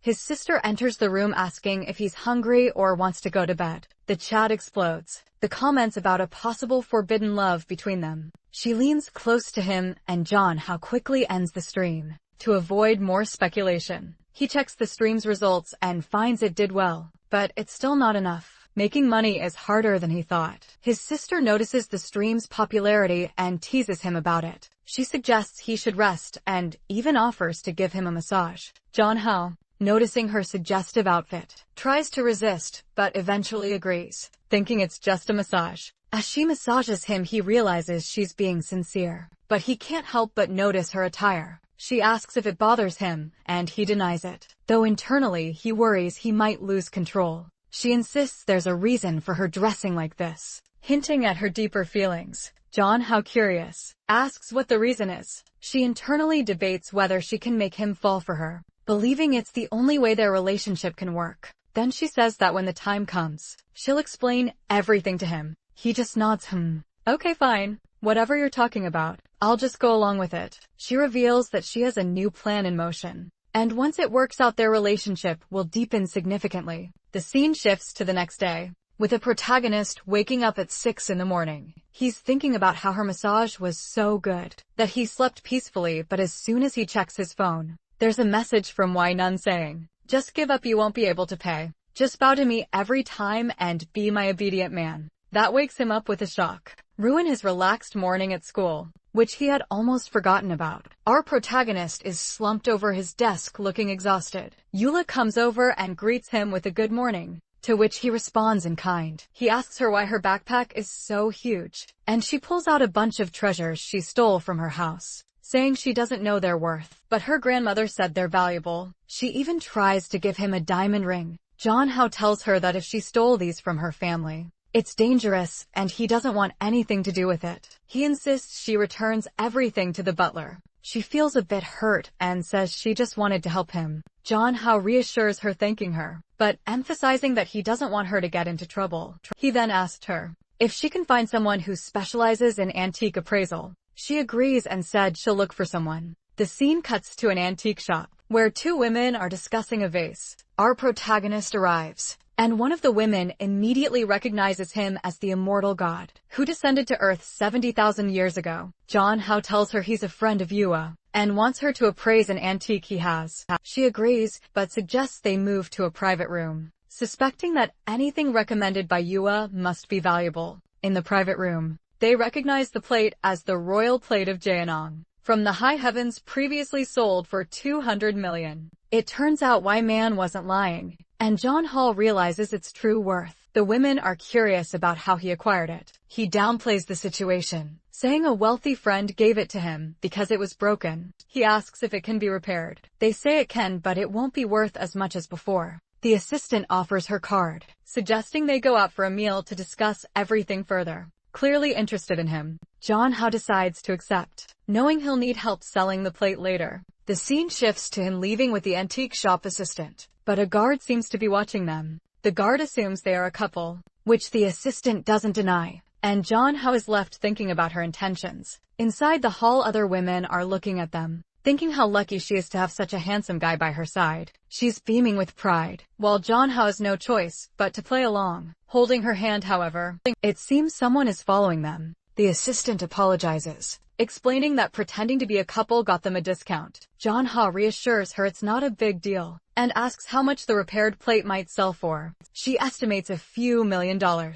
Just then the person following them kicks the door open, threatening the antique shop assistant and demanding to share. The handsome guy, the antique shop assistant, stands up and asks what she wants. The intruder ignores her and offers John 3 times whatever she's paying him. At that moment, the assistant slaps the intruder, causing quite a stir. However, the gang leader girl didn't take kindly to the slap she received, and ordered her people to beat up the antique dealer. One of them landed a punch right in her stomach, knocking her to her knees. The gang leader sneered, "You had the guts to hit me. Now you're going to die, John Hao thinks to himself. Wait, you can't kill her. I still need to sell my antiques. Just as the leader is about to punch the fallen woman, John Ho grabs her arm. She looks at him in surprise, wondering how this guy is so strong. She dismisses him. Hey, little man, step aside. This is a woman's business. John Hao sighs and then, in one swift motion, delivers a punch to the stomach of one of the gang members, causing everyone to gasp in shock. He follows up with a blow to the nose of another and kicks a third one, taking them down, but suddenly everything goes dark for him. When John Hao opens his eyes, he's tied up and gagged, surrounded by rough-looking women. He realizes he's in a trap. The gang leader, who's ugly as hell, gloats about having him at her mercy. They talk about selling him off to someone, mentioning a notorious woman named Looking, who wants to use him. John Hao, desperate, tries to reason with them, saying he's just a student and doesn't know why they're doing this to him. The gang leader explains it's just business. He's been bought. She adds that if he agrees to be her man, she might help him escape. John Hao plays along, saying he likes strong women, and challenges her to untie him to see if she really is strong. The gang leader, intrigued by his boldness, agrees. I love breaking in a wild horse, she says as she orders him to be released. Meanwhile, secretary informs her that everything is set, and they can proceed with the final stage of their plan. Signals to go ahead. Back in the warehouse, John Hao is freed and prepares to fight. He notices some metal bars in the corner and thinks, if he can reach them, he might stand a chance. The gang leader taunts him, ready to make him comfortable, and lunges at him. John Hao dodges and heads for the bars, impressing the gang with his courage. He quickly grabs a bar and hurls it at the gang leader, who dodges, but he follows up with a blow to her elbow, dislocating her arm. The gang leader, now enraged, admits she underestimated him, but warns she can't ruin his face since he's to be sold. Zhang Hao, unfazed, taunts her. Let me go or you'll regret it. She sneers, dismissing his threat, confident in her gang's numbers. The scene cuts to the antique shop assistant, now battered on the floor, muttering that messing with Zhang Hao is dangerous, because anyone carrying an antique worth 200 million must be connected to powerful people. However, the gang dismisses this, thinking he's just a thief. But then the gang realizes something's wrong. They look towards Zhang Hao and see a shocking sight. He's fighting off and beating up everyone. Zhang Hao manages to deliver a swift punch, followed by a hit to the chin, knocking the gang members to the ground. The leader of the gang is surprised but unfazed, ready to retaliate. Suddenly, someone arrives and Zhang Hao feels the tension rise. Wei appears, looking furious. I can't believe you had the audacity to tie up my man. The gang leader, shocked, stammers. He's your man, I didn't know. I'm sorry, I didn't mean to mess with you. Wei calmly explains that because the gang leader stole from her, all of her gang members now belong to Wei. She also demands that the gang leader drop out of the inheritance dispute, leaving everything to her useless brother. The gang leader, horrified, refuses, stating she'd rather die than let her brother inherit everything. As she pulls out a knife to attack Wei, one of Wei's bodyguards swiftly intervenes, pinning her to the ground. The antique shop woman, now revealed as the gang leader's sister, watches in horror as the bodyguard twists her sister's neck, ending the confrontation. Wei then walks towards Zhang Hao, remarking how impressed she is with his ability to handle the situation. Zhang Hao, realizing the extent of Wei's influence and power, accuses her of orchestrating everything to take control of the move. Family Wei, clearly irritated, denies planning everything just for him, and insists they start getting along better. Zhang Hao, still cautious, warns her not to come closer. Brandishing a stick, Wei effortlessly breaks the stick with a punch, and orders him to come with her. When he hesitates, Wei picks him up and carries him off, smacking him playfully on the butt. Zhang Hao, humiliated, finds himself in a helicopter, looking down at the scene below, where the antique shop woman lays defeated. Concerned, Zhang Hao asks if Wei will get into trouble for killing the gang leader's sister. He dismisses his worries, explaining that it was self-defense as the sister attacked her first. Zhang Hao awkwardly gives a thumbs up, relieved she won't face consequences. Wei, pleased with his reaction, reassures him that anyone who messes with him will face severe consequences. As the helicopter soars, Wei begins to question Zhang Hao about the differences between her and the gang leader. She asks if he considers her as bad as the woman who tried to kidnap him. Zhang Hao hesitates, unsure how to respond. Wei, noticing his discomfort, leans in closer, teasingly biting his ear and asking if he holds double standards. Jeonhao, flustered, struggles to find the right words, and while he's talking, she turns his face and plants a kiss on him. Fast forward to the next scene. Wei is already in the room taking off her shoes, and Jeonhao is asking, "What are you doing?" She tells him not to move, and as he tries to protest, she comes closer. Jeonhao shouts for her to stop, but she moves in, clearly breathless and blushing, and then jumps on him. Wei tells him, "I've saved you so many times. Where are you going to repay me?" Jeonhao, trying to reason with her, says, "I even gave you a kiss. What more do you want?" She licks him and responds, "It's not enough," clearly indicating she's serious. Jeonhao, flustered and doesn't know how to react. She grabs his neck and says, "I want you," when he tells her to stop. She retorts, "Then why is your hand there?" Jeonhao, confused, realizes the situation is escalating beyond his control. Wei teases him, saying, "It seems your body is more honest than your mouth. It's time for you to date me officially, whether physically or mentally. I will satisfy you." Jeonhao, lost and unable to speak, looks overwhelmed. Cut to the next scene, where Yohan learns from the antique store girls that Jeonhao was taken by Yanin. Determined, she decides she must go and rescue him. Back with Jeonhao and Wei, he tells her, "Okay, you want to date me? I'll consider it if you do one thing." Wei asks what. He replies, "It's simple. Sit on my lap." Wei, puzzled, asks for clarification. "What do you mean, sit on your lap?" Jeonhao explains, "Sit on my lap and put your hands on my shoulders for 3 minutes. Don't resist anything I do." Wei, skeptical, asks why he wants this, and Jeonhao challenges her. "You're saying you'll satisfy me and all that, but you can't do this little thing."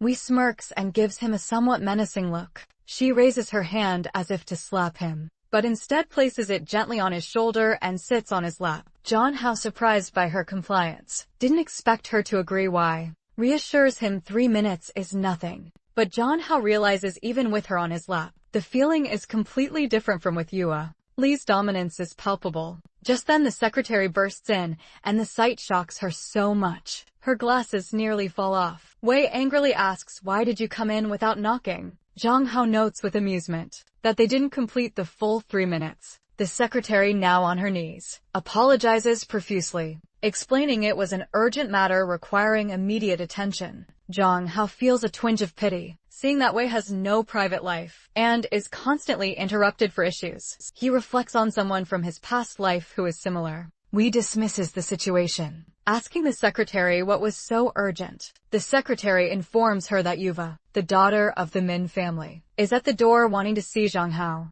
Both Wei and Jeonhao are taken aback. Wei, now serious, declares that it's time to deal with Yuhua once and for all. The secretary advises her not to take drastic actions, reminding her that Yuhua is the granddaughter of the great General Min. Wei coldly tells the secretary, "You're suspended for now to think about what you've done. You're not qualified to be my secretary." At the moment, the secretary, visibly sweating and nervous, can only accept the order. Wei adds, "Besides, we've retired a long time ago. We're not soldiers anymore." It seems Wei and the secretary are one, subordinates to a powerful figure. Wei's grandmother, then she turns to Jeonhao and says, "Come with me since she wants to see you. I'll grant her wish." Jeonhao, worried, thinks to himself, "I've never seen Wei this angry before. I'm afraid a real fight might happen." Meanwhile, Yui is at the door holding her phone, saying she's going to call the police if they don't let Jeonhao go. As Jeonhao appears, he asks Yui how she got there. She explains that her aunt from the antique shop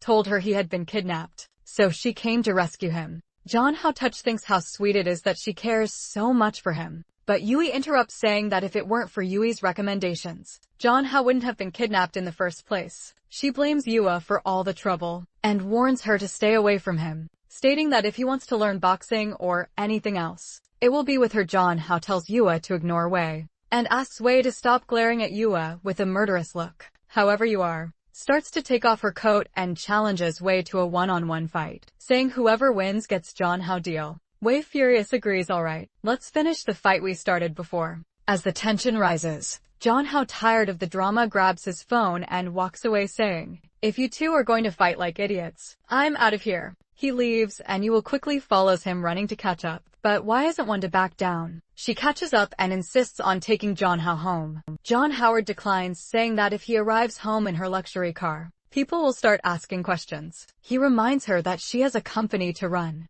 and tells her to go handle her responsibilities, because he has to make a lot of money for a certain crazy person. Yuka, seizing the moment, sticks her tongue out at Wei, clearly enjoying the victory. Wei, infuriated, orders her guards to stop a taxi and tells the driver, "I bought your taxi, it's mine. Now get out and deal with the bodyguards." She then turns to Jong Ho and Yuha and says, "This little car is ready. I told you I'd take you home, and I will." Back at Jong Ho's house, his sister, always the caring one, is waiting for him. She notices he looks preoccupied and asks, "Why are you home so early? My how you seem so distracted?" Jong Ho replied, "No, nothing happened. I'm just thinking about my streams and stuff." In reality, he was receiving threats from Y on his phone, and was panicking about how he was going to make the money. He remembered that when they left the taxi, Y told him, "Forget about the money. Just fix the plate for me and return it." Confused, he asked, "Wait, don't you want the 100 million? She suddenly said, "Marry me, you disobedient and mischievous boy.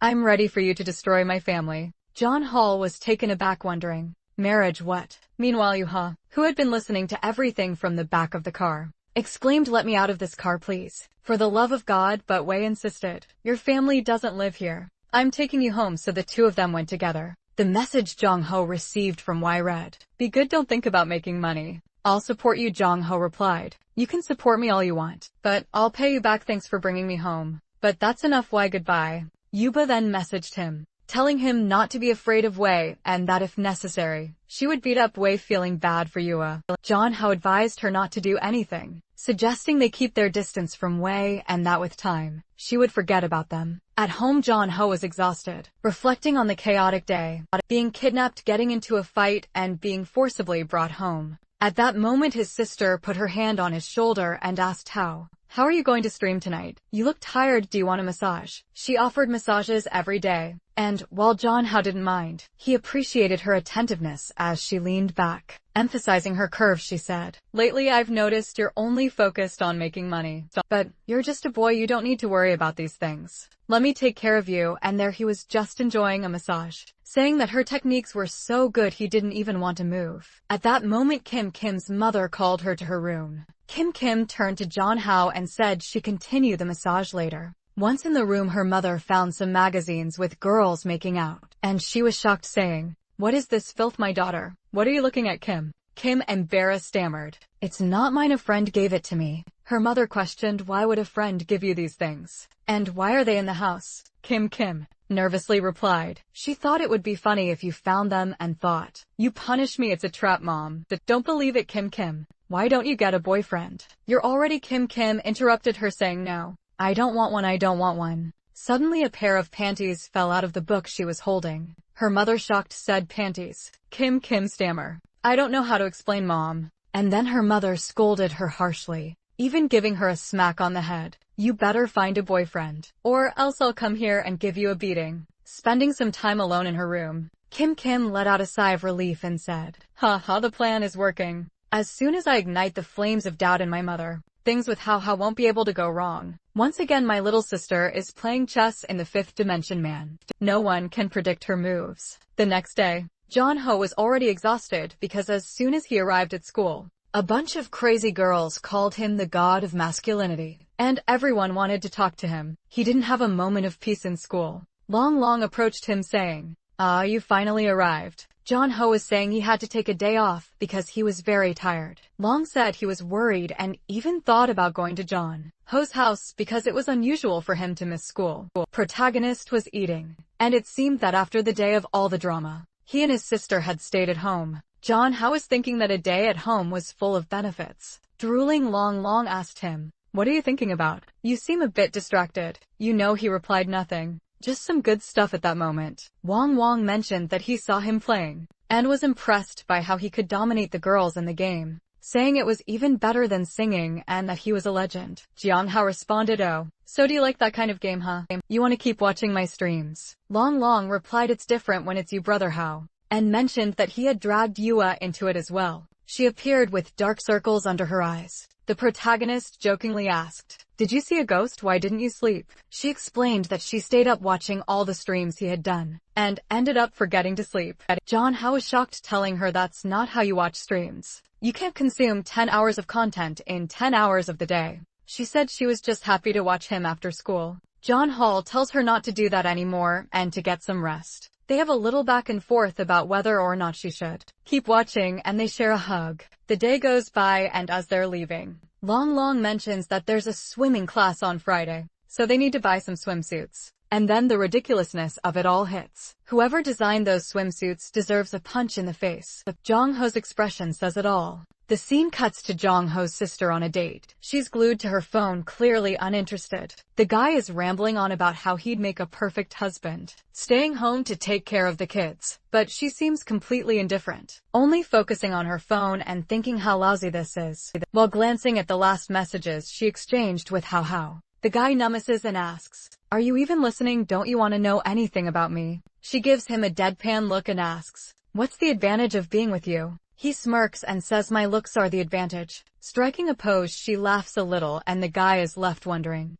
why are you laughing? She's clearly zoning out, obviously thinking about how good-looking the protagonist is. The scene cuts back home, and there's young Hao sitting on her lap. As she asks why he's so desperate to make money, he responds, even a guy needs to know how to earn his own money. The future of his family can't depend on just one person. This is another thing those guys doesn't compare to, because even though he has a little job, he's eager to quit and stay at home, whereas Hao wants to work and help pay the bills. So there's no comparison. Hao is a solid 10 out of 10. She thinks she's also wondering why her mom sets her up on blind dates with these weirdos, if they're so alike apparently. The guy had mentioned some figures for car, house, and wedding expenses, and she commented that paying those amounts is quite easy. He grinned and said, "So we." But she cut him off, asking if he really deserved it. The scene shifts through a shopping trip, where they're trying on clothes, and John Hao is just watching. But what a disaster, right? The classmate mentions that Long's choices are very conservative, and that he should show a little more skin.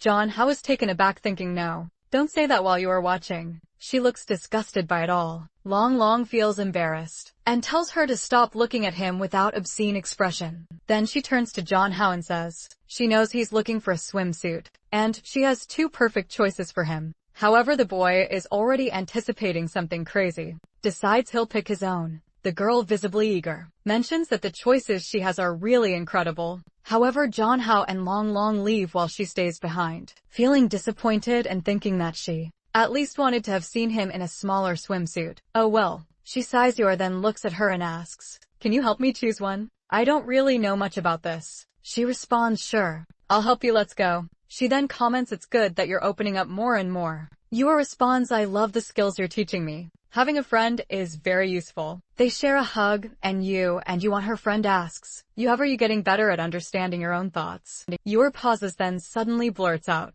"I like John Hao." And Yuan is startled and says, "I understand, but I like him too." Both girls blush and look at each other a bit awkwardly. John Hao realizes that he left his friend in a room with these girls to buy swimsuits. It might cause trouble. He should probably go back. But it's too late. His friend comes out all ready for swimming, really prepared, thankfully. "The artist put a large white bubble to protect my wallet." John Hao is stunned, thinking, "Is this for real? Can she wear this in class?" She responds, "Everyone dresses like this. There's no problem at all." Then she asks, "Didn't you pick out Yui's outfit?" She says, "Yes, I did." He anxiously asks, "Oh my god, where is she?" The friend points, "She's over there trying it on." John Hao turns to look, and that emerges, saying, "I'm fine, John Hao. I just find this a bit weird. Does it make sense to wear stockings for swimming?" The friend argues it makes sense. The stockings are designed to protect women from the cold. Recent studies show that men love to see women like this. John Hao and Long are left unsure of what to expect next. Then the friend announces, "Here comes the latest trend. Yuha show off the beauty of the new era."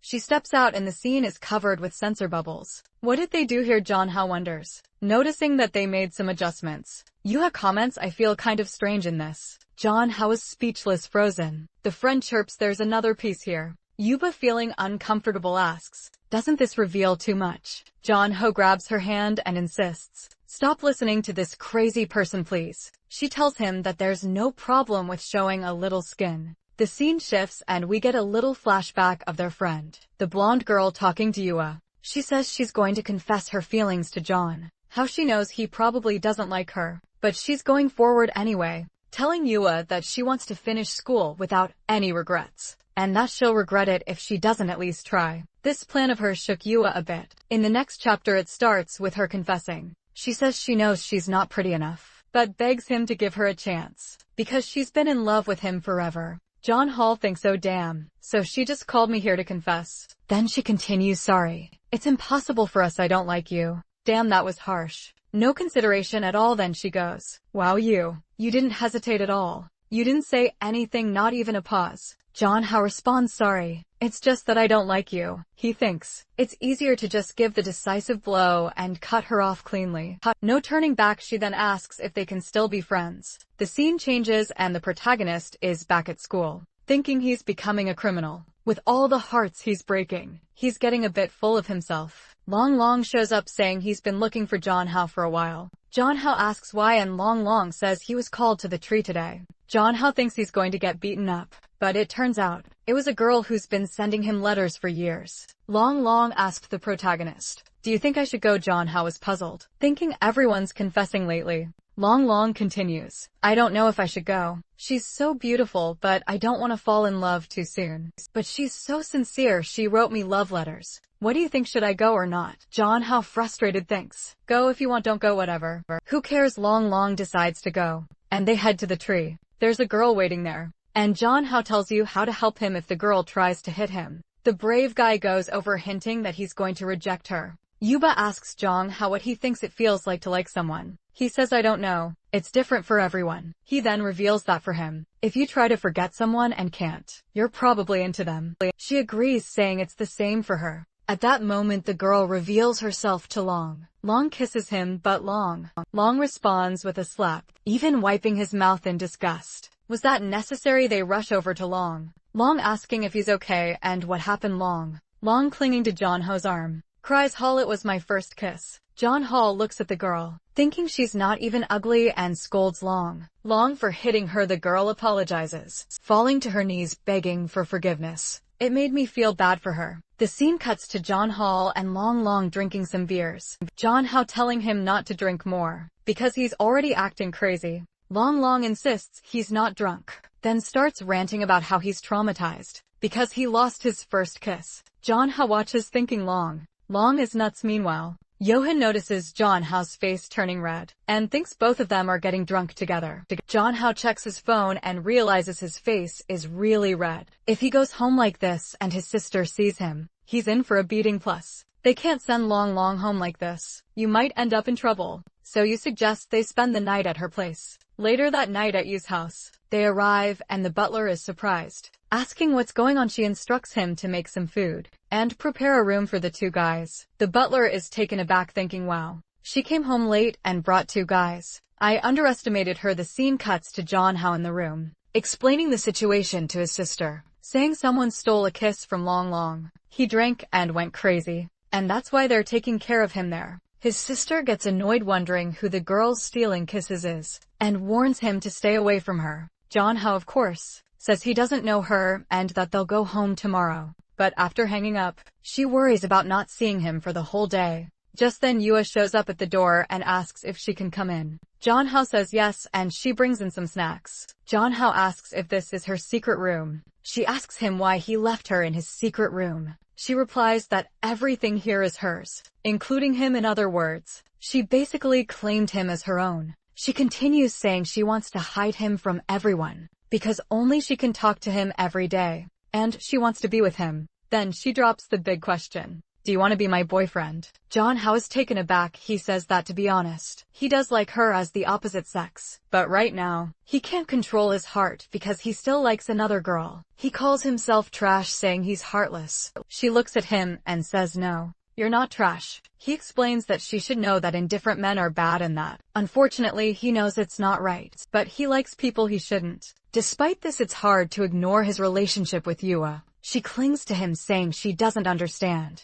but she's very sad. She wonders why he can't just like her. He silently apologizes to Yua, feeling guilty. The scene then shifts to the next morning, where the protagonist wakes up next to her. They were cuddled up, which is adorable, but he's startled to find his clothes have changed. He immediately asks her if she changed his clothes while he was sleeping. She reassures him that they just slept together, and it was actually the butler who changed his clothes. Relief, he quickly gets up, worried that she might have undressed him. She tells him to hurry up and get ready for school.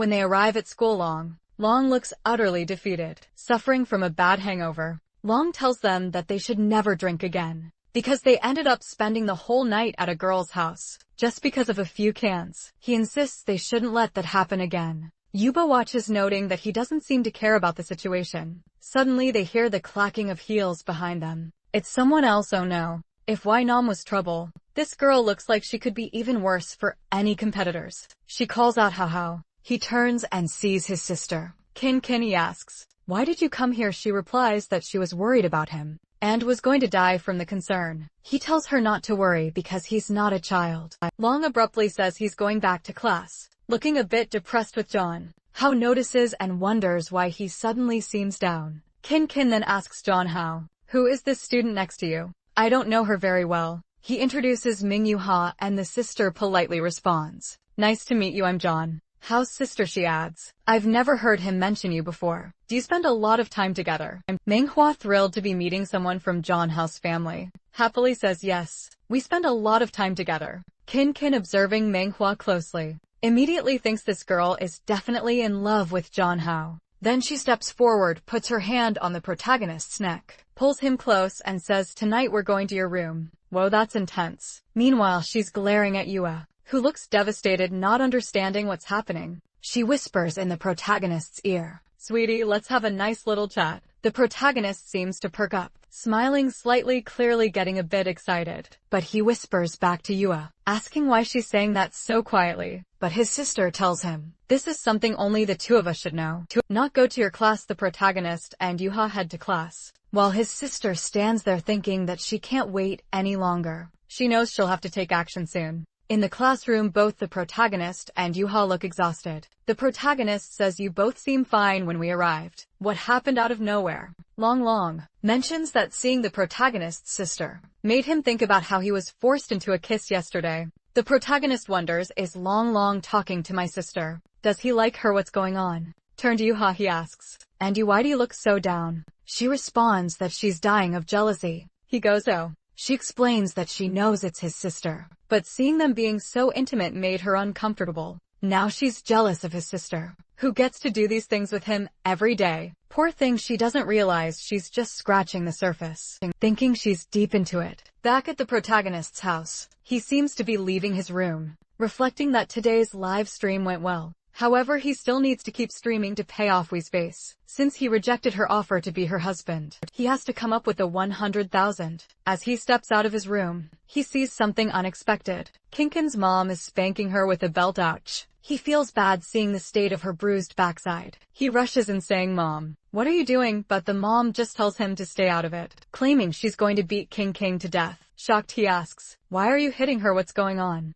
The scene changes to the aftermath, though it's almost too much to imagine. She's lying on the bed, clearly in pain. And what's the protagonist doing? No, not giving her a massage. The situation is intense, it looks like. The protagonist has to clean her wounds with a cotton swab. But seriously, was all this necessary? His thoughts are calm, reflecting on how cruel her mother is and how injured she is. He asked what happened for her to get beaten like that. During the beating, her mother revealed the reason behind it. She was fighting with her daughter because she doesn't like men. At that moment, the protagonist thinks, "There's no way Kinshin could be like that, right? I mean, she even kissed me first. It's impossible." But then his sister speaks up. "I'm sorry, How, and I really am. I hated boys since I was a child, and I tried to force myself to like them, but it just didn't work. That's why I kept pushing myself on you." The protagonist feels crushed, thinking, "So that's why, You really don't like me then?" It was heartbreaking. She continues, "I'm sorry, How, I just can't do this." But then she stands up and says, she doesn't want to be that kind of woman. She wants to like boys too. He reassures her, saying no,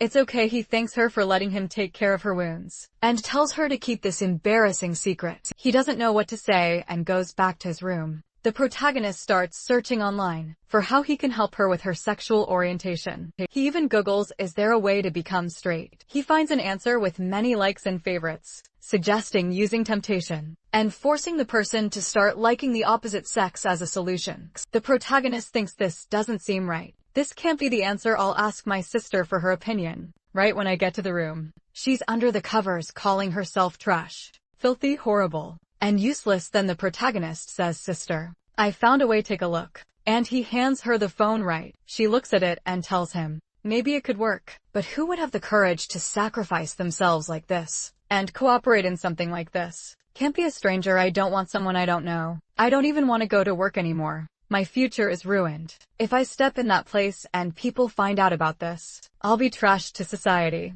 I'll just stay here at home forever. Damn how leave your decaying sister here. She doesn't deserve anything, girl. It's like playing 10th dimension chess. The protagonist is just lost. Poor guy, it's a tragedy. He thinks on how difficult this situation is to solve. And he never imagined things would turn out like this. But setting that aside, he's the only person who can help her. So he turns to her and says, there's no other way, Ken. Let me help you. She responds, no. How can you? You're already too mature. This kind of sacrifice isn't worth it for you. Then he moves closer, puts his arm around her and says, let's take it step by step. Besides, we've already kissed and cuddled all night, sister. Do you feel anything? She replies, no man. She's playing hardball here. Isn't she? He moves closer and she says, no, nothing. Do you not feel anything when I do this? Nothing, it's useless. I don't feel anything for a handsome guy like you. And the protagonist thinks. Still no answer. It seems Sister Ken is in a worse situation than I thought. But she's over there practically dying,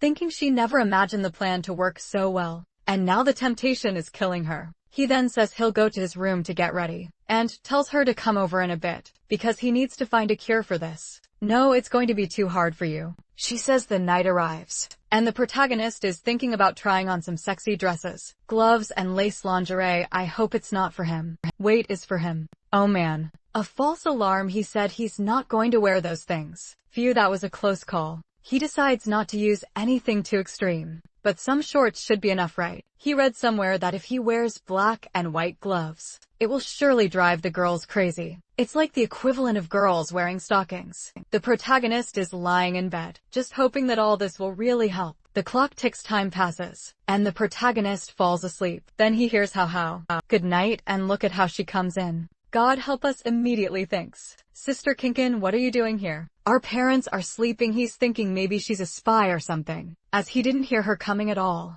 He was fully prepared. He tells her, lie down here first, and let's just cuddle and pretend we're going to sleep. As usual, however, in his thoughts she's already looking beautiful. Even in the moonlight, I can see how wonderful she looks in that outfit. And she's starting to sweat a little. Despite this, she switches to her monk mode, remaining stoic and still lying there together. He asks her, tell me, how disgusting do you find this situation? Are you feeling uncomfortable? We can take it slow if you need. She responds, it's just a little uncomfortable, but I like the warmth of this moment. In her mind, she's thinking, oh my God. She's biting her lips and says, I'm still not very used to this, but let's do this. Hold me a little tighter and gradually I'll get more accustomed. She pulls him closer and adds, if you're not comfortable either, you don't have to force it. He reassures her, no sis. It's all good. Thinking to himself, what am I reading? He says, we have plenty of time, so it's okay. While internally noting how strong his sister is, even in a situation she doesn't want to be in. She's still considering his feelings. She's so kind. They touch noses, and for a moment it seems like a kiss might happen. But it was just a fleeting thought, and she thinks to herself that she didn't expect everything to go so smoothly, and for him to be so cooperative. The protagonist is already thinking that the scent is too good, and you won't be able to hold out much longer. However, he doesn't want a small mistake to ruin the family. However, out of nowhere, he stops caring about the family and can't hold back any longer. He suggests, hey Ken, do you want to touch my arm with this glove? I heard girls like this. She starts to drool a bit, clearly liking it. He quickly says, no, it's fine if you don't like it. Sorry, but she replies, no, it's good. I'll try to get used to these things. While staring intently, thinking this is a once-in-a-lifetime opportunity she can't miss, she begins to touch his arm. She continues to run her hands over his arm, thinking that her entire life is now worth it. My goodness, she's practically melting. Someone get a fan. The protagonist reassures her, saying, you don't need to force yourself. It's okay. Thinking that her sweating is due to nervousness. He even feels her fingers trembling, not realizing how deep the issue was. Okay, he says, you've made a great sacrifice. You can relax a bit. She moves to the side, putting a hand on her nose, thankful that she didn't get a nosebleed. She tells the protagonist that she still can't get used to the feeling of a man's hand. It feels weird. The protagonist moves closer behind her, while she's trying to calm herself using a meditation technique, attempting to control her heart. He gently touches the back of her neck and asks, "You want to try a kiss to see how it feels?" Our last one was with a lot of resistance. He's taken aback. A kiss. My goodness, my brother is so wonderful to make a sacrifice like this. He says, "I want it too. And you still think I'm such an innocent boy. You're so beautiful, I just want a kiss from you." At this she feels like she's about to explode. She punches the ceiling, her sanity dropping to 0. And then she grabs him. The protagonist is stunned, thinking what just happened. She quickly tries to cover up, pretending she didn't enjoy it, and says it was really weird, that she needs to prepare herself mentally for it. The protagonist begins to question if she's okay, wondering if she really didn't like it. The situation seems strange. She then said she'll try to be more proactive, and things escalate. She kisses him again, pushing him onto the bed. The protagonist is bewildered, needing to calm himself down. She starts talking about her dream of possibly being with him and says, if things continue like this, she'll have to make it a reality. She doesn't even care if her plan gets exposed. In the middle of everything, she accidentally calls him Xiaoyang. The protagonist is shocked, asking who's Xiaoyang, but before he can finish, she kisses him again, holding his hand and pulling him closer. He's out of breath, wondering what's going on as she becomes more intense than ever. She's practically drooling. Then she responds that despite everything, she still feels a little uncomfortable. It seems like the name she let slip was the name of a girl. The protagonist asks, "Did you call me a girl?" She explains that she used a girl's name to disguise the situation and not feel worse. The protagonist asks if this is the girl his sister likes the most, and she confirms, saying yes. The protagonist thinks that if she called out that name, her situation must be really critical. Even in a moment like this, she says she needs to go to bed because she has to study and wake up early. The protagonist, now very suspicious, asks, "Are you really?" She replies, "Sister would never lie to you. If I lie to you, I'll be your slave." Wow, what a promise. The protagonist thinks, slave-like, as she starts singing a little song to help him sleep. The next day, she's just staring at him thinking, "Sorry, how I didn't want to lie to you like this. But I don't want you to hate me either. Given your past and traumas, this is the only way I can achieve the result I want. In the future, I promise to be more careful and make up for all the harm I'm doing now. So please forgive your little sister." The protagonist wakes up, thinking that the previous night was too exciting. He's at the pool this Friday, the day of the swimming class we talked about, and everyone is staring at him. The girls are practically barking. Long appears behind him and says, "I want to go home, I'm too shy. This outfit shows too much." The protagonist, surprised, says it's the same outfit as always. It doesn't show anything. He tells Long to stop being silly and be a real man. The worst advice ever, but okay. The girls continue complimenting Long, saying the outfit looks perfect on him and that he looks amazing. The protagonist, getting tired of the situation, says he understands why girls hate these kinds of guys. Then he turns to Long and says, "Out of nowhere, I lost the desire to stay in this class." Long suggests they pretend to have stomach aches and leave. The protagonist agrees and decides to help Yuha learn to swim, since it's better than staying there with all the crazy girls around them. She's preparing to jump in and ask the protagonist if the best way to swim is just to jump in and start paddling hard. He tells her that's not the way and that he'll teach her. They do a little warm-up, and for some reason, the protagonist is staring at her armpit.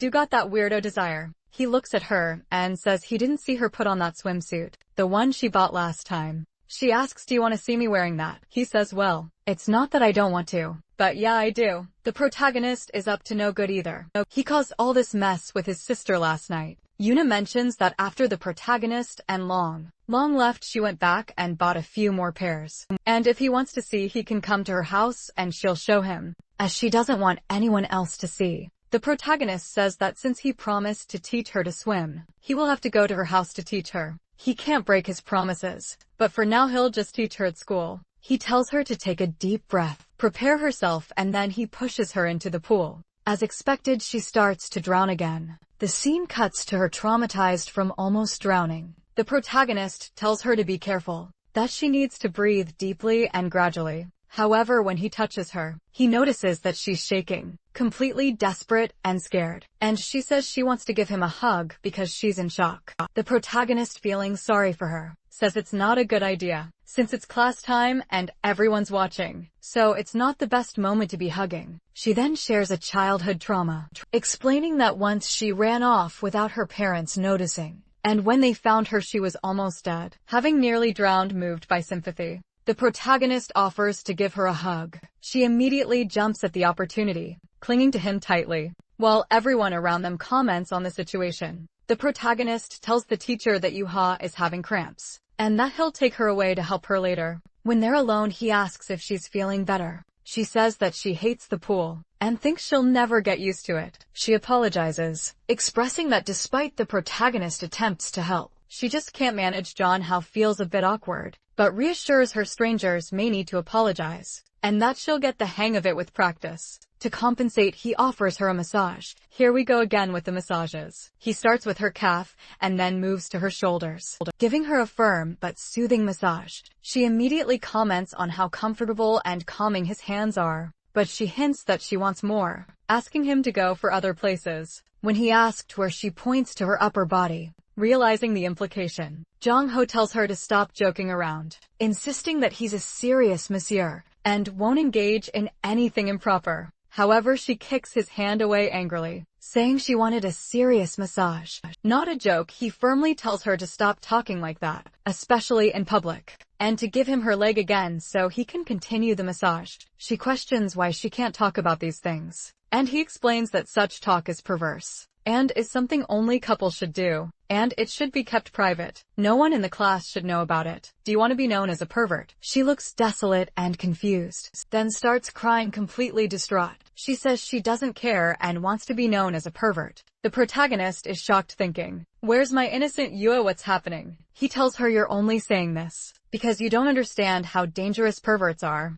You don't want to be an abominable person, do you?" She replies that she doesn't care, since he gave her that massage, and she no longer wants to learn how to swim. The protagonist makes a deal. If she learns to swim, he'll do anything she asks within reason. She agrees eagerly, clearly ready for something more. Back in the office of our dear Wei, we haven't seen her for a while. It seems she couldn't finish her work because she was busy looking at photos of the protagonist. She thinks to herself how exhausted she is, and how she can't focus because of that damn goblin. She glances at her phone, thinking, why don't I just take one more look? She sees a picture she took in the helicopter and blushes. The scene shifts to someone pressing the elevator button, and a man appears asking if she's the general manager. Wai makes a face as if she's ready to scold her mother. Her mother says, "Do you think I'm the kind of mom who hits on her daughter's boyfriend? For heaven's sake, I'm just curious. With so many handsome men chasing after you, why did she choose this Jong Ho specifically?" Wai responds that there's nothing special, and that she wants to get back to work. Her mother leaves, telling her not to sleep at her desk. As her mother leaves, she thinks this is a real problem. It seems my daughter is in love, and that's a weakness that can exist. The scene shifts again, showing the protagonist observing Wayne and secretary, who had been expelled. He thinks, wait, isn't that the secretary who got kicked out? Let me go have a chat with her. He walks over, introduces himself, and asks if she has some free time. She's caught off guard, not expecting this. He gets straight to the point, mentioning that he noticed in their last argument that it seemed like they were both subordinates of Minware's grandmother. So what's the deal? The secretary interprets this as him showing interest in Wai. He quickly clarifies that she's just a stalker, and he has no interest in her. He just wants to know why she's so fixated on him. Didn't she hate men? The secretary explains that it's not that she hates men, but she despises weakness. And since our protagonist is a total Sigma Chad, she couldn't resist. It seems she developed this hatred because of her father. He always obeyed her mother, did everything she said, while the mother would go out drinking and seeing other men. In the end, he caught a disease and died alone in the hospital, and the mother didn't even visit him. He died as a lonely, forever alone guy. That's why she despises weakness and clingy men. The protagonist thinks that maybe the best way to make Wai hate him is by pretending to be weak. Would that be the plan? The secretary suggests that he should join her, because Wai would never treat him badly. Even after everyone left the army, she hired everyone who had been at the base with them, and gave them much higher salaries. So it's guaranteed that if he joins her, his life will only get better. The protagonist says it's not possible, because she wants to dominate too much. And he's the kind of person who doesn't like that. If they were together, one of them would always be mad, At that moment someone appears and says, young man, I finally found you. The secretary is shocked and the protagonist is confused. It seems she's already closed the cafe, and only the security guard is left, having sent everyone away. She's staring at the protagonist saying, you look good, but how long have you two been dating? The protagonist tries to explain, saying she's overreacting and they're not even dating. She retorts, not dating. For heaven's sake, is it possible that my daughter still hasn't managed to win you over? This is a disgrace for the family. The protagonist asks why she's looking for him. She says it's inconvenient to talk here, suggesting they go inside. She's taking the protagonist to a private room. The secretary senses something bad might happen. She tries to rescue the protagonist, saying that we just call of Zhang Hao, and she's just there to fetch him. So let's leave, but the woman beckons her closer with a finger, and when she hesitates she gets a sharp elbow to the chin. The protagonist is utterly confused by the turn of events. The woman apologizes, saying it's been a while since she had to land a blow like that, so maybe it came out too strong. The protagonist stands there stunned, wondering what's going on. Am I caught up in some mess again? The woman remarks, oh, young man, you're quite calm. Any average student would be intimidated by now. The protagonist says that ever since he got involved with Y, these situations have become common, so be somewhat used to them. Now that he knows she's the mother, he's thinking she's the gang leader. So I better not mess up. The mother then comments, it's obvious my daughter doesn't like delicate men. What I don't understand is why it seems like you don't like her. Don't you want to be my son-in-law? Don't you want to join the wife family? The protagonist tries to deflect, saying he's just an ordinary citizen and doesn't deserve her daughter, claiming there's nothing special about him. He also says he needs to leave, because his family is probably looking for him. She says, since you're in a hurry, I want to make a deal with you. The protagonist is surprised. Asking a deal with me? I'm just a high school student. I can't help you. She insists that only he can do it, because according to her observations, her daughter is obsessed with him. If he asked her for something, she probably won't refuse. The protagonist, still confused, listens, as she tells him to invite Wyatt on a trip to a specific location. Once there, he has to set up a situation where her people can arrive and capture her daughter. Then she promises to give the protagonist a lot of money, enough for him to move to another country and live an easy life. And then he says, wait, you want me to help you take down Wei? Isn't she your daughter? How am I supposed to take her down? She responds, it's simple. I want my title as the head of the family back. There hasn't been a mother-daughter relationship between us for a long time. The scene shows a panel indicating that Wei had beaten her mother, taking control of the family. The protagonist, feeling awkward, says, with all due respect, isn't Wei already the head of the family? Since she took over the family, status has become more significant and relevant in the entire city. So why do you want to fight her? It seems like she's doing a good job. The mother explains that the only thing she has left is money, and she wants to use it to do whatever she wants. I have no family, no one left. She says, so why not stir things up? She asks, what do you think? You don't even like her, do you? Let's take advantage of the situation. The protagonist is shocked, unsure of what to do. The scene shifts to the secretary, who is semi-conscious, looking around, and thinking about how her training helped her withstand the blow. Otherwise, she might have been done for. She realizes she needs to alert Wei as soon as possible. She suddenly taps her wristband, sending a silent signal. The scene cuts to Wei's phone, where she receives a message indicating that Madam had contacted John Hao in a private room. Wei is startled and orders the car to be prepared immediately. The scene shifts back to the protagonist and the mother. The protagonist says that even if she manages to defeat Wei, managing the family won't be easy, as many people support her. He suggests that despite the issues between them, I should try to talk things out. The mother dismisses this, saying, Wei is a cold-hearted person. It's better to have a dog than her. She's been against me ever since her father died. There's no way to talk to her. If I had known what kind of woman she would become, I wouldn't have given birth to her. Protagonist, knowing the truth about the father's death, thinks the mother is lying, because he knows the father died because she neglected him, and he was left alone in the hospital. Trying to deflect, he says, that's a lot to deal with. I understand why Wei resents you because of her father, but all you need to do is show a little more care for the family, and everything will get back on track. The mother retorts, oh, are you trying to convince me to give up on this? I came here because I sensed you didn't like her, but it seems like you're trying to protect her. She points out that the punch she gave to the secretary was a declaration of war. She insists, all you have to do is take Wei to the location I specify, and I'll give you the money. You won't have to worry about anything else. The protagonist asks if I don't agree to help you. The mother rises, you don't want to help me or take the money, fine. Then your family and you will become my hostages. Simple as that. The protagonist, with a serious expression, responds,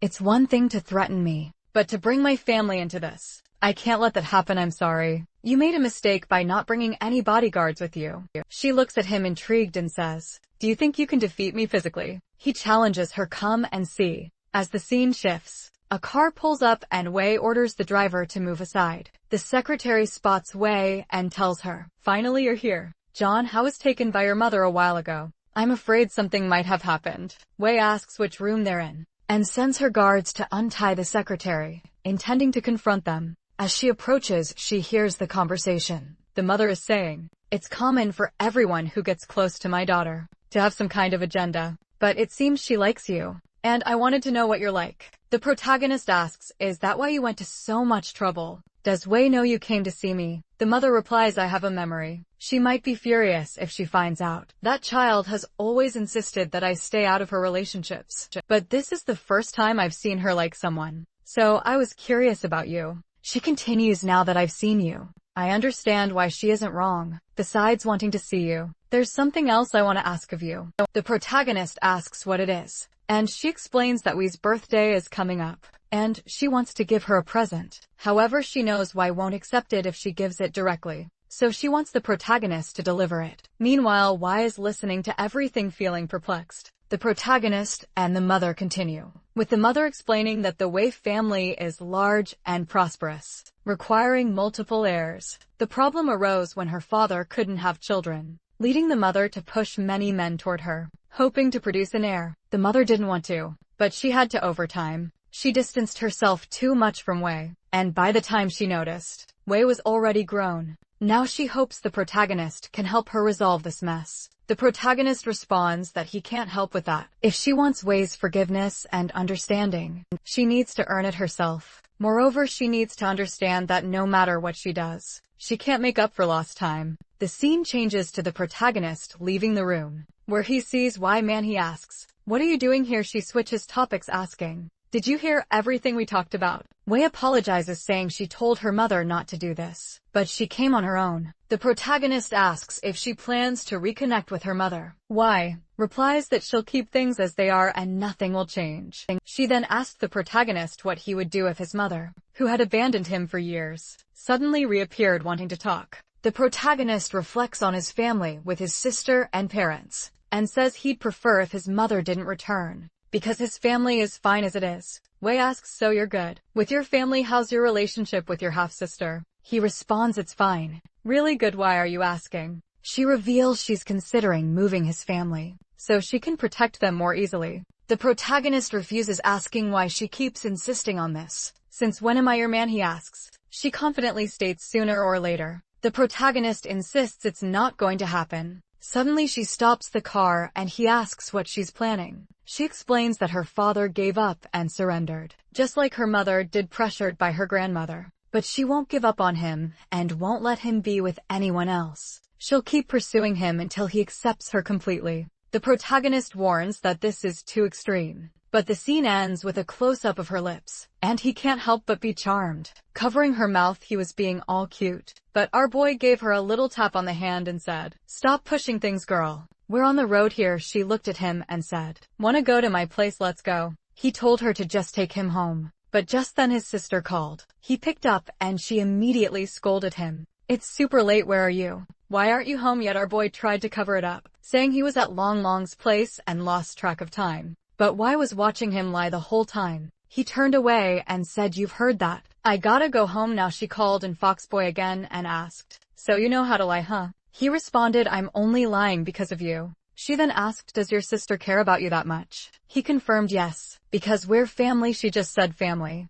But Wei was already thinking it might not be that simple. When he got home, his sister greeted him and he started apologizing, saying Long Long had held him up or something. But she stopped him and said, why are you lying to me? Yikes. He was caught off guard, trying to play dumb. Sis, what are you talking about? I'm not lying. I've never lied to you. But then she revealed, I called Long Long. He said you left his place a long time ago. Busted dude. He didn't expect her to have Long's number, she continued. I've always been alone just like you. With single mom working all day. I only learned what family warmth was with you. I consider you my favorite brother, but it seems I was too sentimental to you. I'm just a stranger, ouch bro. You screwed. She shed a tear and said, if you don't want me involved in your life, fine. I won't bother you anymore. She turned to leave. The protagonist tried to grab her arm, asking her to listen, apologizing, and explaining that he had gone out to dinner with a friend, but was afraid she worry. He reassured her it was just a friend, nothing more. Desperately, he continued apologizing, but she shook off his hand and said, you just need to understand that I care about you.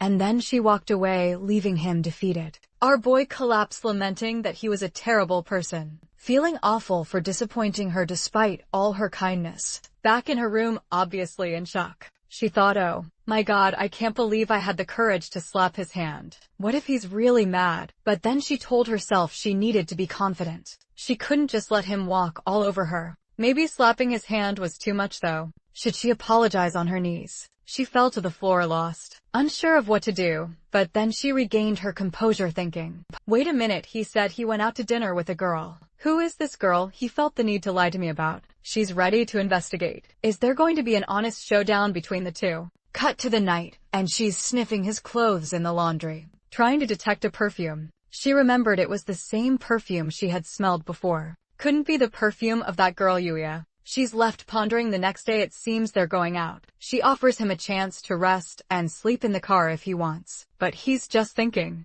He needs to find a chance to talk to her and explain the situation. They're apparently going to his father's cousin's house, and he's curious about what it's going to be like, since he remembers the guy being pretty cool and handsome. However, his father suddenly says, who's that kid staring at us? When the protagonist looks, it's Yua, looking all cute in her outfit. His dad asks, who's that bold girl here, son? He responds, a classmate. He goes to greet her and asks if something's wrong, why she's there. She says she came to invite him to an art exhibition together. Meanwhile, his parents are thinking she's probably a potential girlfriend, impressed by her boldness to come to the door like that. And big sister is watching, ready to kill Yuha. The protagonist introduces his mom and dad to Yuha, who is visibly happy, apologizing for the inconvenience and introducing herself. She seems delighted to meet everyone, feeling that things are going well. Then the protagonist's sister steps up and bluntly asks, are you trying to date Jonghao? Without hesitation, Uis says yes and admits she likes him a lot.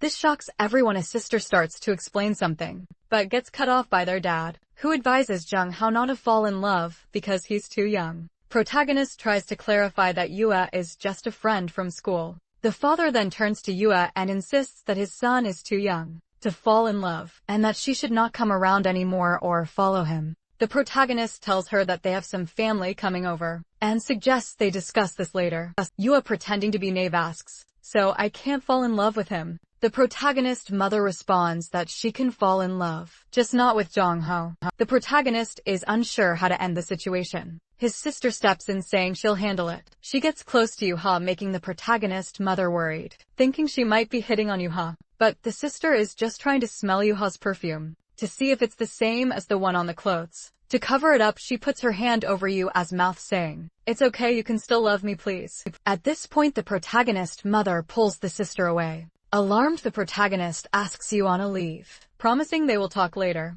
She apologizes and leaves. The sister is left thinking, if it isn't the same perfume, then who is this other woman constantly around? My Jonghao. The scene shifts to the protagonist's father, greeting the cousins when they arrived. The cousin, who used to be quite a player, now is in short shorts, looking very dainty. The protagonist, despite all the chapters, still isn't used to it later. During a conversation in the garage, the topic shifts to the situation with Yua. They talk about understanding how being so attractive is likely pursued by many. Cousin then comments on how beautiful the protagonist's sister is, and the protagonist's mother agrees, saying, Kin is also very beautiful. Protagonist, looking somewhat disappointed, tries to escape the conversation by offering to help his dad in the kitchen. However, his cousin stops him, saying, Jonghao is so good looking that he should just take care of himself like a flower, and everything will work out for him. He advises John how to find a rich woman and relax. The protagonist insists he likes helping his dad when needed, but his cousin keeps insisting that women nowadays are learning to cook just to please men, so he doesn't need to worry about that. Realizing his cousin won't stop bothering him, the protagonist suggests they go to his room to continue talking.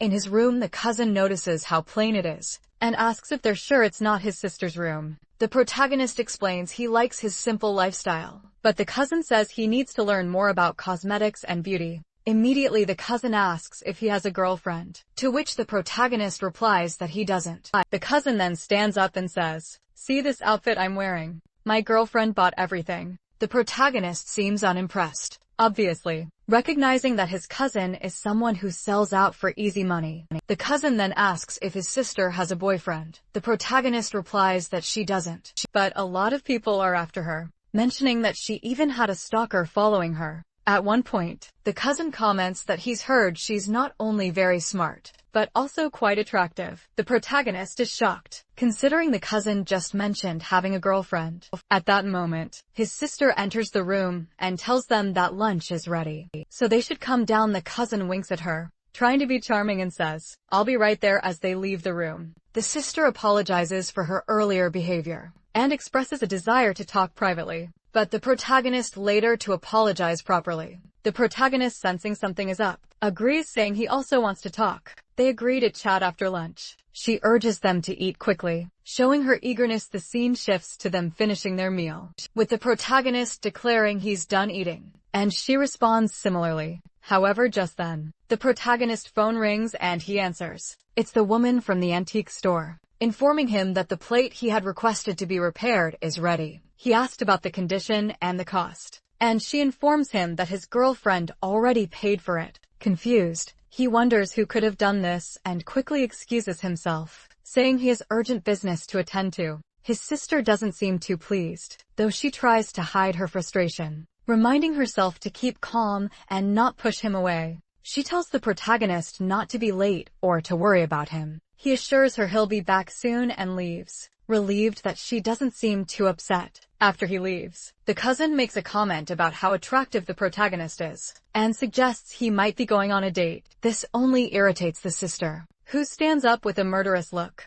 agreeing that she needs to keep a closer watch on him. At the antique store, the protagonist receives the plate with a note on it saying, "I paid for your repairs, so come see me when you get this." It's from Inan. Clearly, she's the one who paid for it, and the protagonist doesn't look pleased. Back at Fong Hong, the company, Inan is looking stunning as the protagonist walks in, asking for permission to enter. She immediately questions why you did not knock before coming in. He starts to leave, but she stops him, saying he's staying cause once she finishes her work, they're going out for dinner. The protagonist tries to decline, saying he's not available, and then pulls out the repaired relic, asking her how much she would deduct from his debt for it. He suggests that if it's not much, he could sell it elsewhere and bring her the money. However, she seems uninterested in the monetary value, and more concerned about where they'll eat. The protagonist finds it challenging to deal with her, as she always has a response that he doesn't want to hear. Trying to change the subject, he suggests taking the relic to an auction,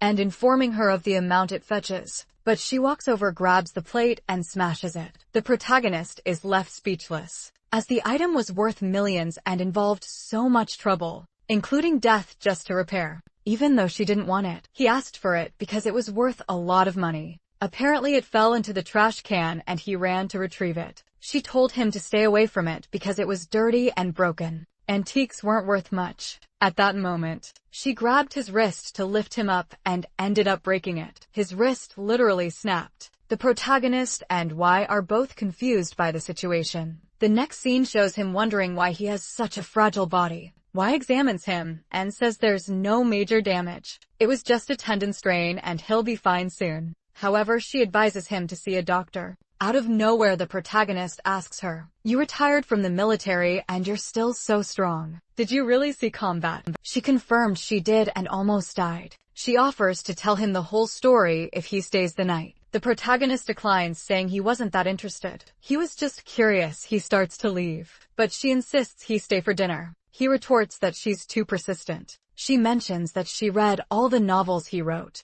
and they seem too real. She wants to talk about them over dinner. The protagonist wonders about her connection to the girl from the moon, and flops onto the couch surprised that his novels had such an impact. He considers staying, since he hadn't eaten much earlier with his sister, and was still hungry. Wei quickly orders dinner for two and teasingly asks what made him decide to stay the night. The protagonist, embarrassed, clarifies they only agreed to dinner, not the whole night. She then teases him about looking at her legs, and accuses him of being dishonest with his eyes. He awkwardly explains that he was just admiring her expensive-looking clothes, since he's from a poor background. But she quickly moves in and pins him to the couch. The protagonist, shocked, asks if she can't control herself. She insists she doesn't need to, as he's destined to be hers. He tries to laugh it off, saying she's reading too many novels, and playfully squats her behind. She gets annoyed, accusing him of teasing her without following through. She questions if he's afraid.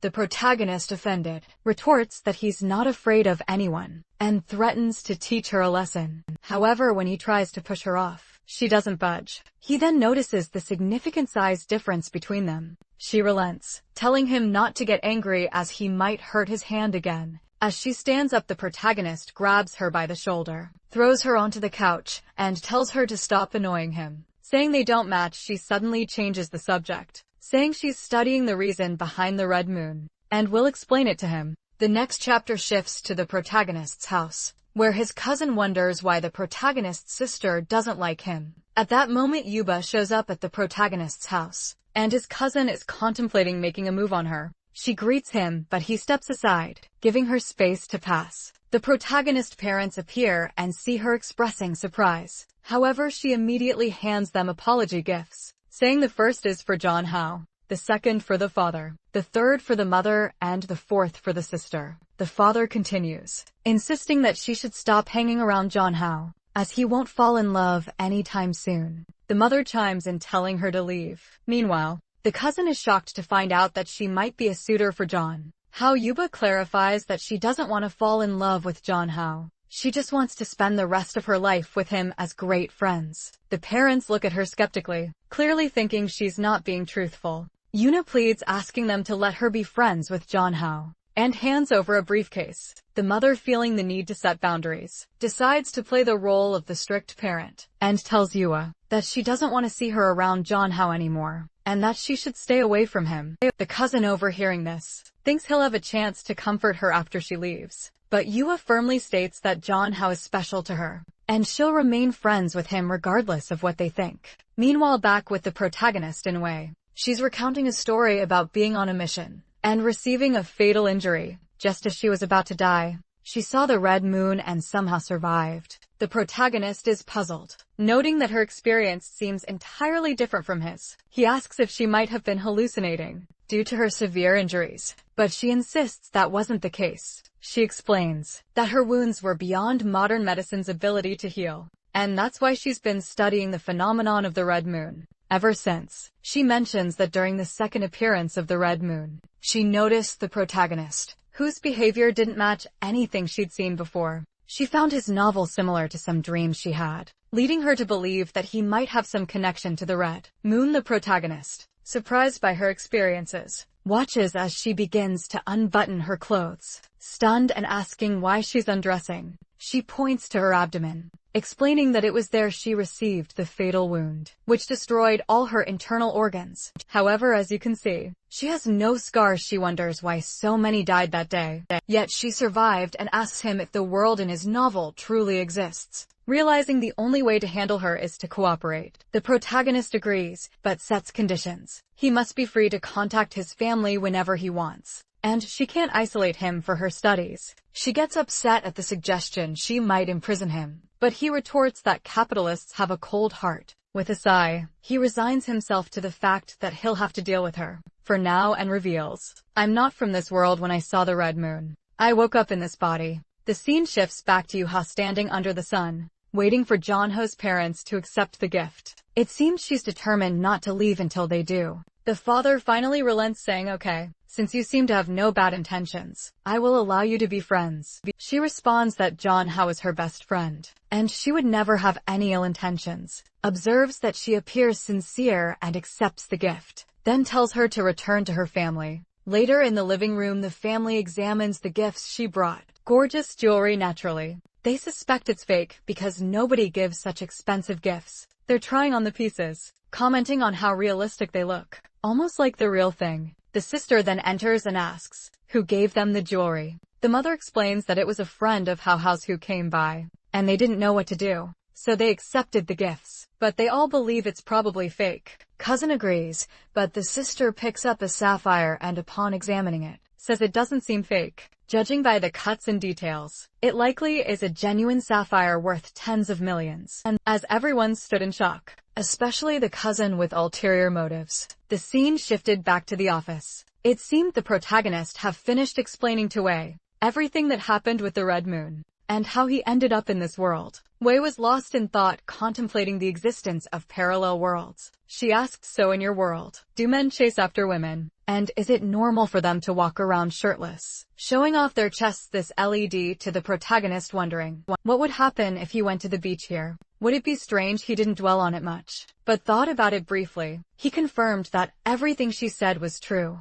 and that he's a normal man. When he sees a beautiful woman, he can't help but look a little longer. In his world, he wears shorts to the beach, but here he's considered a wild man, so he's probably not a good match for her. Moreover, he might return to his world at any moment, and since she's a great woman, he doesn't want to hurt her. He suggests she finds a normal man. Ignoring his concerns, she asked if it would be normal for him to take off his shirt now and show everything since he's from that world. The protagonist replied, of course. In my world, if it's hot, guys take off their shirts. We imagine the sight, seemingly stunned, thinking about men walking around shirtless, and how daring they must be. She then challenged him, if that's the case, take off your shirt now, I want to see how it is. If you're telling the truth, you won't feel anything about it. Reluctantly, he started taking off his shirt, thinking he'd show her what a man from his world is like. But as he did, he noticed her intense, almost soul-sucking gaze, making him hesitant. At that moment, he recalled the goddess, and wondered if he was assimilating into this world's norms,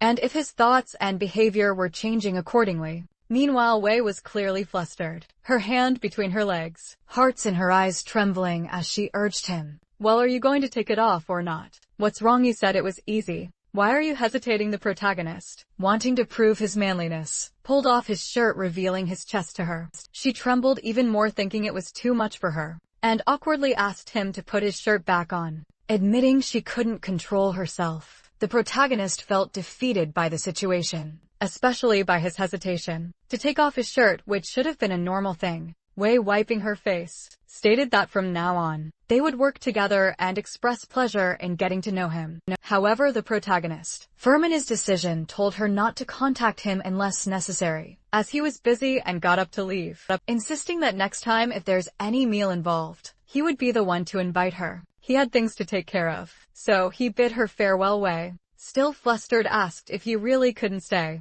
offering anything he wanted as long as he stayed. The protagonist firmly refused, saying not to even think about it, as he wouldn't agree to anything. Upon returning home, his sister was staring at the sapphire, thinking about how sapphires symbolize loyalty and perseverance. She pondered whether Wei had the financial means to give such a valuable gift to her brother. In that moment, she eyed the protagonist's cousin and thought, if that's the case, I'll have to use this guy sometime later. Jong Ho was back home. His father, all worried, asked why the hell he took so long. That's when he mentioned all the jewelry Yue had left for our boy Ken. Ken commented that besides being very wealthy, the girl seemed to come from a rich family. The father made a serious face and told the protagonist that he couldn't like the girl just because she was a millionaire. Meanwhile, the cousin was fuming because he wanted to have received that necklace himself. Thinking about Yue, he swore to himself that he would win her over. After all, she was his ticket to wealth. However, he was already imagining the wrath of someone, and thought that at least he had her waiting for him. Boy was daydreaming, thinking he had options to choose from. Even though he believed that John Hao, despite being handsome, wasn't very seductive. Sometime later, someone said they were arriving. John Hao apologized, saying they couldn't accept the gift because it was too expensive. Suddenly, his cousin appeared, saying they had met again. John Hao remarked that it was quite a coincidence that they had already seen each other. In the cousin's mind, all he had to do now was create a little physical contact and stumble like an idiot. Yuga seemed scared as he approached, and promptly kicked him in the chest. She apologized, saying she acted instinctively, while the boy was coughing. She asked if he was okay as his legs seemed wobbly. Jung Hao suggested they should be more concerned about others for now. While the cousin realized his plan had completely backfired, Jung Hao once again stated that he didn't need those gifts, and Yuhua asked if he didn't like them. The father intervened, saying that such gifts were too expensive and somewhat intimidating. Jung Hao replied that he didn't need such things to improve their relationship, returning the gifts and stating he would accept a kindness, but she could keep those things. She asked if he hated her because of this. The parents, embarrassed, reassured her that she didn't need to worry about it, and that their relationship hadn't changed. The sister stepped in saying they were just friends, so there was no reason for him to hate her, and suggested she return the gift if she wanted to remain friends with him. Kin was furious that the damn cousin hadn't accomplished anything. Then Kin turned to Yuha and said it was getting late, so she would take her home. However, the mother insisted that she would take the girl, already suspecting that the daughter was trying to hit on the girl in the car. In the end, Kin's plan to have a conversation with Yuhua failed. Everyone was leaving together, and she couldn't do anything about it. At that moment, Jung Hao's cousin asked to add Yuhua to his contacts. However, Jung Hao, feeling possessive, quickly said that she wasn't that casual, and wouldn't give out her number. Cousin realized he didn't stand much of a chance. And you have agree with what Jung Hao had said. Shin, upset, told them not to get too close, because it was dangerous. Jung Hao noticed that his sister wasn't hiding anything anymore. However, the fool thought his sister was also in love with Yua already, imagining that the girl was amazing for winning everyone over around her. Now he was motivated to make peace with his sister, because she seemed very angry. The next day his sister woke up for breakfast. He arrived all sleepy, saying good morning. When he asked where everyone was, since it was just the two of them, she told him that the cousin and the others had left, so it was just them there. Our boy already knew that life at home wouldn't be easy. Embarrassed, she asks what he's doing, and he apologizes for lying lately. Meanwhile, the sister thinks her plan was to make peace, but she didn't expect it to be so easy. Now feeling completely better, she says it's even better when he takes the initiative. She acknowledges that something sad happened, but emphasizes that the future is more important. She asked Jung Hao never to hide anything again. He hesitates for a second, knowing he's hiding a lot of things, but simply says okay, because he's not about to reveal any of it. He thinks to himself that after everything is resolved, he will confess the secrets. With that, the poor girl feels completely relieved, thinking he's so kind at this moment. Jung Hao says she no longer needs to hide that she's in love with Yuhua. The poor sister is utterly confused. She starts laughing, thinking he's acting this way because he's jealous. She takes advantage of his foolishness to ask him not to bring Yuhua around anymore. Otherwise, she won't be able to control herself at home. Strangely, he says, it's been a while since they did a special training, and asks for help. Kin, who has a problem with her sweat glands, agrees to help him, so she puts lipstick on her boy. And with that, she says that these events make all the sadness irrelevant. The scene shifts to Wei's secretary in front of her nursery. She thinks this must be the right place.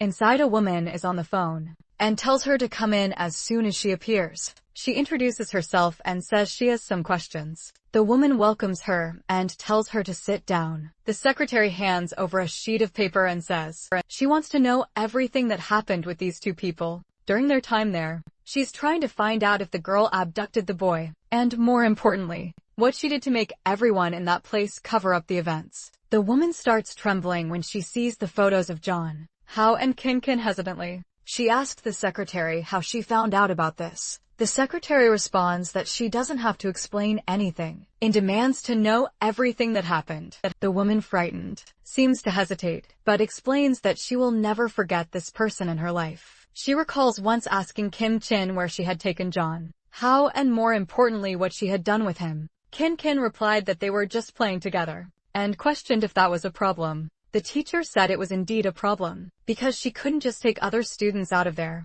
As she pleased, she warned that she would have to speak with Kin's family to take action. But Kin asked if that was really the best option. The teacher was a bit confused, but the girl advised her that it might not be wise to escalate the situation. She explained that no one saw them return, and no one knew she had taken the boy. So she suggested that everyone would probably believe her if she said the teacher was just making it up. Or worse, everyone would blame the teacher for letting it happen. if it were proven that something happened. As a teacher, she would be held most responsible. Kim then asked the teacher if she really wanted that to happen. The poor woman stood there frozen, while Kim urged her to answer quickly. Back in the present, the secretary asks if she really gave in to that. The woman responds that she contacted the family, asked how the boy was. That's when the family said the boy would never return there, and they were moving away. The secretary asks if that resolved the situation, and the woman says yes, since no one returned. She then asks if the woman knows what Kim did. When she took Zhang Hao, the woman says she doesn't know,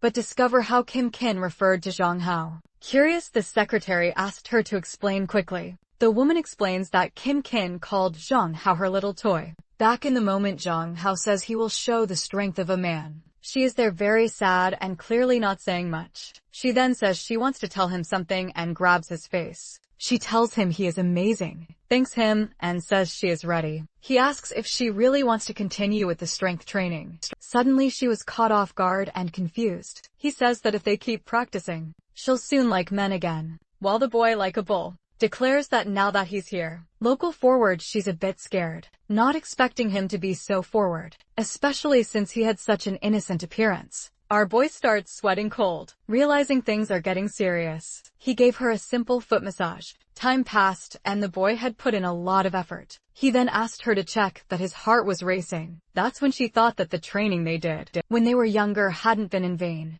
Now she knows. She just needs to complete the next step to fully win over Zhang Hao. Our boy says they will continue. She sees that he's standing there, preparing for something, and asks if he's talking about this. He tells her not to be nervous and to relax. But now she's the one who's scared, because there's unlikely to be anyone else intervening. She's panicking, not knowing how to react, while John Hall thinks she's cute when she acts like this, and then smiles, saying that he's finally going to do it. But obviously he feels something strange. His stomach starts hurting, and he doesn't know what's happening. She asks what's wrong, and he says he's feeling some strange discomfort as he suffers, wondering why it hurts so much. She tells him to wait there while she gets some hot water. Going to the kitchen, she thinks it's a shame. She almost won the game, but she's excited because this confirms the boy's intentions. She decides that when the time is right, she will confess to him. While later she brought some milk and a few eggs for him to eat. She asked our boy, who was lying down, if he's okay. He says it didn't help much, and asks if she knows any medicine. Since she's a doctor, she says that medicines have side effects, so it's better for him to rest for now. Then she says she has an amazing idea. Suddenly she climbs over him, lies next to him, and says she's going to give him a belly massage to help him relax a bit. She also puts on some relaxing music, and the notes filled the room. While our boy thought she was amazing, he began to think that maybe staying in this world forever wouldn't be so bad, as having someone take care of him like this every day wouldn't be bad at all. The scene shifts to someone banging on Kin's paper. It's the president pounding the table, saying she knew something was wrong. The secretary asks what they're going to do, but then she remembers that John Hao had set a rule that she couldn't contact his family. She hesitates for a second, unsure of the best option, and says she'll have to make a call first. A while later, John Hao is sleeping, and Kin said he was very cute like that. Suddenly he received an unknown call. She immediately hung up, relieved that he didn't wake up.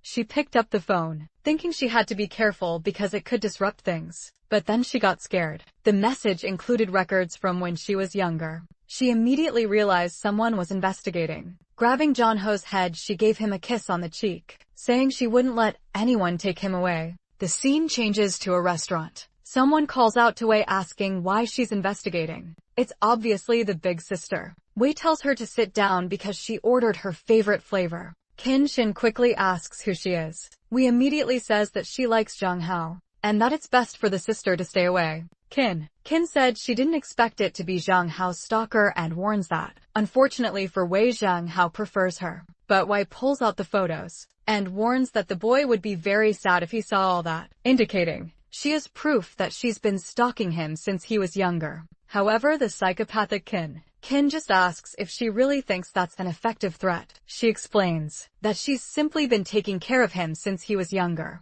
and declares that in the end, he'll be hers. We laugh in her face, and warns that John Hao will find out that she made her mother marry his father, just so she could become his sister. She threatens, saying that John Hao is a different person and not her toy. Now Kin fell silent and sighed, saying that if she discovered all this, she must be rich and powerful. However, she says she understands that Wei probably tried to win over Zhang Hao with money, but it didn't work. She adds that it's a shame, but John Hall will never truly like her. The two stand in silence, staring at each other when he claps her hands, saying it's expected from the girl who threatened teachers when she was 7 years old. She then decides to introduce herself, saying her name is Yaman from the Feng Hong Company. Kim Shin immediately recognizes the name of the company. Wei informs her that she called her there because she had promised Zhang Hao that she wouldn't hurt his family. But if she crossed the line again, the family matter would be set aside. Kim realized she had just received a death threat. As Wei walks past her, she asks if she really knows the Zhang Hao she likes, leaving the girl in silence. Kin punches the table in a fit of rage. The scene shifts back home. Zhang Hao is slowly opening his eyes. He gets up and sees his sister beside him working on the computer. He asks what's going on, and she just wants to know if he's still feeling uncomfortable, mentioning that she brought a hot water bottle for him. She then says that while he was sleeping, she read the entire novel he wrote. She found the world he described to be quite interesting and realistic. Embarrassed, he says he only wrote those things to stand out among others and make more money. His sister remarks that it felt too real, and that the protagonist really seemed like a real girl. She warns him not to confuse fiction with reality, because real life is different, handing him the hot water bottle and saying that it will make him feel better. She then hugs him, telling him that if he has any problems, he can always tell her because she's worried about him. The scene changes to the next day at school.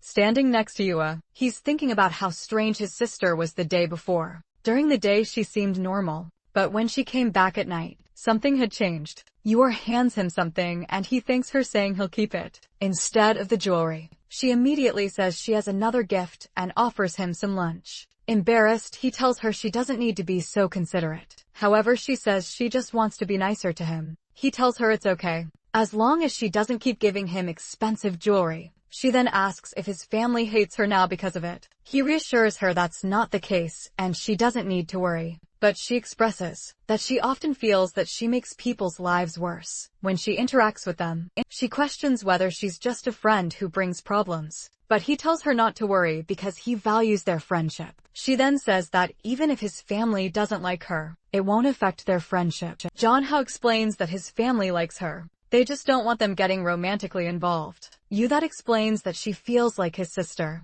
on the other hand, doesn't like her at all and seems to want to keep them apart. John Hao has no idea what happened, so he just thinks she's being insecure. He stands up, telling her she doesn't need to change or try to please anyone. She will still be his friend, and she doesn't need to rush to prove anything. This cheers her up a bit, and she explains that recently she at least learned to swim. He says if that's the case, they can have fun of the weekend. The scene changes to a sunny day. Our boy was walking around the city when someone called out to him. It was Yuba, all dressed up. Our boy felt better, wondering why she had dressed up so much. He tells her they can start their outing with that. She pulls out a giant notebook full of things she wants to do with him. Our boy wonders why she seems so prepared, and she starts listing a bunch of things they need to do today, mentioning she even bought tickets for a movie called Season of Love. He says he's confused, because he expected her to want to watch a war drama. However, she says no. She chose this because she's sure it's his favorite. With that, he takes her hand, saying it's okay, and that he'll be happy no matter what she chooses,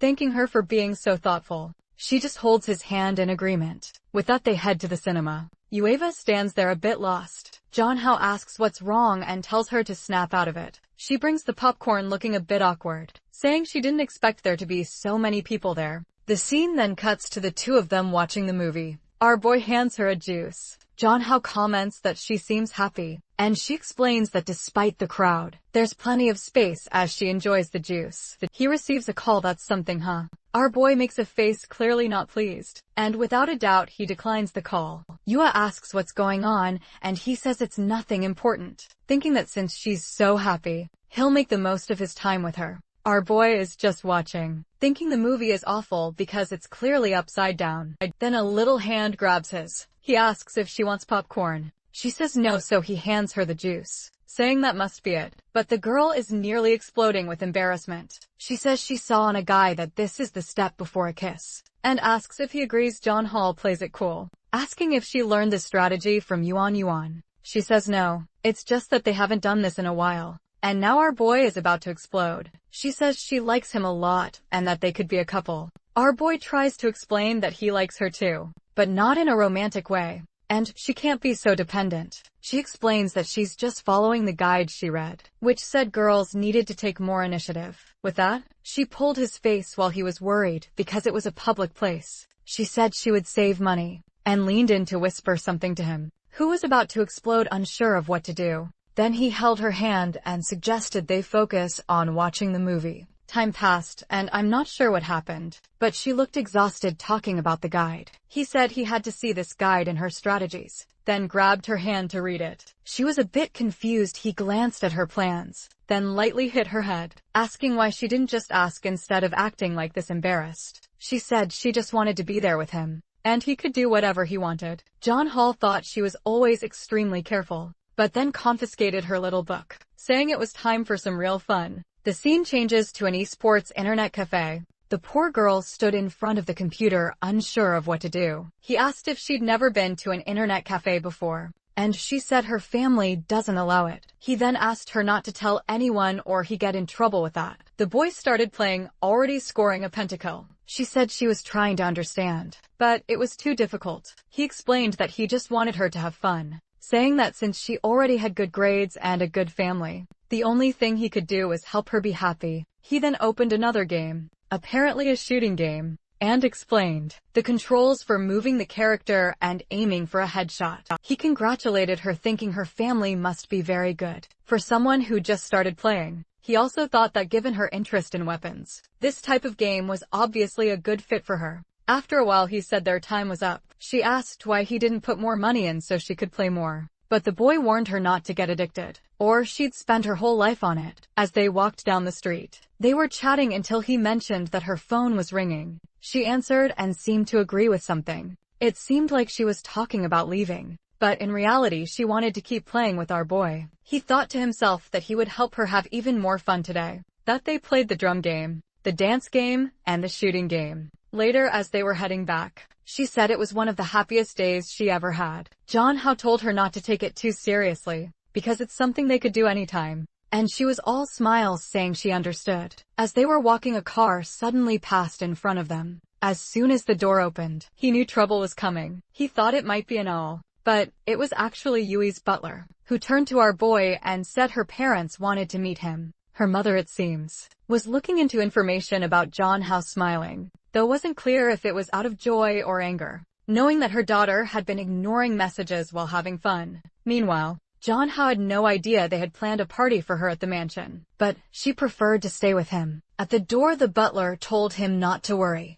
as the master was not someone who regretted visits. As soon as John Hao entered, he saw the mother standing there, or perhaps the father, as it wasn't clear who was who, and was asked to sit down. Our boy thanked them and realized it was the father, as he thought the man looked very young. At the table, the father asked if you had fun, and she said yes. He then told her to go take a bath because her clothes were dirty, and he turned to John Hao, saying they could have lunch together. He mentioned he heard that our boy had been making her very happy, and wanted to thank John Hao. As her father, our protagonist, very polite, said it was just a matter of friendship, but he noticed the thank you seemed somewhat insincere. It seems John Hao wasn't very well liked there. Father then asked how much money he wanted to stay away from Yua. The boy wondered why the plot always seemed to take this turn. He told John Hao that she had missed a family gathering because of him, and our boy was confused by the sudden change in attitude. He apologized, saying he had no idea she had a family event that day. Father said he was misunderstanding, and in fact, he wanted to thank him for that. He offered a card, but John Hao refused, saying he didn't want money in exchange for friendship. The father asked if things weren't obvious enough, saying it would be rude to spell it out further.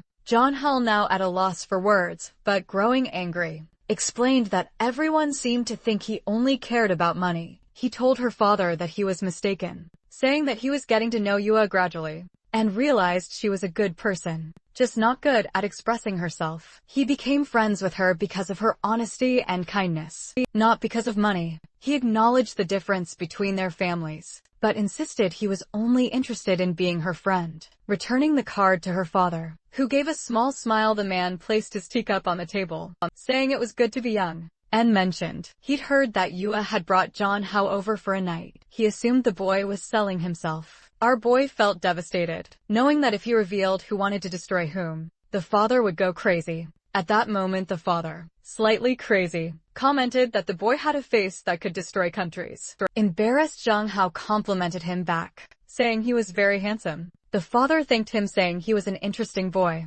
and then asked him to continue being a good friend to Yuha. John Hao agreed, saying it would be easy. A scene changed the exit as the father was leaving. He mentioned that he would prepare another banquet for his daughter, but advised her to be more careful. Yueva said she understood, but noted she was out with John Hao, who was her friend. The father smiled and said that if that was the case, she should value friendships. In front of Yu Hang, he asked Zhang Hao if they were really just going to remain friends and never be a couple. Poor Zhang Hao felt silent, unsure of how to respond. He turned to the father and said he understood perfectly and would avoid any contact. The butler then appeared and told John Hao that it was time to go. The father told John Hao that it seemed there was nothing to worry about, but before leaving he instructed the butler to keep an eye on the two. Our boy was exhausted, and Yuna asked if her father had caused any trouble. He says everything's fine, and that it must just be fatherly love. And he checks his phone and is startled. He has a series of missed messages. The scene changes to his home. It's night time as he's returning Ken.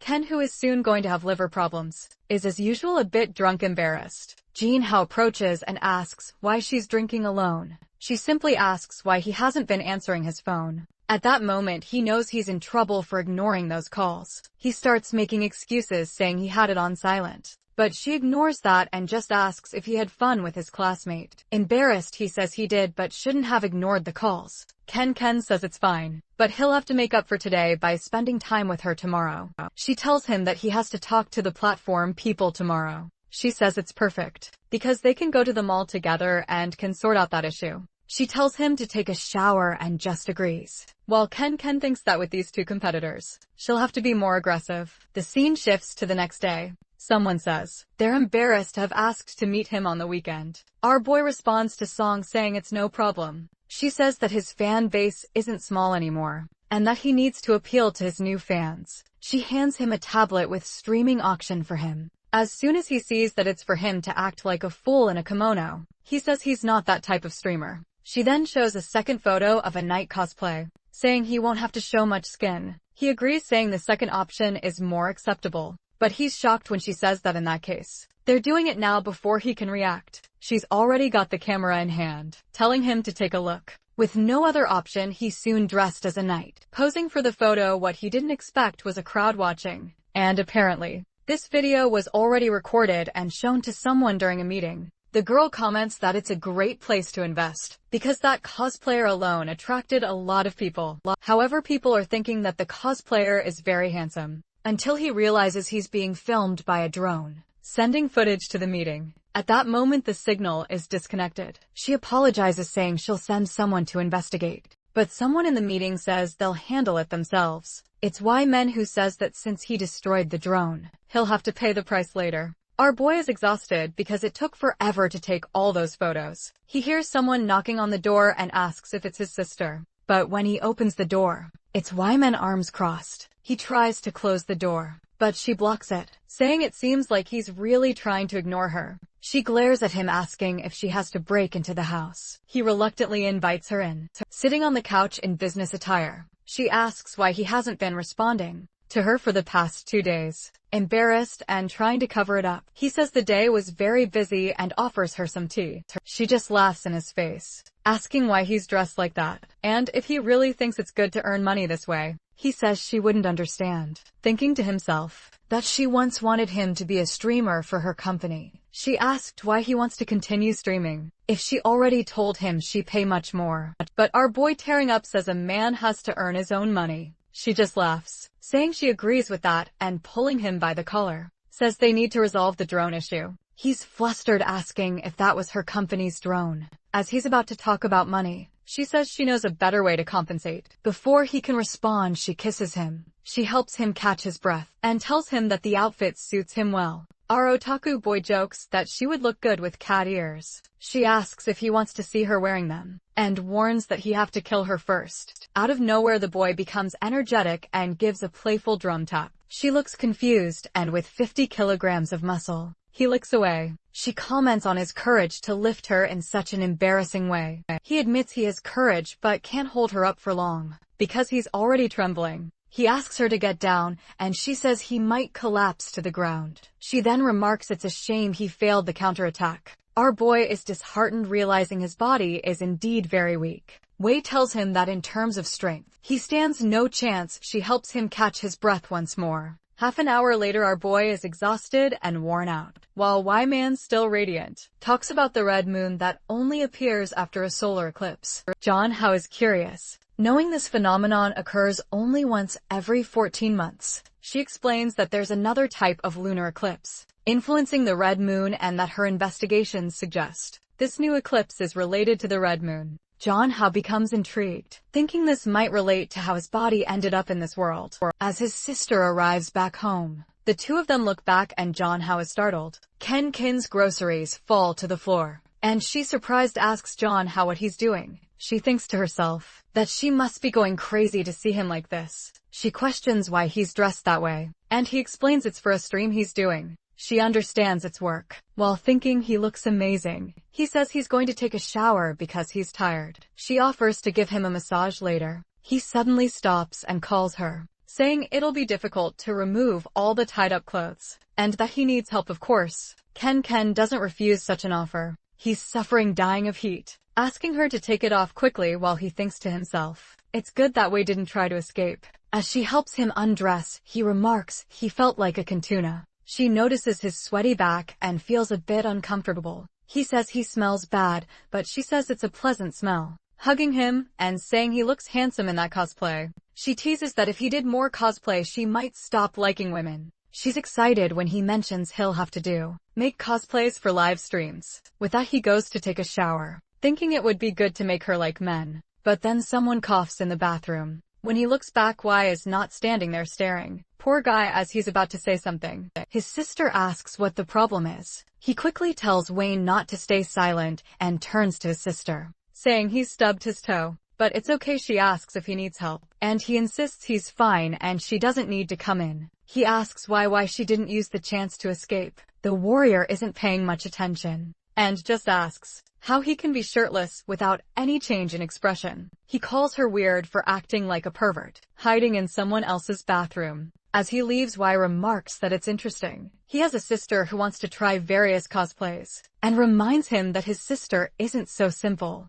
John Hao tells her not to worry. On the other side, Kin calls him to come quickly to drink some milk and get a massage. Wei stands up angrily, saying he indeed has a very caring sister. Now certain this woman has some evil plan, she storms out, saying it would be good for him to visit her tomorrow afternoon. Otherwise she'll have to come back to deal with things. The scene shifts to the wife family villa. The usually stern boss is cooking. This time our boy is already there, complimenting her, saying she's impressive. He approaches, offering to help her cook, saying she doesn't need to do it alone. She tells him not to worry, because it's normal to cook for the boy one likes. He blushes and tells her to stop with the subtle hints. She gets closer and says, it's rare to see a cute boy like him who knows how to cook. He replies that unfortunately he had to live alone for many years, so he learned. Just then his pan starts burning. She pulls his face towards her, telling him to be careful. Embarrassed, he apologizes, saying it's been a long time since he cooked. He steps back, thinking he never imagined she had this side.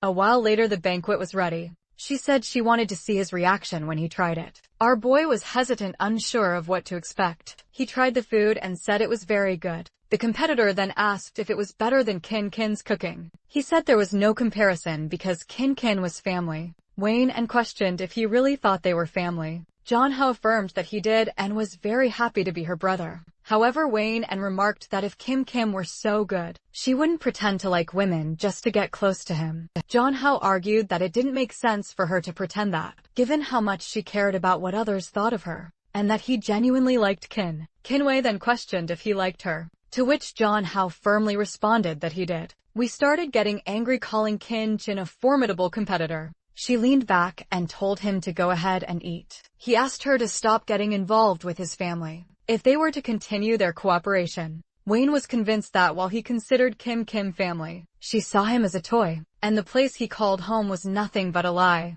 We then see some things the secretary discovered. It appears that Jong Hao's father's marriage to Kin's mother was orchestrated by Kin herself, in other words. It was all a tactic to get close to Jong Hao. Upon hearing this, Nam was certain she couldn't let someone like that stay by his side. A while later, she watched him leave through the window and grab her phone. With a wicked plan, she made a comment about Kin Chin in the conversation, saying things would change from John Heller, and she wasn't really his sister. The scene shifts to Kin Chin at home. Looking up at the sky, she says the time is coming. A while later, John Hao arrives and asks why she left work early. She says their parents aren't home, so she wanted to arrive first. However, she feels disheartened when she sees that Yuha is also there. Yuha greets her and John Hao says she doesn't need to be so formal. Kin wants to know why he brought someone home without informing her. He apologizes, explaining that he's doing this because of Yua's social difficulties. Excited Yua says she even changed her shoes. John Hao invites Yuma to go upstairs, and Kim Kian says she'll bring some food, though she's fuming inside, thinking that this girl is ruining her plans. In the room, Yuma compliments the smell, which confuses John Hao. John Hao offers to give her whatever she wants. At this moment, Yuna starts rummaging through a drawer, pulls out a pair of smoking Pikachu underwear, and says she'll take that. Just then Kin enters the room with some juice. She sees the underwear and looks disheartened. Poor John Hao tries to explain, saying she shouldn't misunderstand. Seated with both of them, Kitten says she understood perfectly what was happening. John Hao tries to explain that Yuha is just socially awkward, and not a pervert. Kin decides the best plan from now on is to reduce the amount of time the two spend alone together. She invites Yua to her room, saying she wants to show her something cool. Yua thanks her, saying she's very kind. But when Kin suggests watching a movie that girls love, John Hao gets a bit confused. He pulls Yua aside, saying it's not a good idea to teach her those things. Kim reassures him, saying she will only talk about girl stuff, then tries to pull Yua along, saying she will teach her what a girl needs to do. John Hao, confused, asks if Kim is interested in Yua. Suddenly Kim falls silent and insists that she definitely isn't. John Hao is a bit confused, and suddenly Kin threw herself onto him, putting her hand on the back of his neck. She noticed he was out of breath and gave him some air, while Yohin was almost crushed. A moment later, he pushed Kin away and asked what she was doing. Poor Yohin had nearly suffocated. Then Kin suddenly admitted that she lied to him. The scene shifts to a taxi in front of the house. John Hao says goodbye to Yua and apologizes for his sister. Yua says she just felt a bit breathless, a little embarrassed. John Hao explains that it's his sister's way of showing she cares, and considers mentioning what she had seen. However, Yuma doesn't seem to fully understand the situation. He dismisses it and tells her to be careful on the way home. As the taxi drives off, Yuma rummages through her bag, finds the gift Young Ho gave her, and wonders if he really prefers Kin, who is now standing at the door just staring at him. John Hao, a bit startled, turns and calls out to her, but then he remembers that Yuan didn't say anything, and realizes she might not have lied. He asks Kin if she really doesn't like women. She stands there in silence without responding until a bit embarrassed. She admits she doesn't. She then shockingly confesses that she lied because she likes him too much. She tries to explain that she likes him so much that she knew no one would understand, so she acted this way now that he's discovered the truth. He's a bit confused, saying it's a bit strange. She steps out into the rain, saying she understands it's weird, but just wanted to be close to him,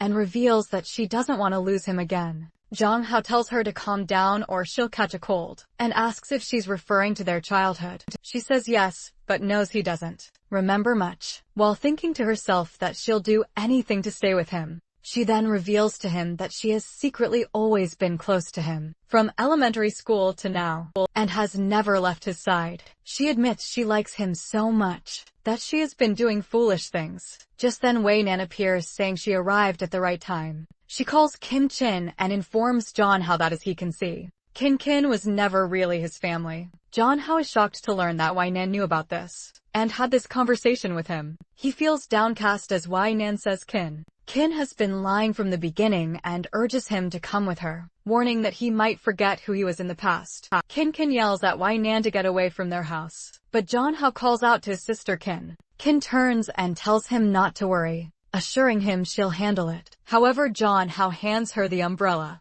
looking disheartened, and tells her to go inside first. He says he'll leave for now and give her an answer later. Kim stands there confused and unsure of what just happened. The scene changes to Wagon's apartment, where she tells John Hao not to catch a cold. She hands him a towel, but he's just standing there in silence. The two stand quietly for a while before he asks if she really needs to reveal his true identity to his sister. She dries his hair and asks if he truly believes his sister is innocent. White man goes to a book and says if he really wants to know the truth, he should take a look at it. John Hao looks at all the records they gathered on Kin and starts to get scared by what he finds. When they were younger, she would get any girl who talked to him. This behavior continued as they got older. Even though she was accepted into a much better university, she chose to stay in the city to stay close to him. It turns out that her mother's marriage to his father was orchestrated by Kim Shin to get closer to him, and Hao asks how this is possible. Wei Nan, a bit unhinged, comments that she admires how far Kin's love has gone.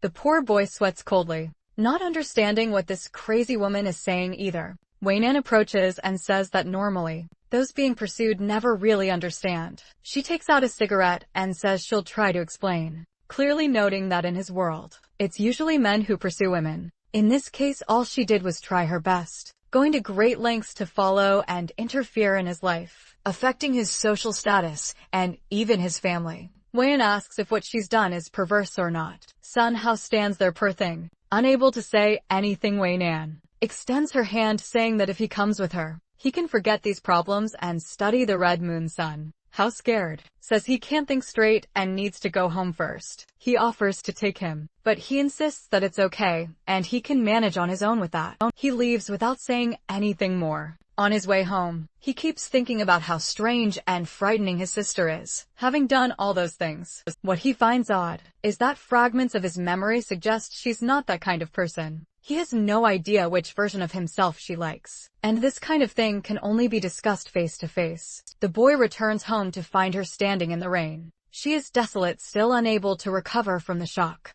Even when he approaches, she can't understand anything until he offers her an umbrella. Confused, she looks up and the boy, all cute, says he's back. Her expression changes and she welcomes him back warmly. Once inside, she says she'll warm up some tea for him. She starts talking about a lot of things she wants to do, but he tells her she doesn't need to try so hard, and says there's something he wants to ask. She trembles, asking if there's a problem and if Why Not said something about her. He mentions that it seems like in her childhood, what she did was more than just staying close to him. Kitten realizes her past has been revealed and turns away, startled, saying, "It seems he knows everything." Jung Hao explains that, even though Wei Nan might not be unscrupulous, all the evidence seemed too real. Kitten starts trembling, unable to speak, and collapses to the floor. Not knowing what to do, she calls his name and says she needs to tell a story. She talks about a girl who was happy, until one day her parents divorced, and all the joy disappeared. The father soon found another family, and she lived with her mother for a while. But life in that new family wasn't enjoyable, and her former family couldn't complain about anything. The girl had to live on the streets for 2 weeks, before her mother came to pick her up again. Since then, she began isolating herself from everyone, until a boy invited her to play. She ignored him, but he kept following her, suggesting they have lunch together. She remembers the other boys telling him not to talk to her, but whenever he saw her alone, he approached and invited her to play, always cheerful and smiling. That's how the boy entered her heart. But then an accident happened, and the girl made a mistake. That caused the boy to lose his memory and be sent to another school. The light in her life disappeared again. However, instead of giving up, she decided to secretly protect his life. Eventually, she realized that the distance wasn't enough, and that's when she began the plan of using her mother to become his sister. Crying, she admits she knows it was wrong and that the plan was a disaster. John Hao wonders if this is how she feels about the real owner of this body. She apologizes, calling herself possessive, and reveals that she is, of course, the girl in the story. She says she expects him to hate her for this, but all she ever wanted was to have him to herself, and not share him with anyone else. The boy starts to think that even though they aren't related by blood, she really takes good care of him, and he also likes Kin. She says if he really thinks she's disgusting, she'll stay away and never bother him again. But then the boy says she doesn't need to apologize, understands how valuable she is, and that's enough for him. He tells her they can be together because he likes her too. What a thing for him to say. Now she's going to go crazy. She hugs him saying that no matter what happens, she still loves him. And our boy awkwardly tells her she's getting snot all over his shirt. With that she gives him a UFC-style hug. She threw the boy to the ground and as always, helped him catch his breath. As he lay there he thought to himself that this felt like a first love. The time they spent together was sweet. Being around her always made him happy. She always wanted the best for him. She mentioned that her life felt like a dream, and she was incredibly happy. Meanwhile, he felt increasingly guilty, knowing that her connection was with the past. To John how not with him. She then said she would go downstairs to prepare dinner and call him when it was ready. He was left deep in thought, realizing that he was taking advantage of her feelings. He wondered how she would react when he told her the truth. He called out to her, and she turned around to ask what it was. He hesitated, especially when she smiled and asked if the baby was having a problem. Feeling foolish, he said it was nothing important and told her she could go make dinner. Obviously, he lacked the courage to tell her the truth. The scene changes to Fong Hong Enterprises. John Hao is there again and why not? Comments that their meeting was very good. John Hao doesn't seem very enthusiastic and asks her to get to the point. She crosses her leg and says she wants to ask him something. She asks how the conversation with his sister went. Jong Ho uncrosses his leg and says they're doing fine. Wayman questions what he means by fine and accuses him of deceiving her, since she knows the person his sister likes isn't the current Jong Ho. She suggests that eventually Kim Chin will discover he isn't the person she truly fell in love with, and who knows what she'll do. Then hesitant John Hao says he can't predict the future. Why man, observing his troubled mental state, thinks that if things continue this way, she'll have to take matters into her own hands. She changes the subject and talks about his career as a streamer, presenting a proposal. She mentions that he's in the top 3 on the platform, and should realize there's a limit to being an internet celebrity. She hands him a paper suggesting that if he really wants to make money, he should have his own products. It's a clothing brand idea. He asks if this is just her idea. She says she doesn't care about other investors, but she has never lost money. She explains that her research on the Red Moon has been costing her, so this is the least he can do to help her recoup some losses. John Hao agrees not to pay with flesh and blood,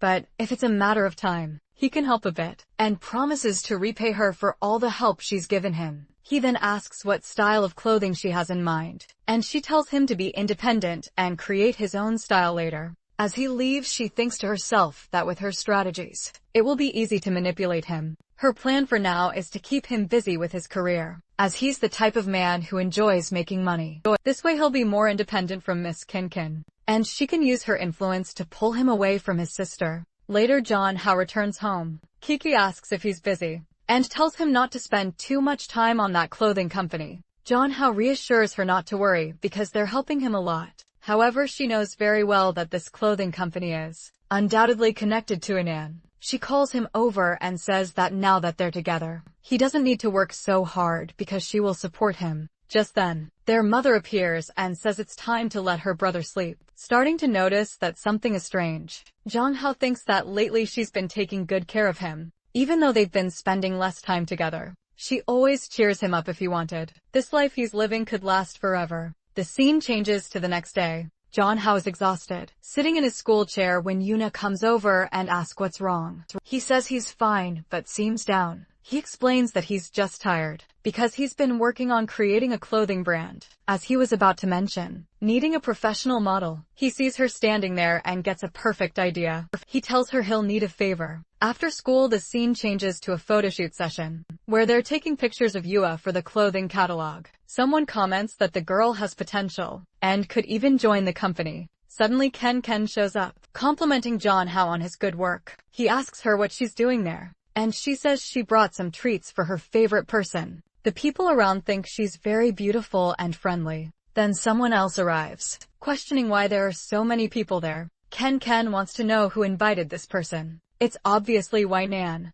who claims she's there as an investor to supervise Kin. Kin retorts calling, "Why a capitalist here to oversee her slave?" Waynan retorts, saying it's better to be a boss than a fake family member. Jong-ho watches from afar as the two bicker. He tries to calm them down, but Yuha invites him to eat something. At that moment both women stop and turn, angrily asking why Yuha is the model for his products. Embarrassed, he tries to explain that it seemed like the best idea. Suddenly the women start competing, with Yaman putting on lipstick and Kin donning another outfit. Clearly both wanted to compete for the role of his model. Confused Jong-ho, with the camera in hand, asks why he has to do this. Waynan insists that only he has the honor of photographing her. Once again the two start arguing. While Jong-ho doesn't know what to do, he asks them to stop so they can finish early. And now even Yuho wants to pose for the photos. Kevin sits and tells Yuha to put her hand in her hair. Excited at how photogenic she is, he tells Waynan to sit in the chair and smile. Feeling excited seeing why, he decides it's best not to give her any instructions. Fearing backlash, however,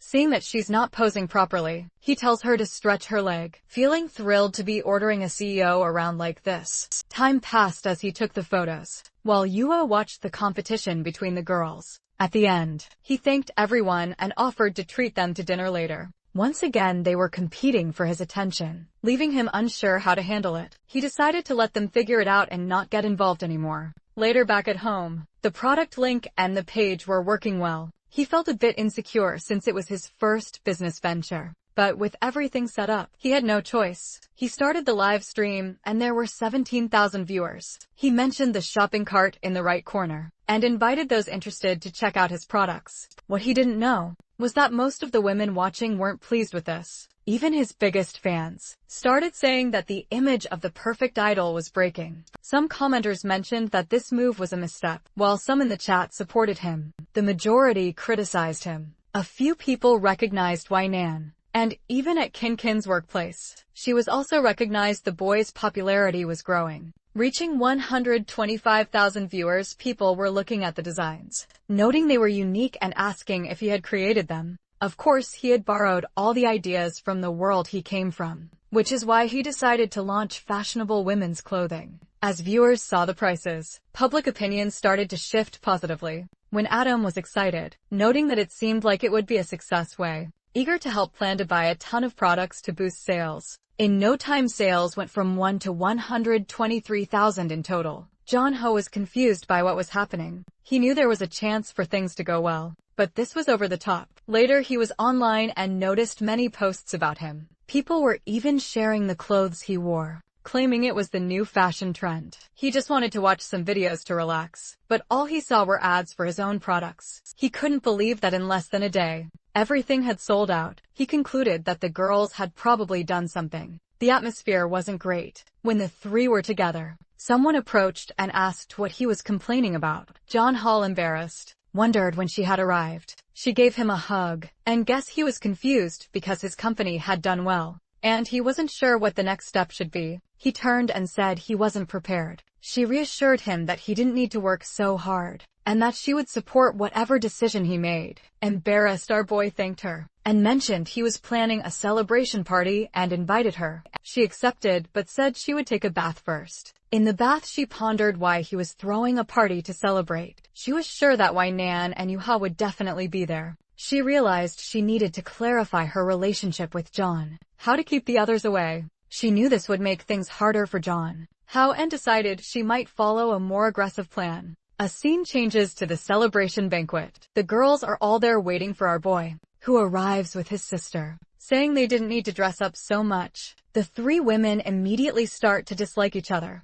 and he suggests they find a table. Even while serving food they compete, likely to see who would serve him first, leaving Jong-ho unsure of what to do. He decides to drink a bit while the two are at each other's throats. Eventually he was outside to throw up, realizing his body is weak and sensitive to alcohol. Someone brings him a towel. He thanks them while wiping his mouth, only to be shocked when he sees the girl from the Red Moon, who says it's been a while since they've seen each other, and calls him Dear Jong-ho. Surprised, he asks if she is the goddess of the Red Moon. She confirms and pulls him by the chin, commenting on how well he's adapted to life in this world. She praises his successful business and a partner who loves him dearly. However, she asks, if he hasn't noticed, that he's becoming more like a native of this world. She warns him that he will assimilate at this rate, and reveals a secret human souls can merge. Confused, he asks what she means by merging souls, and insists that he won't assimilate. She says the choice is his, and that they'll meet again when all this is over.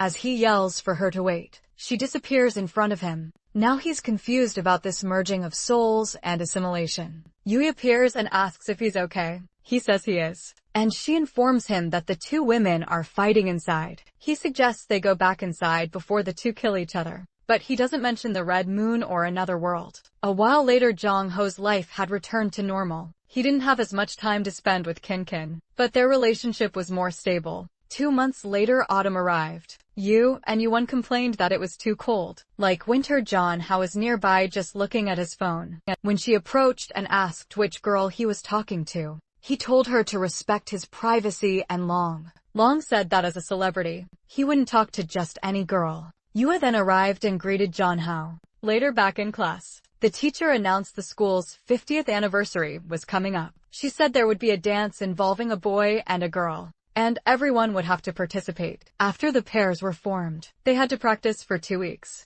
The teacher informed Jong-ho that he would be the leader, since he had experience dealing with the public. Immediately, all the girls in the class wanted to be invited to dance with him. Within a second, a discussion broke out and he was surrounded. Frustrated, he shouted for everyone to step back. He went to the bathroom, thinking how exhausting it was to live like this. He thought about who to ask, and Sue decided on Yua. However, she turned him down. He was taken aback, as it was the first time this month he'd been rejected. Feeling down, he sat in a corner. Yua tried to explain, saying she didn't want to draw attention, and feared being too uncoordinated, causing him embarrassment. Suddenly, he called her name and told her she couldn't live like that. He said that people who give up without even trying will never succeed. He admitted he didn't know how to dance either, but was willing to learn, and asked her to trust him one more time. The scene changes to their first practice. Someone, likely the teacher, told them to relax. The teacher, sweating, instructed Yua to put her hand on Jong-ho's waist and stop being so shy. He reassured her, saying there was no need to be so nervous. She apologized for not being very good, but he told her it was fine as long as she kept practicing. The tired teacher said that was enough for today, and that they would continue the training tomorrow. Jong-ho observed her exhausted, thinking it was funny how flexible she was in fighting, but he felt like someone was always watching them. Yuba then called him, saying her locker seemed stuck because it wouldn't open. They found that something had been put in the lock to prevent it from turning. Later, they called the school employee, but Jong-ho realized that someone had targeted Yuba. The next day, after physical education class, Long praised Jong-ho and asked how the dances were going. Then he noticed something in Yua's shoe. He pulled her aside and a bunch of tacks fell out. Seeing this, he knew she would have hurt her foot. He shouted, asking who had the nerve to do such a thing. His two friends were furious, calling it ridiculous, while everyone around remained silent. Jong-ho wondered if this was related to the dance. He knew someone's intention was to make Yu-ha quit, and he was determined to find out who it was. The following morning, he approached Yu-ha and asked if she had offended anyone recently. He advised her to be careful.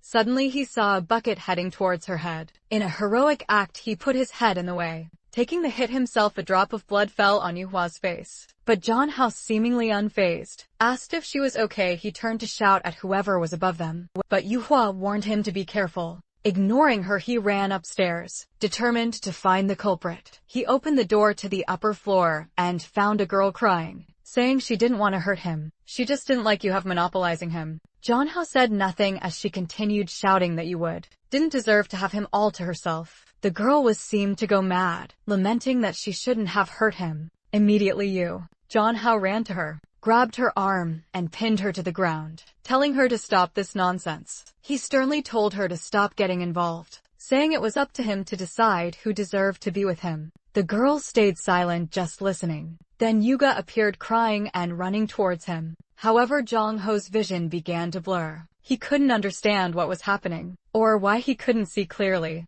At that moment, he seemed to recall various situations. It wasn't clear if these were alternate timelines, or perhaps memories of the body's previous owner. A while later, he slowly opens his eyes in the hospital. wondering if the scenes he just experienced were hallucinations. Yua calls out to him saying that he finally woke up, and apologizes for causing him to get hurt. However, she assures him not to worry because she will take revenge for him. She even says that the other girl will pay dearly. At that moment, John House sits up, insisting that he's in good health, and that they should get back to practice. He advises her not to seek revenge as it would only cause more trouble, reminding her that she promised to impress everyone. For the next 2 weeks, they continued practicing. John Hao and hired a professional dance instructor. You have gradually became more confident. However, during one of the training sessions, she received a call from her mother. John Hao pondered over it since he had only met her father so far. During the call, her mother revealed that she had already spoken to the teacher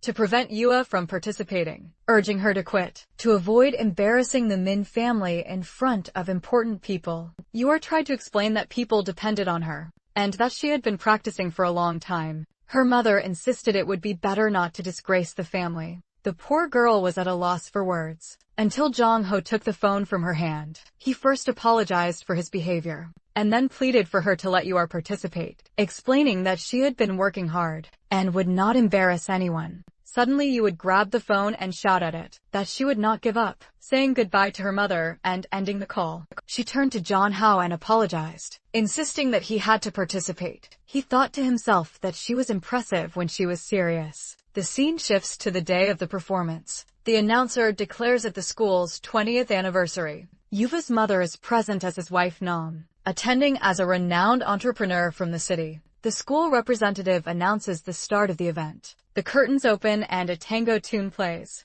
The two participants exchange a quick glance and start their dance. Yuna's mother watches, while Jean Hall feels confident about her performance. The audience praises them, and Yuna looks displeased.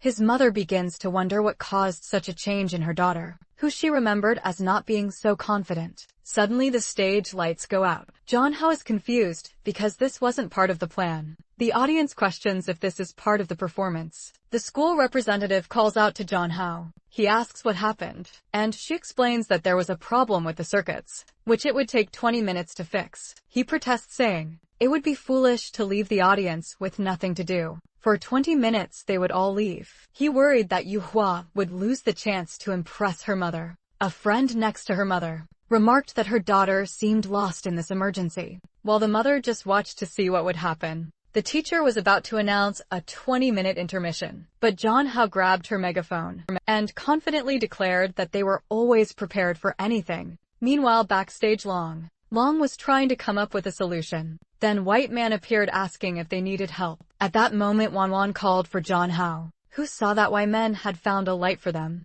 Though it wasn't perfect, it was the best option at the time. Without power, the instruments weren't working, so they had to perform without them. The situation suddenly turned into a slice-of-life scene. As you have a dance, the audience was impressed. Meanwhile, John Hao seemed to be singing with Wai not watching him closely. A while later the performance ended. Yu of his mother approached, asking if he was the one who had taken her daughter's phone. Awkwardly, he confirmed and apologized. Yu returned to her mother thanking her for coming, and her mother silently observed. She reached into her pocket for something but paused, then called for Yu Hua after a while. Yu Hua's mother said she did well not to embarrass the family, and that next time she could bring John Hao to their home. The two stood there not quite sure how to respond. Yuba simply thanked her and ran to hug her mother. John Hao thought that all the effort over the past weeks was worth it. For this moment he felt that although the performance wasn't perfect, it was enough. He was feeling proud when someone pulled him by the shirt.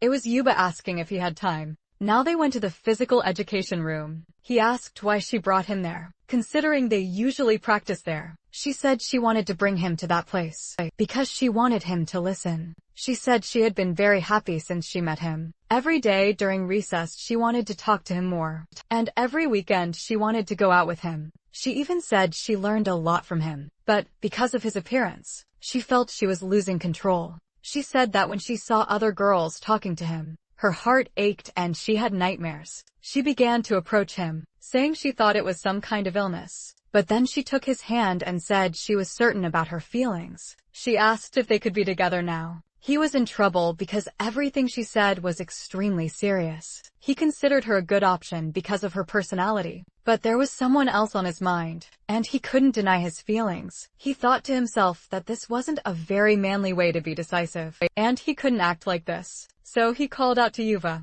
apologized and said he couldn't accept her love. She was devastated for a second. He started to say that he already had someone else, when she interrupted and hugged him. Confused, he asked what was going on. She said that, even if he didn't like her, she would continue to like him regardless of what he did. This didn't seem very healthy, but she said she would wait for him, and holding his face, said she had been waiting so nothing would change with that. She helped him catch his breath, apparently for a long time near the window. Wei was there noticing the situation and thinking, instead of feeling jealous, wondering what was happening. Later John Hao told himself that he needed to be more honest with his sister. He threw his clothes on the floor, complaining that no one was making things easier for him. Suddenly Wei opened the door, forcefully greeting him startled. He asked how she could invade someone's privacy like that. She approached him asking if you had confessed. He replied that she probably heard everything the president said. She was satisfied with his response. John Hao asked what she meant by satisfied. The president explained that she had to take things out of her car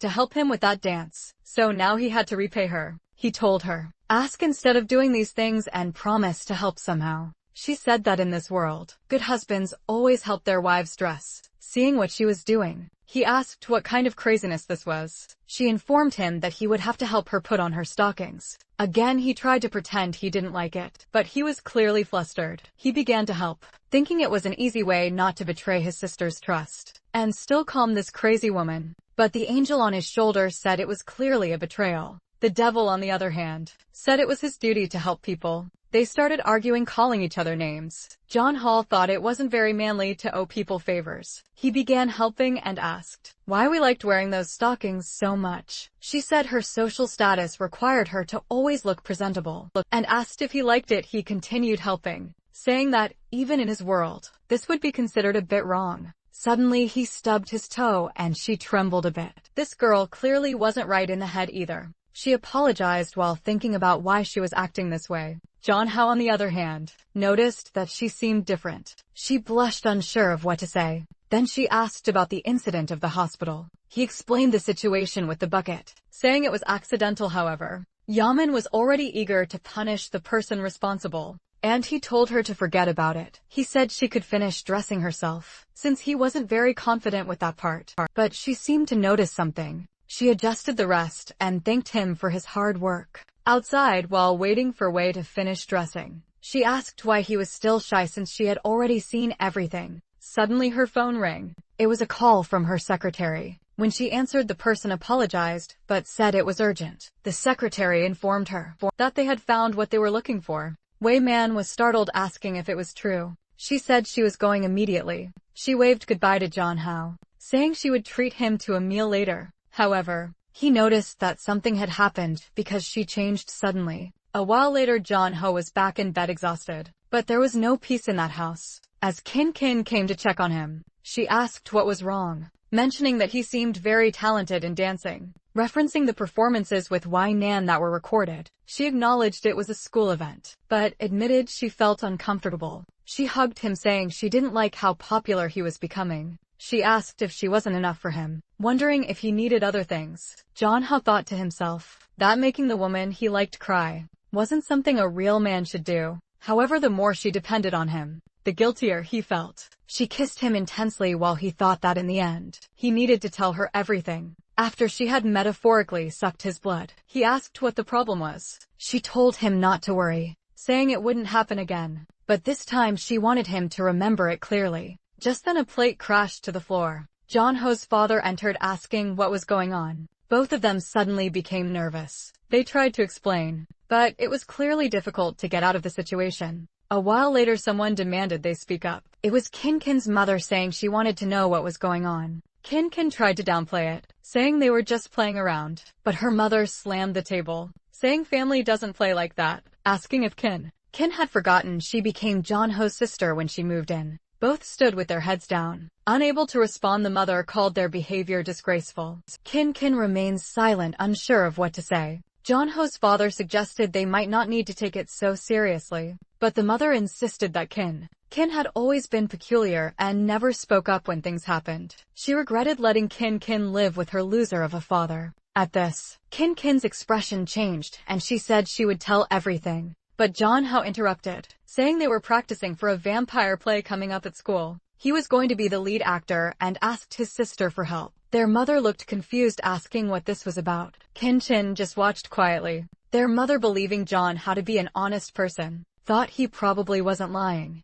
and told them to be more careful in the future. Jonho knew that if he hadn't stopped Kin, she might have started a war at home. The problem wouldn't go away until he resolved everything. In the following days, Jonho focused on his live streams and work. Using the memories of his past life, he excelled in school with all the support he received from Nan. He became a top streamer. Everything was going well except for one thing. He began to remember the past when Kin was pulling his arm. He recalled her promising him the stars and the sky, asking if he liked her too, and the current Kin being startled, asking if he wasn't the real Jonho. With that, he woke up. It was obviously a nightmare. He started to realize that the memories of the previous owner were becoming clearer. All of this started happening after he last saw the goddess of the red moon. He even went to a psychologist who ran some tests, because he might have had a problem. After that accident, however, his mind was found to be perfectly fine. In the middle of it all, he receives a video call from a red-haired girl who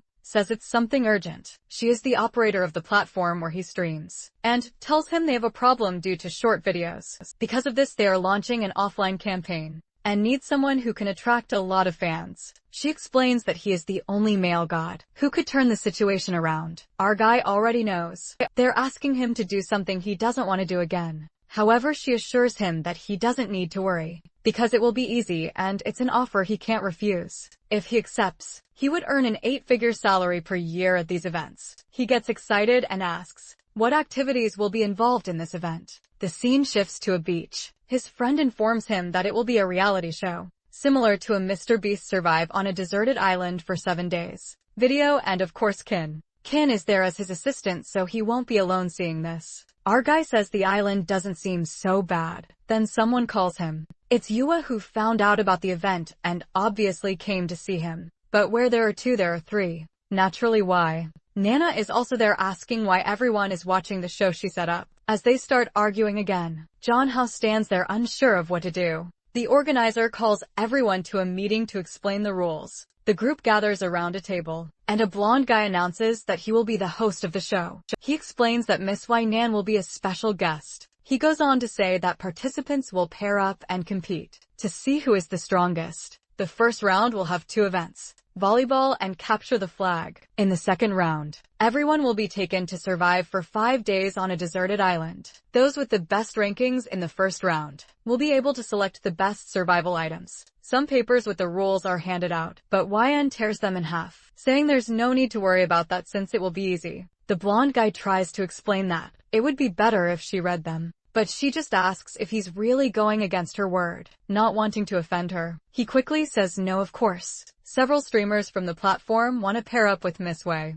Jonho thinks it's obvious, since she's probably one of the organizers. Then someone calls out to him. It's 3 other girls from the platform, who say they would make a great pair with him. He feels a bit awkward, unsure of how to respond. Meanwhile, a blue-haired guy comments that Jonho has nothing but a pretty face. He approaches Jonho, saying he looks like a beauty from 1,000 years ago, and points out that as a gamer, he earns much less than Jonho, who sells his face and body every day. Our guy decides to ignore him, simply saying that the blue-haired guy has a lot of fans too. But the guy continues, saying he heard Jonho ruin the career of one of his friends. Jonho wonders if this is another idiot seeking revenge. The guy then proposes a bet to Jonho, stating that the loser has to stop streaming for a month, and put loser and subordinate of the other as the title of their live stream. The guy was confident, thinking for sure that Y-Man would partner with him. At that moment, Y-Man approached and called for her teammate. The fool, blushing, thought she met him.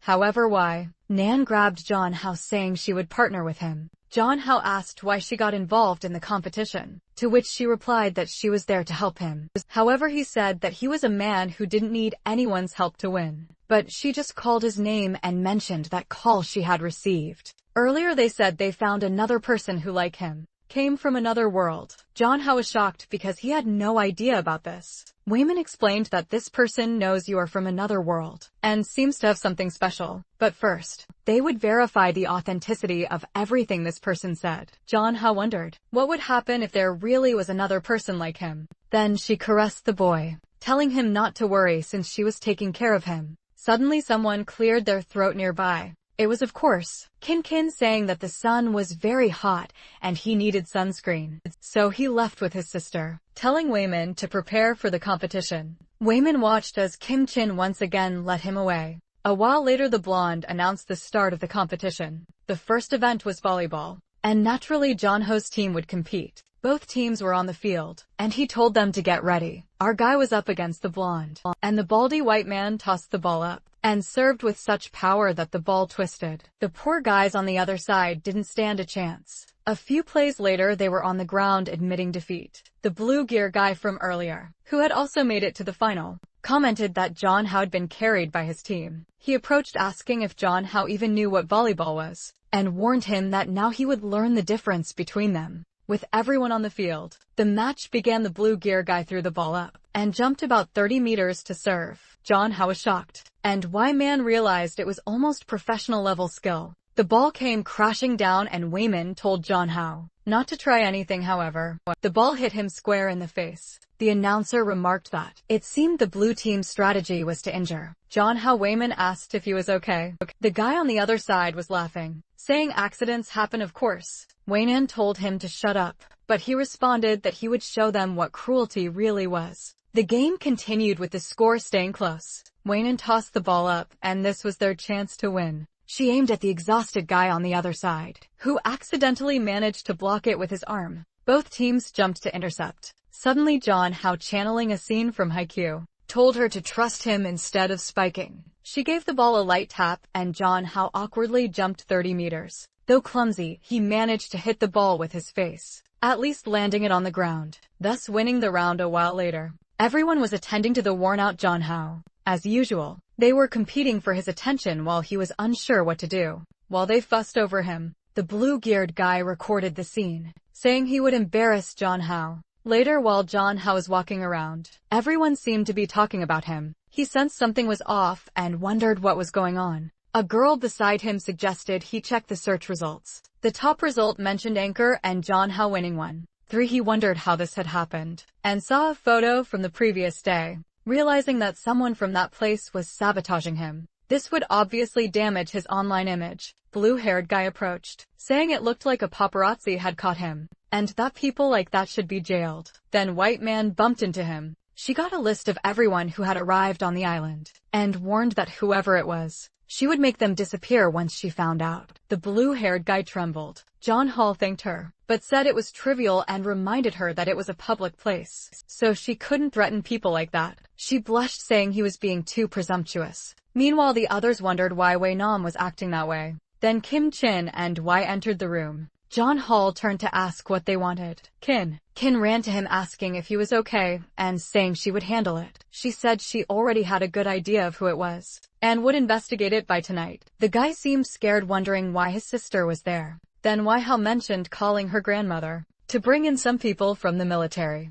Jonho, alarmed, said it was an exaggeration and unnecessary. He thanked them for the support, but thought he couldn't rely on them like this. He already knew who the troublemaker was, and just wanted to let him dig his own grave a bit more. And so the second day of the event arrived. Reporters were all eager to interview Jonho, obviously wanting his opinion on the leaked photos. He decided to explain, and said it wasn't as complicated as everyone thought. He clarified that 2 of the people in the photos were Yuha and his sister, who were there as his assistant and camera woman respectively. The other person in the photo was Y Man, who was also participating. He explained that they were discussing the day's game, and showed his phone, explaining that their faces were hidden, because the intent behind the photos was clear. However, he had no hesitation in clarifying the situation, and said he believed the only way to combat these rumors was by being honest. Beside him, White Man remarked that he was really boosting the show's popularity. Chin appeared, saying that White Man should pay more attention to the situation. She put him in, however, but Wainan simply said that lately he could lie without even blushing,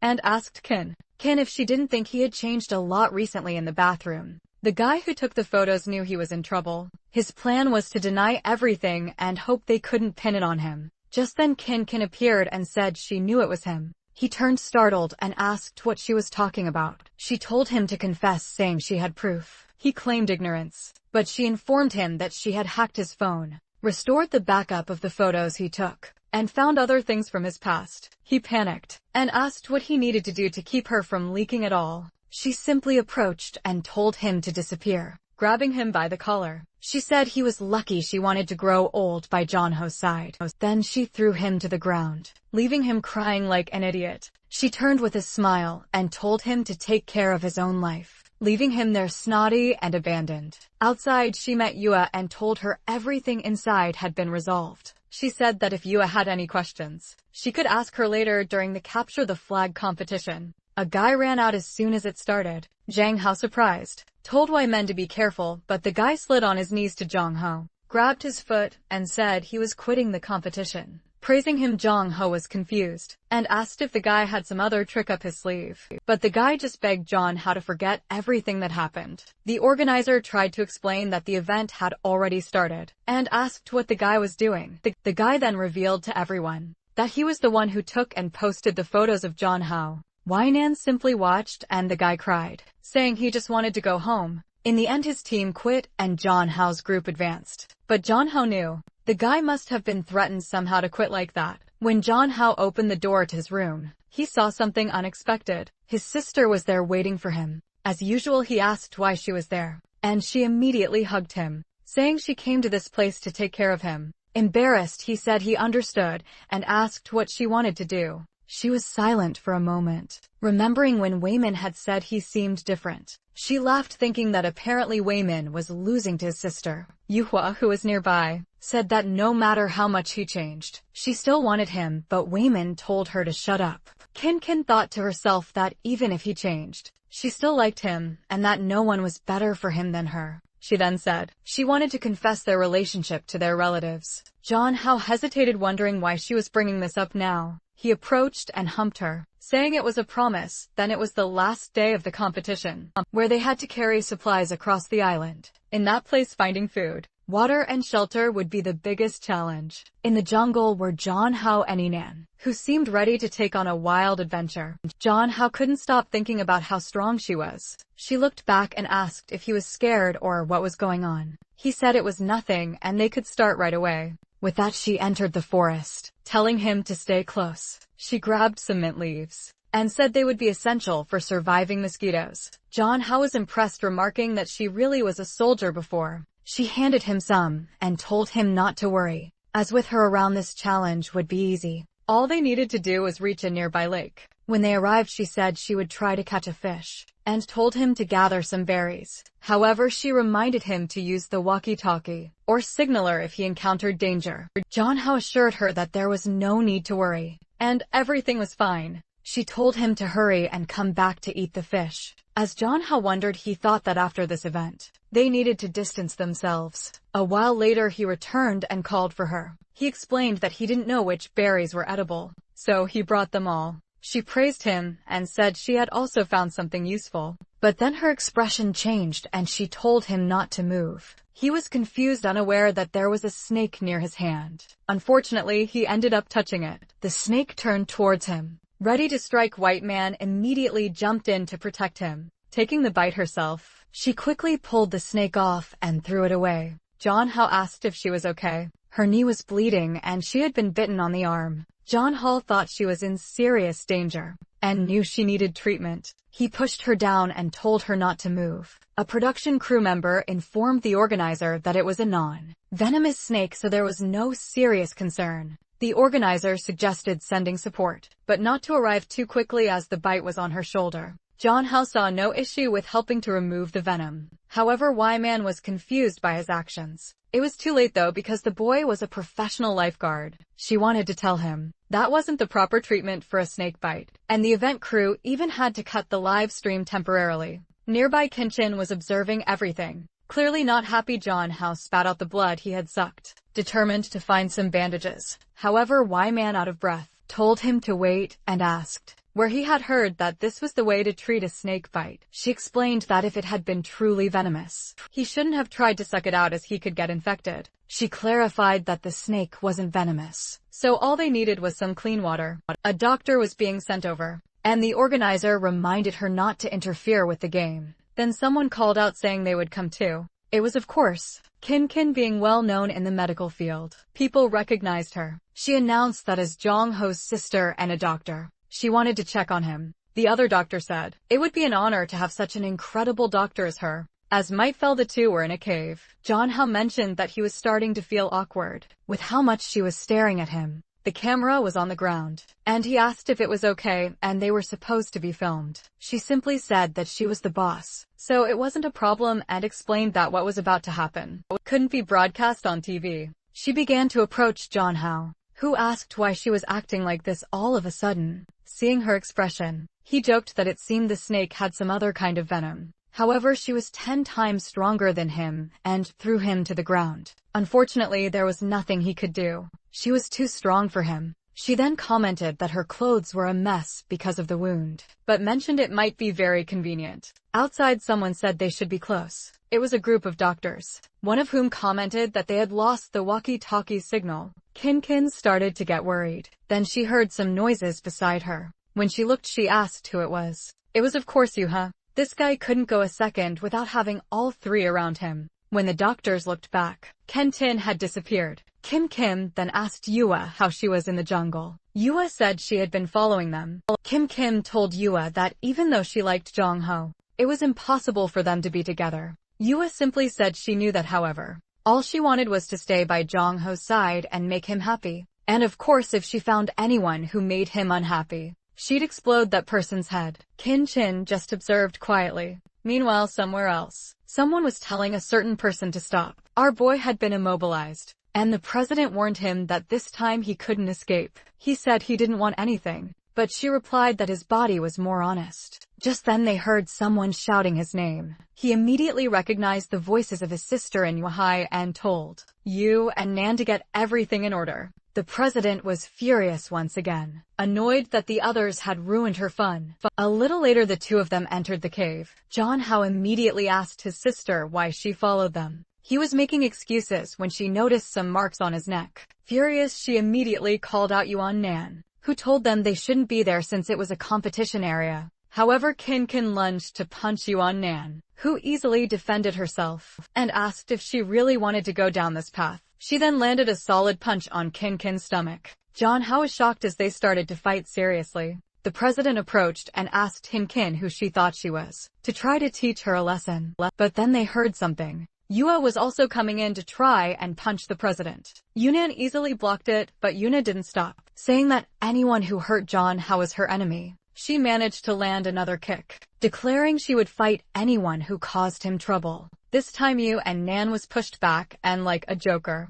she started laughing, her expression soon changing. Kim got up saying she didn't think the president of the Hongphone group would be so shameless. Yuba told her to shut up, but Kim retorted that she was just an old woman, trying to get with younger people. Enraged, Yu and Nan approached, saying she would make Kim shut up, and slapped her across the face. Jong-ho couldn't believe what was happening. He stepped forward and apologized for his sister, asking Yu and Nan to control herself, because no one there could match her. She only replied that his sister did everything to satisfy her desires. With him from the ground, Kin told how that he didn't need to apologize. Slowly getting up, she said it was all Yuan Nan's fault. Jong-ho noticed that his sister's mouth was bleeding and was alarmed, but Kin declared that woman would never touch Jong-ho again. Nan, feeling provoked, said it seemed Kin wanted to die, but just then, Jong-ho told her not to do anything because he was already Kin's boyfriend. The two women were shocked, and Kin,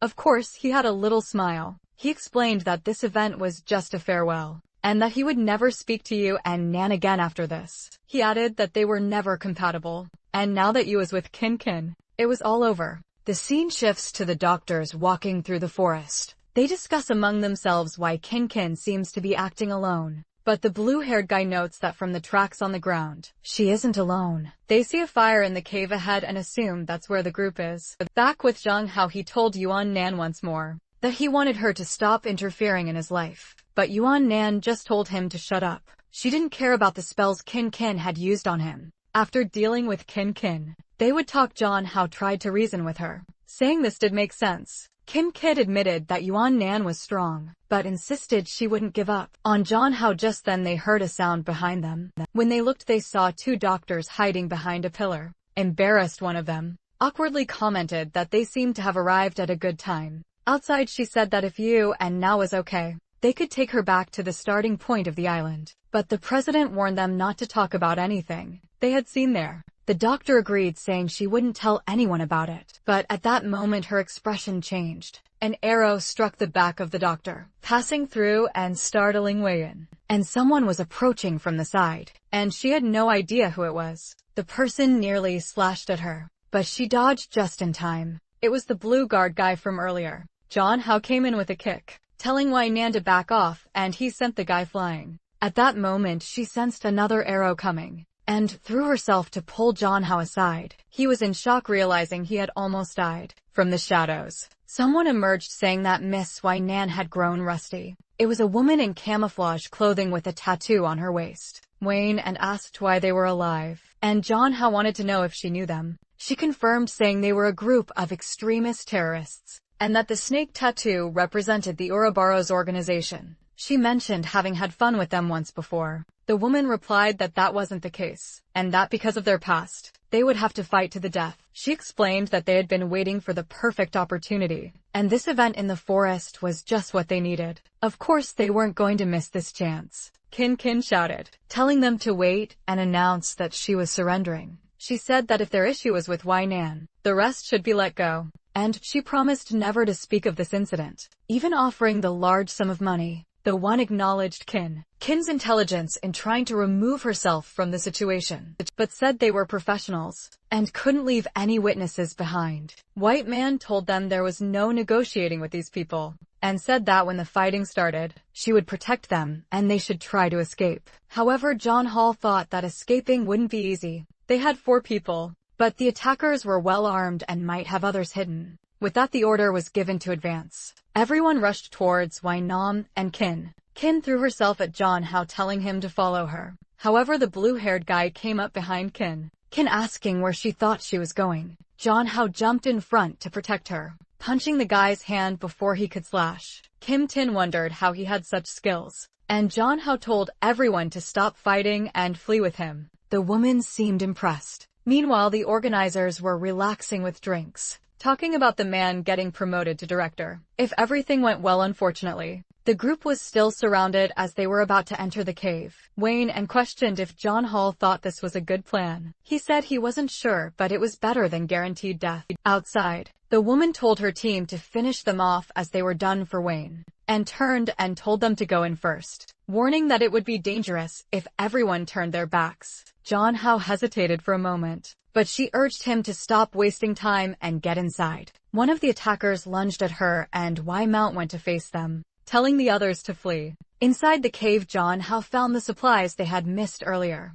He found the passage that was part of his plan, and thought it was a good idea. He turned to the 2 women and told them to go ahead, while he went to rescue Wei. His sister insisted it was too dangerous, but he replied that even if Wei was a difficult person, he couldn't abandon her. He started heading toward her, telling his sister to flee. She just watched in silence, feeling a strange emotion she couldn't quite understand. Outside, Wei Nam is taking down the first attacker, warning that anyone who continued would die. The woman realized that none of her plans were working. The entrance to the cave was so narrow that they had to face Wei Nan one at a time. Wei Nan declared that their fight would be endless and stepped in, saying she would bring an end to their organization. The woman had no choice at that moment and shot an arrow. Without knowing what else to do, it entered the cave, but no one knew what happened. She told the woman beside her to watch the exit, while she called for reinforcements. Running through the cave, John Hao just hoped Wei was okay. But when he arrived, he saw something unexpected. Poor Wei had been hit with an arrow in her arm, and wasn't doing well at all. He approached asking what had happened, and she wanted to know why he came back. He simply said there was a passageway, and he was going to take her now. However, she told him to flee because they could still be caught. Ignoring her, he picked her up, saying he was getting her out of there. She blushed, questioning why he came back if he wanted to end contact with her. He shouted that was nonsense and told her to forget it, saying he was going to take her alive out of that place. For the first time, Wei and felt the sensation of being protected. On the other side of the cave, Kin and Yuha were anxious, because they weren't returning when they finally approached Qin. Qin called out his name. John Hao said he was back, but Y-Man wasn't in good shape. Yuta looked happy but Qin seemed somewhat desolate. He turned to Qin asking her to check Wei's wounds. Hesitant, she diagnosed that it was bleeding a lot but wasn't fatal. Qin tore off a piece of her shirt, and Wei asked why she was saving her like this. Qin replied that John Hao had worked so hard, and she didn't want to waste that effort. She said that since they weren't out of danger yet, once she finished the bandages, she would get John Hao out of there. Wayne agreed that was the best option, since she was the target of those people. She mentioned the Red Moon research, and told John how to talk to Secretary Jean. Qin noticed something but said nothing. John Hao insisted it wasn't time to talk about that, and that they needed to escape. But Qin shouted his name, asking why he was willing to die for Wei Nan. She told him he should go back home and return to their life together. John Hao simply replied that maybe he wouldn't be able to return. Wei Nan had saved him, and as a real man, he couldn't leave her alone. Thought to herself how amazing he was. He mentioned that he learned this from Brother Long, clearly from his other life. He told Qin to return, saying that you all wanted to save Wei Nan. But Qin didn't want to give up, saying he shouldn't leave the two of them alone. John Hao apologized, saying he wasn't the John Hao she knew, and if he had the chance in the future, he would explain everything. He asked his sister to be obedient and leave with Yuhua. Qin seemed to insist, saying she wanted to protect him. But Yuhua said she wanted to be as masculine as he was, or maybe a masculine woman. She wasn't sure what to say. John Hao thanked them for their kindness, but warned that everyone would die if they didn't escape soon. He told them to stop and flee. Qin said she could go back alone, but life didn't make sense without him, so she didn't want to leave him there. She wanted to stay with him. At that moment, someone asked what kind of romantic drama was unfolding. It was the woman from earlier, who asked if they were tired of the cat and mouse game. John Hao realized this time they had brought many more people. The production team was waking up after drinking a lot, and began wondering what all the noise outside was about. Looking at the sky, they were shocked to see a lot of helicopters approaching the forest. In the middle of it all, John Hao was lying on the ground, everyone having been immobilized. The moon was red, and the woman questioned why everyone liked that boy. She began to draw her weapon, saying that if they had more time, she would try something else. But just as she was about to end the boy's life, the blade stopped a second before. She turned and commented on how wonderful Wei Nan's expression was at that moment. She said, it was ridiculous that such a cautious woman was in this situation. Because of that boy, poor John Hao was unconscious on the ground, unable to do anything. Wei Nan began to cry, saying that if the moon hated letting him escape, she would do anything it wanted. The woman laughed, asking if she really would do anything. She mentioned the brother Wei Nan hadn't let leave alive, and declared that this time no one would escape. And then the ketchup was spilled. At that moment, John Hao felt lifeless to the ground. But something appeared in front of him. He saw red hair and asked why she was there. It was the goddess of the red moon, just watching him die. She laughed and asked who he was. Suddenly, he woke up in shock. He got up from the bed wondering if he was dead. But then someone beside him called him husband. A woman asked if he was having nightmares, sweating. He didn't understand who was being addressed. It was Wei Man wearing an oxygen. The scene shifted to the middle of the city. John Hao had really returned to his own world. It was the place where he used to work. And beside him was Wei Nan, who had always been the CEO of his company. He was sure this was the work of the goddess of the red moon. When and asked what he was thinking about so much in question. If he had thought about the proposal of bringing his father to live with them. She mentioned that it would be harder for his father to raise a child alone, and that their house was very big, especially since when their child was born, they would need help. He quickly noticed her hand on her belly and felt confused. Apparently he was going to be a father. She then pulled him by the tie and reminded him that, when they were alone, he should call her wife. He hesitated, and she asked why he was acting so strangely. John Hao thought to himself that she was still identical to the Wei Nan from the other world. So he called her wife, and she thanked him. They arrived, and she said she was going to work, but told him to send a message. John Hao didn't expect to return to his world in this way. If he ended up there because he died, what happened to Qin and Wei Yuan? He wondered if in the end he hadn't been able to save anyone. But then he asked himself the most important question. What were Kim Chin and Wai Yuan doing in this world? He knew that in the past life, Kim Chin was a famous doctor. He searched for her name on the internet, but found nothing. This made him question if her entire life changed because she didn't meet John, how he then decided to search for Wai Yuan. Strangely, instead of a military family, it now seemed like an entrepreneurial group. This made him realize that he no longer had any connection with either of them. And worst of all, he had no idea how they were living. The most inexplicable thing was that he returned to this world and became Wai Yuan's husband without any explanation. He then wondered how he had managed to seduce the CEO. After that, he left the office and wandered aimlessly.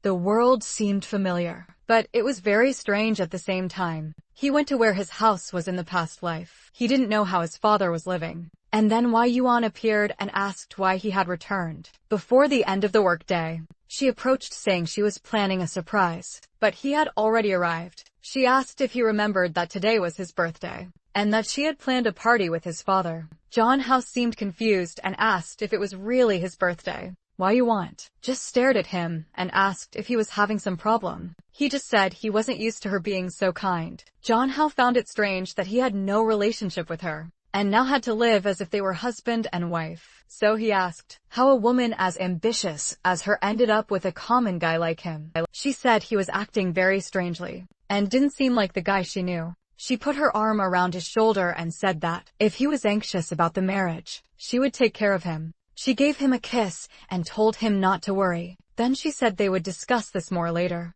and asked if they could go to the party. Obviously Jang Ho was just observing everything. His father was there normally in front of him. He asked his father if Wai Nam was really going to spend the day with them at the house. His father said yes, and John House said he only had 2 beds, so he would have to sleep with his father. But his father just told him to learn to resolve couple issues together with her, saying that he should always speak the truth to his wife. John Howe tried to protest, saying that his father didn't understand anything. However, his father just got up and said he was going to rest. He closed the bedroom door and wished him a happy birthday. There was silence except for Wai Nan in the kitchen. With nothing else to do, he approached her, saying he would help. She then mentioned that Lost Mag had been great, so why didn't he want to continue today? Embarrassed, he realized she had overheard the conversation with his father. She asked if she was pushing him so hard that his body couldn't keep up. At that moment he felt dejected, not realizing things had gotten to that level. He just observed her, wondering if he had really experienced all this before. The problem was that he had no memory of these events. Ignoring all that, he decided to ask her a question. He wanted to know how their first date went. She explained that it was during a company event, when a guy tried to put drugs in her drink. Being an important person involved with the company, she was hesitant to refuse and potentially ruin business relations. Then John House stepped in, grabbed the guy's arm and pretended to be her husband, saying he would drink it instead. She never imagined he would be brave enough to pretend to be her husband and drink it. Second later, he fell to the ground like an idiot, foaming at the mouth, and told her that it was very dangerous. She turned to confront the guy, who accidentally admitted it was just supposed to be an aphrodisiac. With that, everyone at the company found out about the guy's plans. He was taken away by the police and the 2 of them stayed behind. She asked if John Howe was okay, and he explained that he had lost all his strength and collapsed. She then asked how he knew something was wrong with the drink. He said he had been watching the guy and saw when he put something strange in the glass. Knowing the guy's reputation, he was afraid he might do something to her. She then asked why he went to such extremes for her. Was he in love with her? John Howe replied that he wasn't. He just found it amazing that a woman like her had reached such an important position. Since his desk was near hers, he often saw how hard she worked. He was afraid that if this incident happened, people would think she got her position because of her looks. She said he seemed very concerned about her, embarrassed. He said he just wanted to do the right thing. She said it seemed he was her hero of justice. He felt shy and asked why she was using those expressions. She laughed and asked if there was someone he liked. After that day they started talking and gradually got closer. Suddenly John Howe hugged her as he leaned in. She asked what was wrong. He thought to himself that he could tell all this was true, and felt good about it. He realized that having Y men in this world was amazing. However, he then called her name and asked if she believed in parallel worlds. She was taken back for a moment, and asked why he was talking about that. He explained that she might not believe it, but he had a dream so long. It felt like he was in another world. In that place she also existed. But their relationship was more like friends. What connected them was his biggest secret. But there were also two other people who were important to him. Because of him, these people went through various dangers, and might have even lost their lives. He failed to help them, and couldn't tell the truth. Leaving him confused, she suddenly turned, grabbed his face and said it was okay for him to tell her, because she was the person he should trust. But she didn't worry about other worlds, because she wanted to live the rest of her life with him. In this one, however, she said she didn't want him to live with regrets, because that would make him happy. If he needed time to resolve those issues, she wouldn't mind at that moment. He noticed a red light around her, but she leaned in and said, this was the first time he had shown interest in others. Then she attacked him before he could respond. At that moment he seems to remember something. She tells him that he must understand that, no matter what world he's in, she will always find him. He starts to question what is happening and why. He feels the presence of the red moon. Suddenly he feels something strange, and disappears in front of Yanan. She comments on how quickly it happened, but now it's her turn. A voice asks if this is her choice. Approaching Yanan, it remarks that it believed she was the most possessive of them all. It touches her shoulder and says, she should have chosen to stay there with him forever, but now she'll have to compete again. Yanan replies that if he returns, she believes he will make the same choice as she did. Furthermore, even if she has to compete, she will give her best. The goddess says she likes this attitude. She mourns that it's a rare trip to come to this world, but they will never see each other again. With that she disappears by Nam, thinks to herself that it might have been nice to stay there, and then she too begins to vanish. I don't know what's going on, but everyone is disappearing and reappearing once again. Our protagonist wakes up in another place. He asks his wife why they can't leave.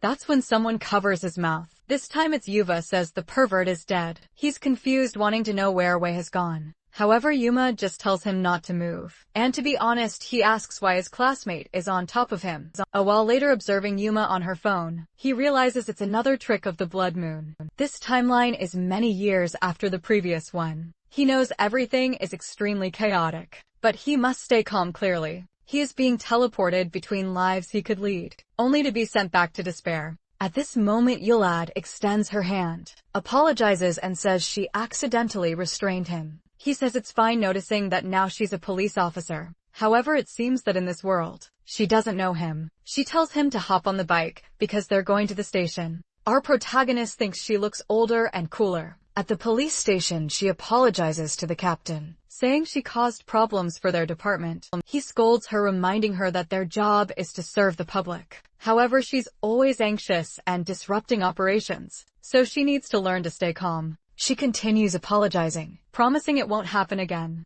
In the office, everyone comments that it seems she only got that position through connections. John Hao thinks that just like in her previous life, she's living in an isolated environment. He turns to the guard and says he never felt threatened. In fact, it was good to know she was trying to protect him. Feels much safer, knowing she's an officer who doesn't let criminals escape. He then asks her if she agrees. Before she can respond, he raises her arm and declares the case resolved. She doesn't quite understand what he's doing. The scene shifts to another location. They're sitting in a building analyzing some newspapers. It seems he's helping her find a criminal who takes photos of women. She says this person must be around 25 years old, and stays near the district where he was passing through. When she saw him freeze when she called out, she suspected it might be him, and apologizes for throwing him to the ground. He says he's already told her he doesn't mind at all. When he pats her on the head, she asks what he's doing. He changes the subject, saying her methods for fighting crime are really clever. However, he starts giving some tips, suggesting she should disguise herself before watching that area. He also suggests they should use some method to lure the person, instead of just waiting for someone to pass by. Another thing they could do is visit websites where this person might be sharing these photos. He quickly covers her eyes, saying that's something a child shouldn't see. Jong Hao then turns to Yuha and says it's time for the final step. They just needed a trap the next afternoon at the train station. Jang Hao expressed his discomfort with using someone else's bait. That's why he donned a woman's cosplay, feeling embarrassed about walking around like that. But he told himself that being a real man, This was just a piece of fabric to help a friend. Then Yui came over, grabbing him and telling her friend to come along. John Hao wondered why it felt like she was testing him and missed the old, calm, and obedient Yui. The problem was that everyone on the train was staring in shock. Yui was glaring everyone around, and John Hao knew this wouldn't work if she wasn't discreet. They've been on the train for a while, and it was strange that no one had tried anything. He saw a school kid talking about playing a game, and figured it wasn't them. A guy complaining about the stock market, clearly preoccupied with other matters,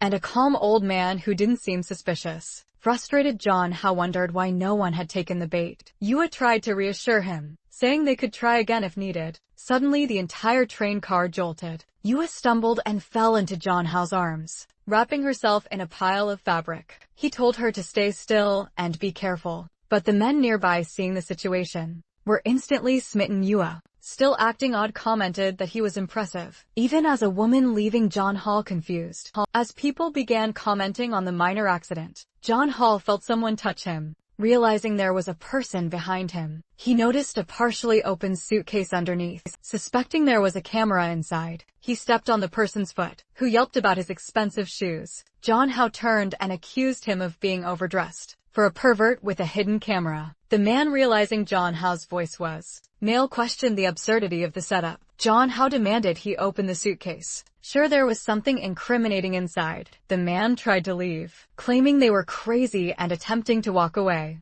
but you would have grabbed him by the shoulder, threw him to the ground, and identified herself as the police. Man, stunned, was told he was under arrest. John Hao hoped this would at least work out. The scene shifted back to the police station. In the end, John Hao successfully helped her, and their work was acknowledged by the department. Later, they were at a shopping mall, where John Hao was frustrated at the pictures of him dressed as a woman were spreading online. Yui joked it was his fault for not being ugly, and thanked him again, saying that as expected, she couldn't do anything without his help. John Hao tried to reassure her, saying she was smart and just needed to work on her social skills. But Yui insisted that wasn't what she meant. She clarified that she couldn't do anything without him. Moving closer to him to explain further, John Hao grabbed her cheek, asking if she was drunk. She denied it, and he told her to stop saying such things. She started crying, saying it was hard for her to suffer alone. She joined the police academy, thinking she would like it when everyone kept their distance,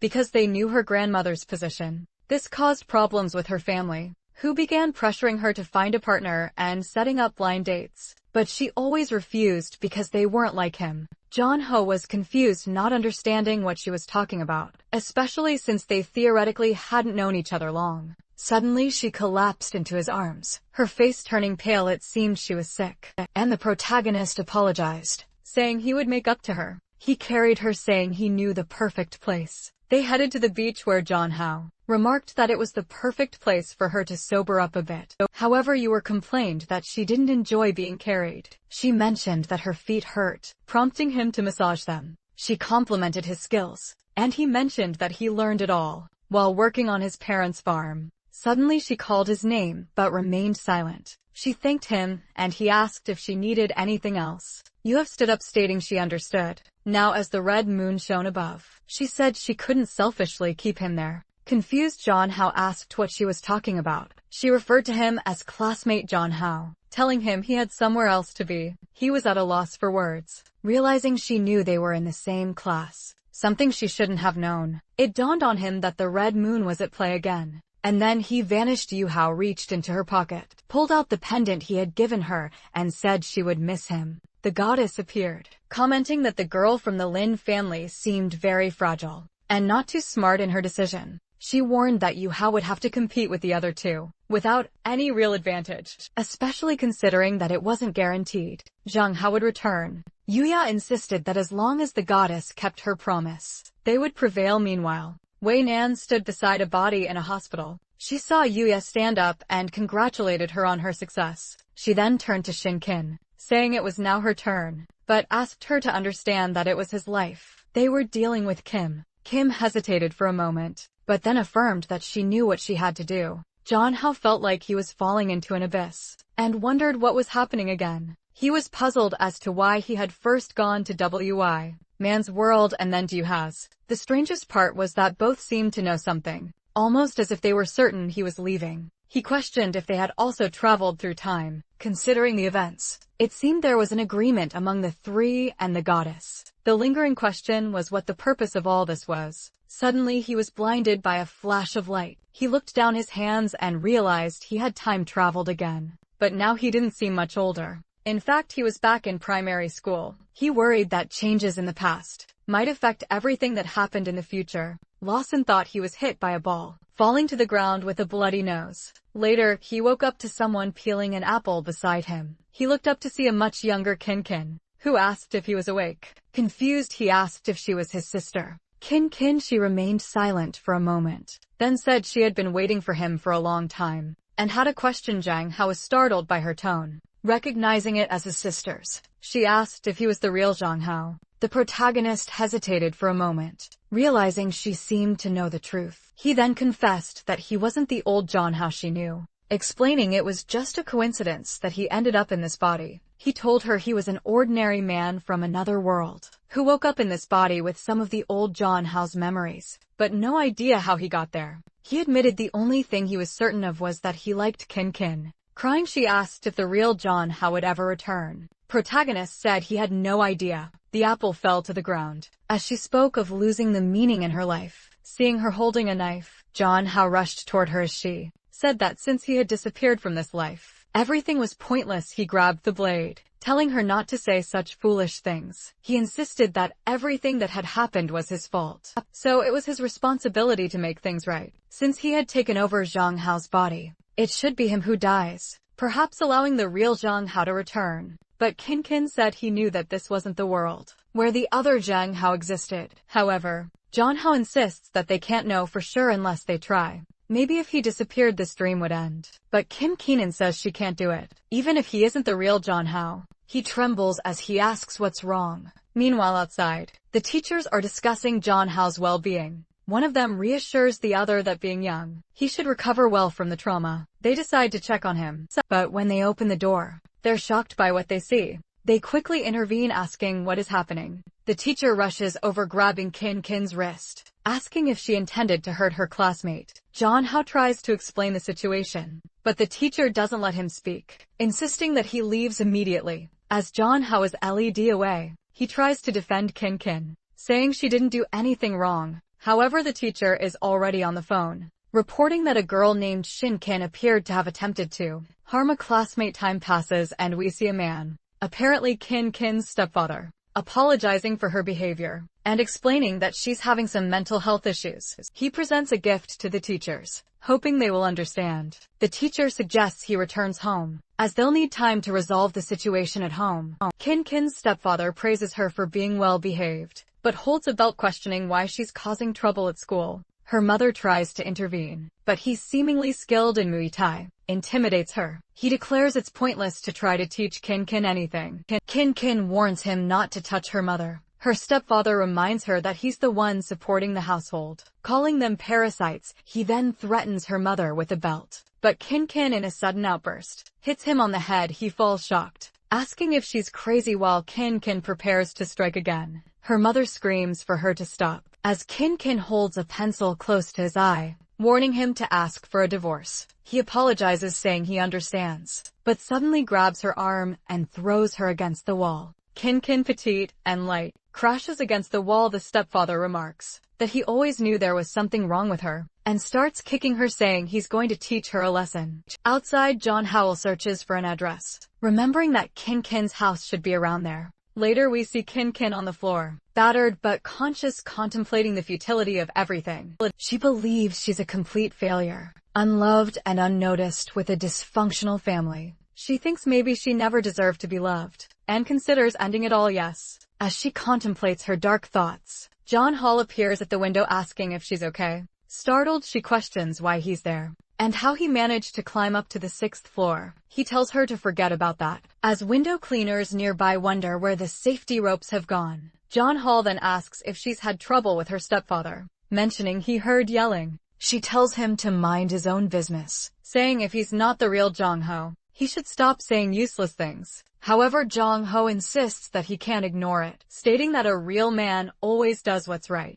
Later, Kitten steps out of her room, seeing her stepfather with a swollen forehead. From a distance she watches them. The man sarcastically comments on her impressive ability to pick the lock. He then extinguishes his cigarette, saying she needs to be disciplined again, and moves in to strike her with the belt. However, a hand interrupts. It's John Hao apologizing for the sudden visit. The man recognizes him as the kid from the incident, and asks what he's doing there. John Hao says he heard that his friend would be away from school for a while, so he came to visit. He didn't expect to find such an animated house. The stepfather claims that nothing is happening, and questions how a kid like John Hao has this kind of strength. The stepfather assumes John Hao wants some form of compensation, and asks what he wants. John Hao simply asks that the man leave Kin Kin and her mother alone. If he doesn't, everything he's done in that house will be reported to the police. The man starts laughing, questioning if John Hao came to play the justice messenger. He doubts anyone would believe the words of a child who hasn't seen anything, and argues that those with economic status control everything, so there's nothing John Hao can do. Despite Kin Kin's dissatisfaction, her mother enjoys a more comfortable life now. John Hao retorts that the man is pitiful and points to a clock, revealing that everything has been recorded. With Shin Kin's bruises as evidence, everyone will believe him. He then punches the man, incapacitating him. They quickly escape outside. Kin Kin, confused, asks John Hao why he's doing all this for her in this alternate world. He replies that even if the world is false, the suffering is real. Just as she didn't need a reason to be good to the real John Hao, he doesn't need a reason either. She thanks him, but says that betraying John Hao would be like betraying herself. For over 10 years apologizing that her life no longer has meaning. John Hao grabs her arm, insisting that she live for herself, and that she isn't a burden or responsible for everything. She reflects on all her memories with the real Zhang Hao, and wonders if choosing to forget him would mean abandoning him. In another world, Zhang Hao tells her not to forget the past, as it's part of who she is, and even if she can't choose anyone, she still needs to move forward. He encourages Qin Qin to start anew. She blushes and is taken aback. A hand appears affirming everything Zhang Hao said is true. She hears a familiar voice and turns to see the real Zhang Hao. Confused, looking at his own hand, Qin Qin asks if it's really him. He confirms it, explaining that he's always been present, observing everything even though he couldn't do anything. Seeing her so sad gave him the strength to speak up. He urges her to start living for herself as she's done so much for him, and apologizes for not understanding her actions in the past. He recalls the time when she scared everyone by hitting them, and she held him, reminding him of their promise to always be together. He remembers feeling scared, and telling her he hated her and didn't want to stay with her, preferring to go back home. He yelled that he never wanted to see her again. Now the real John Hao apologizes, admitting he was too immature to understand everything. He acknowledges that in the end, it was his actions that hurt her. Qin Qin cries, calling out his name, while the current John Hao watches silently. He remembers the moment she collapsed and said she would leave. He found her disgusting, but he had told her not to worry. Now he finds himself face to face with the real John Hao. He pleaded, asking not to reject Qin Qin, warning that this would be their last conversation, and that if he turned her down, she would probably end up alone. He emphasized that he was the only one who could save her. Now at that moment, the goddess of the Red Moon remarked how boring the situation was, saying no one was interested in watching this family drama. Everyone was startled, and John Hao asked what she was doing there. He wanted to know the purpose of all these games, and why she was putting in so much effort. Suddenly she floated in the air, blew in his face, and asked if he was angry. She said she had no obligation to explain, but would make an exception for him. She recalled that during the event on the island, he had come very close to dying. However, he was her favorite toy, so she didn't want him to die so easily. She tried to wake him up, but unfortunately, he fell into a deep coma. That's when she discovered a very rare phenomenon: two souls in the same body, harmonious yet contradictory. Finding this very interesting, she decided to play a fun game. She allowed the 3 women who loved him to invade his dreams and try to win his heart without him realizing it, to see if he would choose to stay in that world or return to reality. This could have led to their identities being revealed and conflicts arising, or they could have been envious and try to force him to stay in that world. She thought it was very interesting because she expected everyone would want to monopolize him. What she didn't expect was that the 3 women would come to an agreement to bring him back. She then started pulling his cheeks, asking if he had some kind of magic. One of the Janhaos interrupted, saying it was enough and asked if she could take him back. She agreed but warned that his time was running out. They were startled and asked what she meant by that. She reminded him that she only had powers during the periods of the Red Moon, just as she had brought him from another world to complete the first wish. She warned that he might die immediately upon returning, since she was extending his lifespan.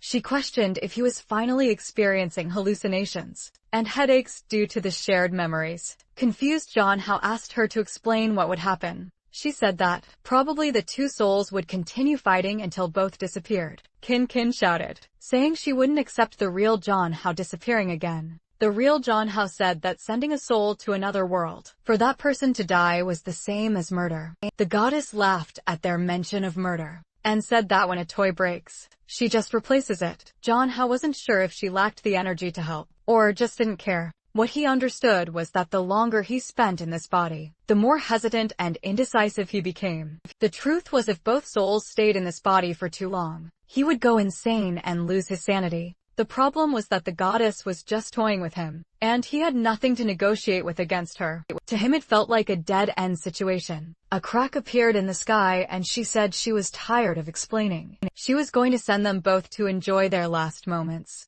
The protagonist told John how to stop crying and just listen to what he was about to say. He told him to reverse everything he did. If he raised his left arm, Janhao should raise his right. If he lifted his right foot, Janhao should lift his left. Janhao acknowledged, and they began to make movements reminiscent of Dragon Ball. The goddess wondered what kind of idiotic plan this was. Janhao said that the reason for all this was love for Kin. Kin both wanted to be good to her, so they couldn't fall into the abyss of guilt. The protagonist said they would have to merge, and Janhao asked how. The protagonist told him not to hesitate and just shout at the right moment. With that, they performed a fusion move from Dragon Ball, saying they loved Kin. The goddess laughed, finding it hilarious, but suddenly smoke appeared in front of her. The Janhaos had merged. She wondered how that was possible. The unified Janhao wonders if it was a success. Ken, struggling to comprehend what is happening, feels overwhelmed. However, Janhao hugs her and asks if she's okay. He quickly explains that he is not just one Janhao, but both, with the memories and experiences of both lives.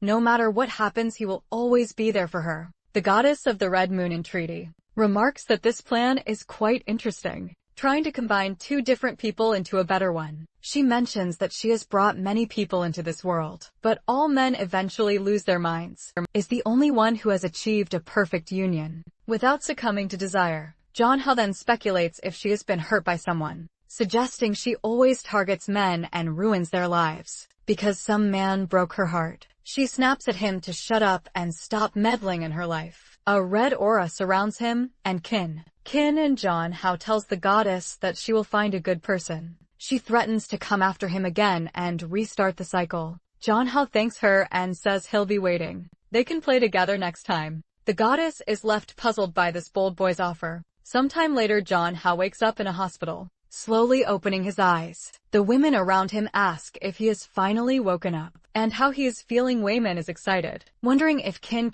managed to resolve things. They explain that his hair suddenly turned black and his heart stopped for a few seconds. Janhao assures them that the goddess did nothing and that everything is fine now. White Man vows to avenge everything the goddess made them go through and agrees, stating that whether for good or ill, they will take down that woman. Janhao tells them not to worry. The goddess won't appear for a while since she is powerless until the next Red Moon, which will be in 7 years. Wagner promises to protect him to the best of her ability. At this moment, Kin apologizes, admitting that everything almost went wrong because of her selfish desires. Janhao reassures her, saying that it's all in the past and that he should be the one thanking them. Kin then declares that from now on, Janhao will have to live with her so she can protect him every day. However, Y-Man immediately asserts that he will clearly be living with her. Y-Non presses Janhao to choose among the three of them, knowing the competition will be tough. Feeling awkward and unsure of how to respond,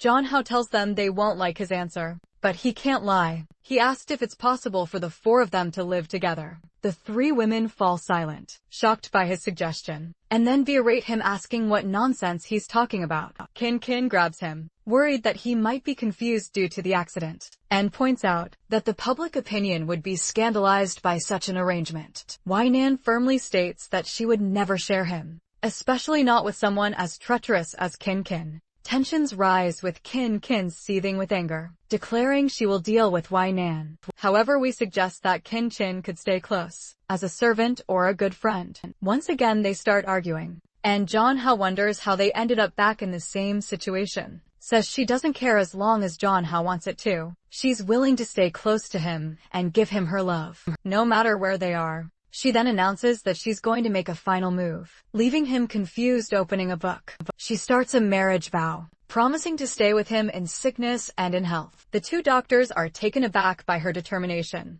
concludes by saying that she is chosen. The person she wants to spend the rest of her life with. Jeonho stands there speechless. He reflects on how much he has changed from the person he was in the other world. Whenever he was down, Kin was always there to help him. Wei, on the other hand, taught him things and perspectives about this world he never imagined. And Ao has always been someone he can rely on and trust. To him, all three were like bright lights, showing him the way. He understands that his request is wrong, but he wants them to consider it. He can no longer choose one and leave the other sad. They could be together, but the price would be that they would never be able to legally marry. White Man narrows her eyes and asks if he thinks he's in an anime to be making a harem. She says that if it were any other man, he would have already been thrown into the river. However, she says it's not impossible, as long as he agrees to one condition in their private space. The other two cannot appear. She must be the first, and also the first to have a child. Kin pushes her away, reminding her that the boy is still in school,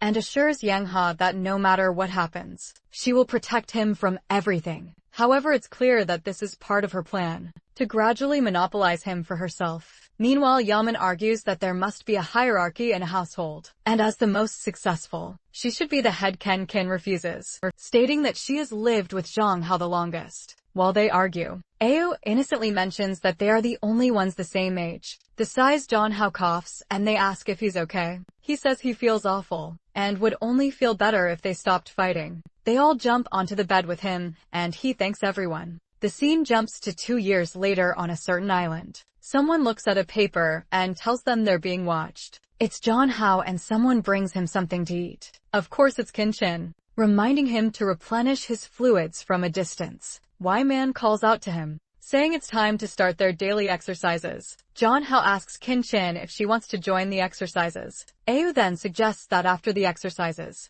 they could practice some one-on-one fighting. Jeonho reflects on his quest to understand the meaning of being a true man. He thinks it involves knowing what you want in life, pursuing it, and always taking responsibility for your choices. Looking around at the scenery, he says everything seems great and advises us, the viewers, to start being the protagonist of our own lives. The story then fast-forwards a few years. Jeonho's parents are puzzled by a letter in their hands. There's a mixed-eyed child standing before them in the letter. Jeonho apologizes for disappearing for a while, but says that they're all doing well. He explains that the child is their grandchild. The butler who brought the child says that Jeonho will return in a month to greet everyone. The father comments that their son is quite peculiar, going on a trip and leaving a grandchild behind, while Jeonho's mother wonders who the child's mother is. Curious, they ask the butler, who unfortunately has no idea either. Suddenly, Yaman's mother appears at the house. Everyone asks what she's doing there.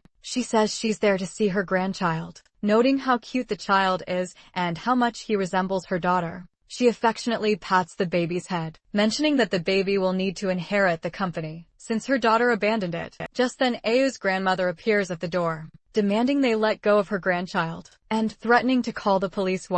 Nan's mother retorts, pointing out the child's resemblance to her daughter, but the grandmother counters, insisting the baby clearly resembles Ao. As they bicker, Jeonho's family watches in silence. The baby suddenly starts crying, causing the women to feel embarrassed for arguing over such a matter. Jeonho's father reminds everyone that Jeonho mentioned he would return in a month. They all agree there's no rush, and they can figure everything out later. For now the most important thing is to take care of the child. The goddess watched everything, remarking that another person had been born with different abilities. She thought that when the time was right, she would have even more fun with all of this. At the airport, the three women told Zhang Hao that it was a bit irresponsible to leave their child behind like that. However, Zhang Hao reassured them that he trusted his family, so there was nothing to worry about. Though they seemed displeased and wanted to complain, he hugged them all, saying there was nothing to worry about and that it was time for them to enjoy themselves. Their honeymoon together was about to begin. Even though they couldn't have a proper wedding, they should still go through all the rituals. And with that, they were off to leave. A like on this video that helps Mamoru make more juicy content for his viewers. Activate the cheeky little bell, and I'm out.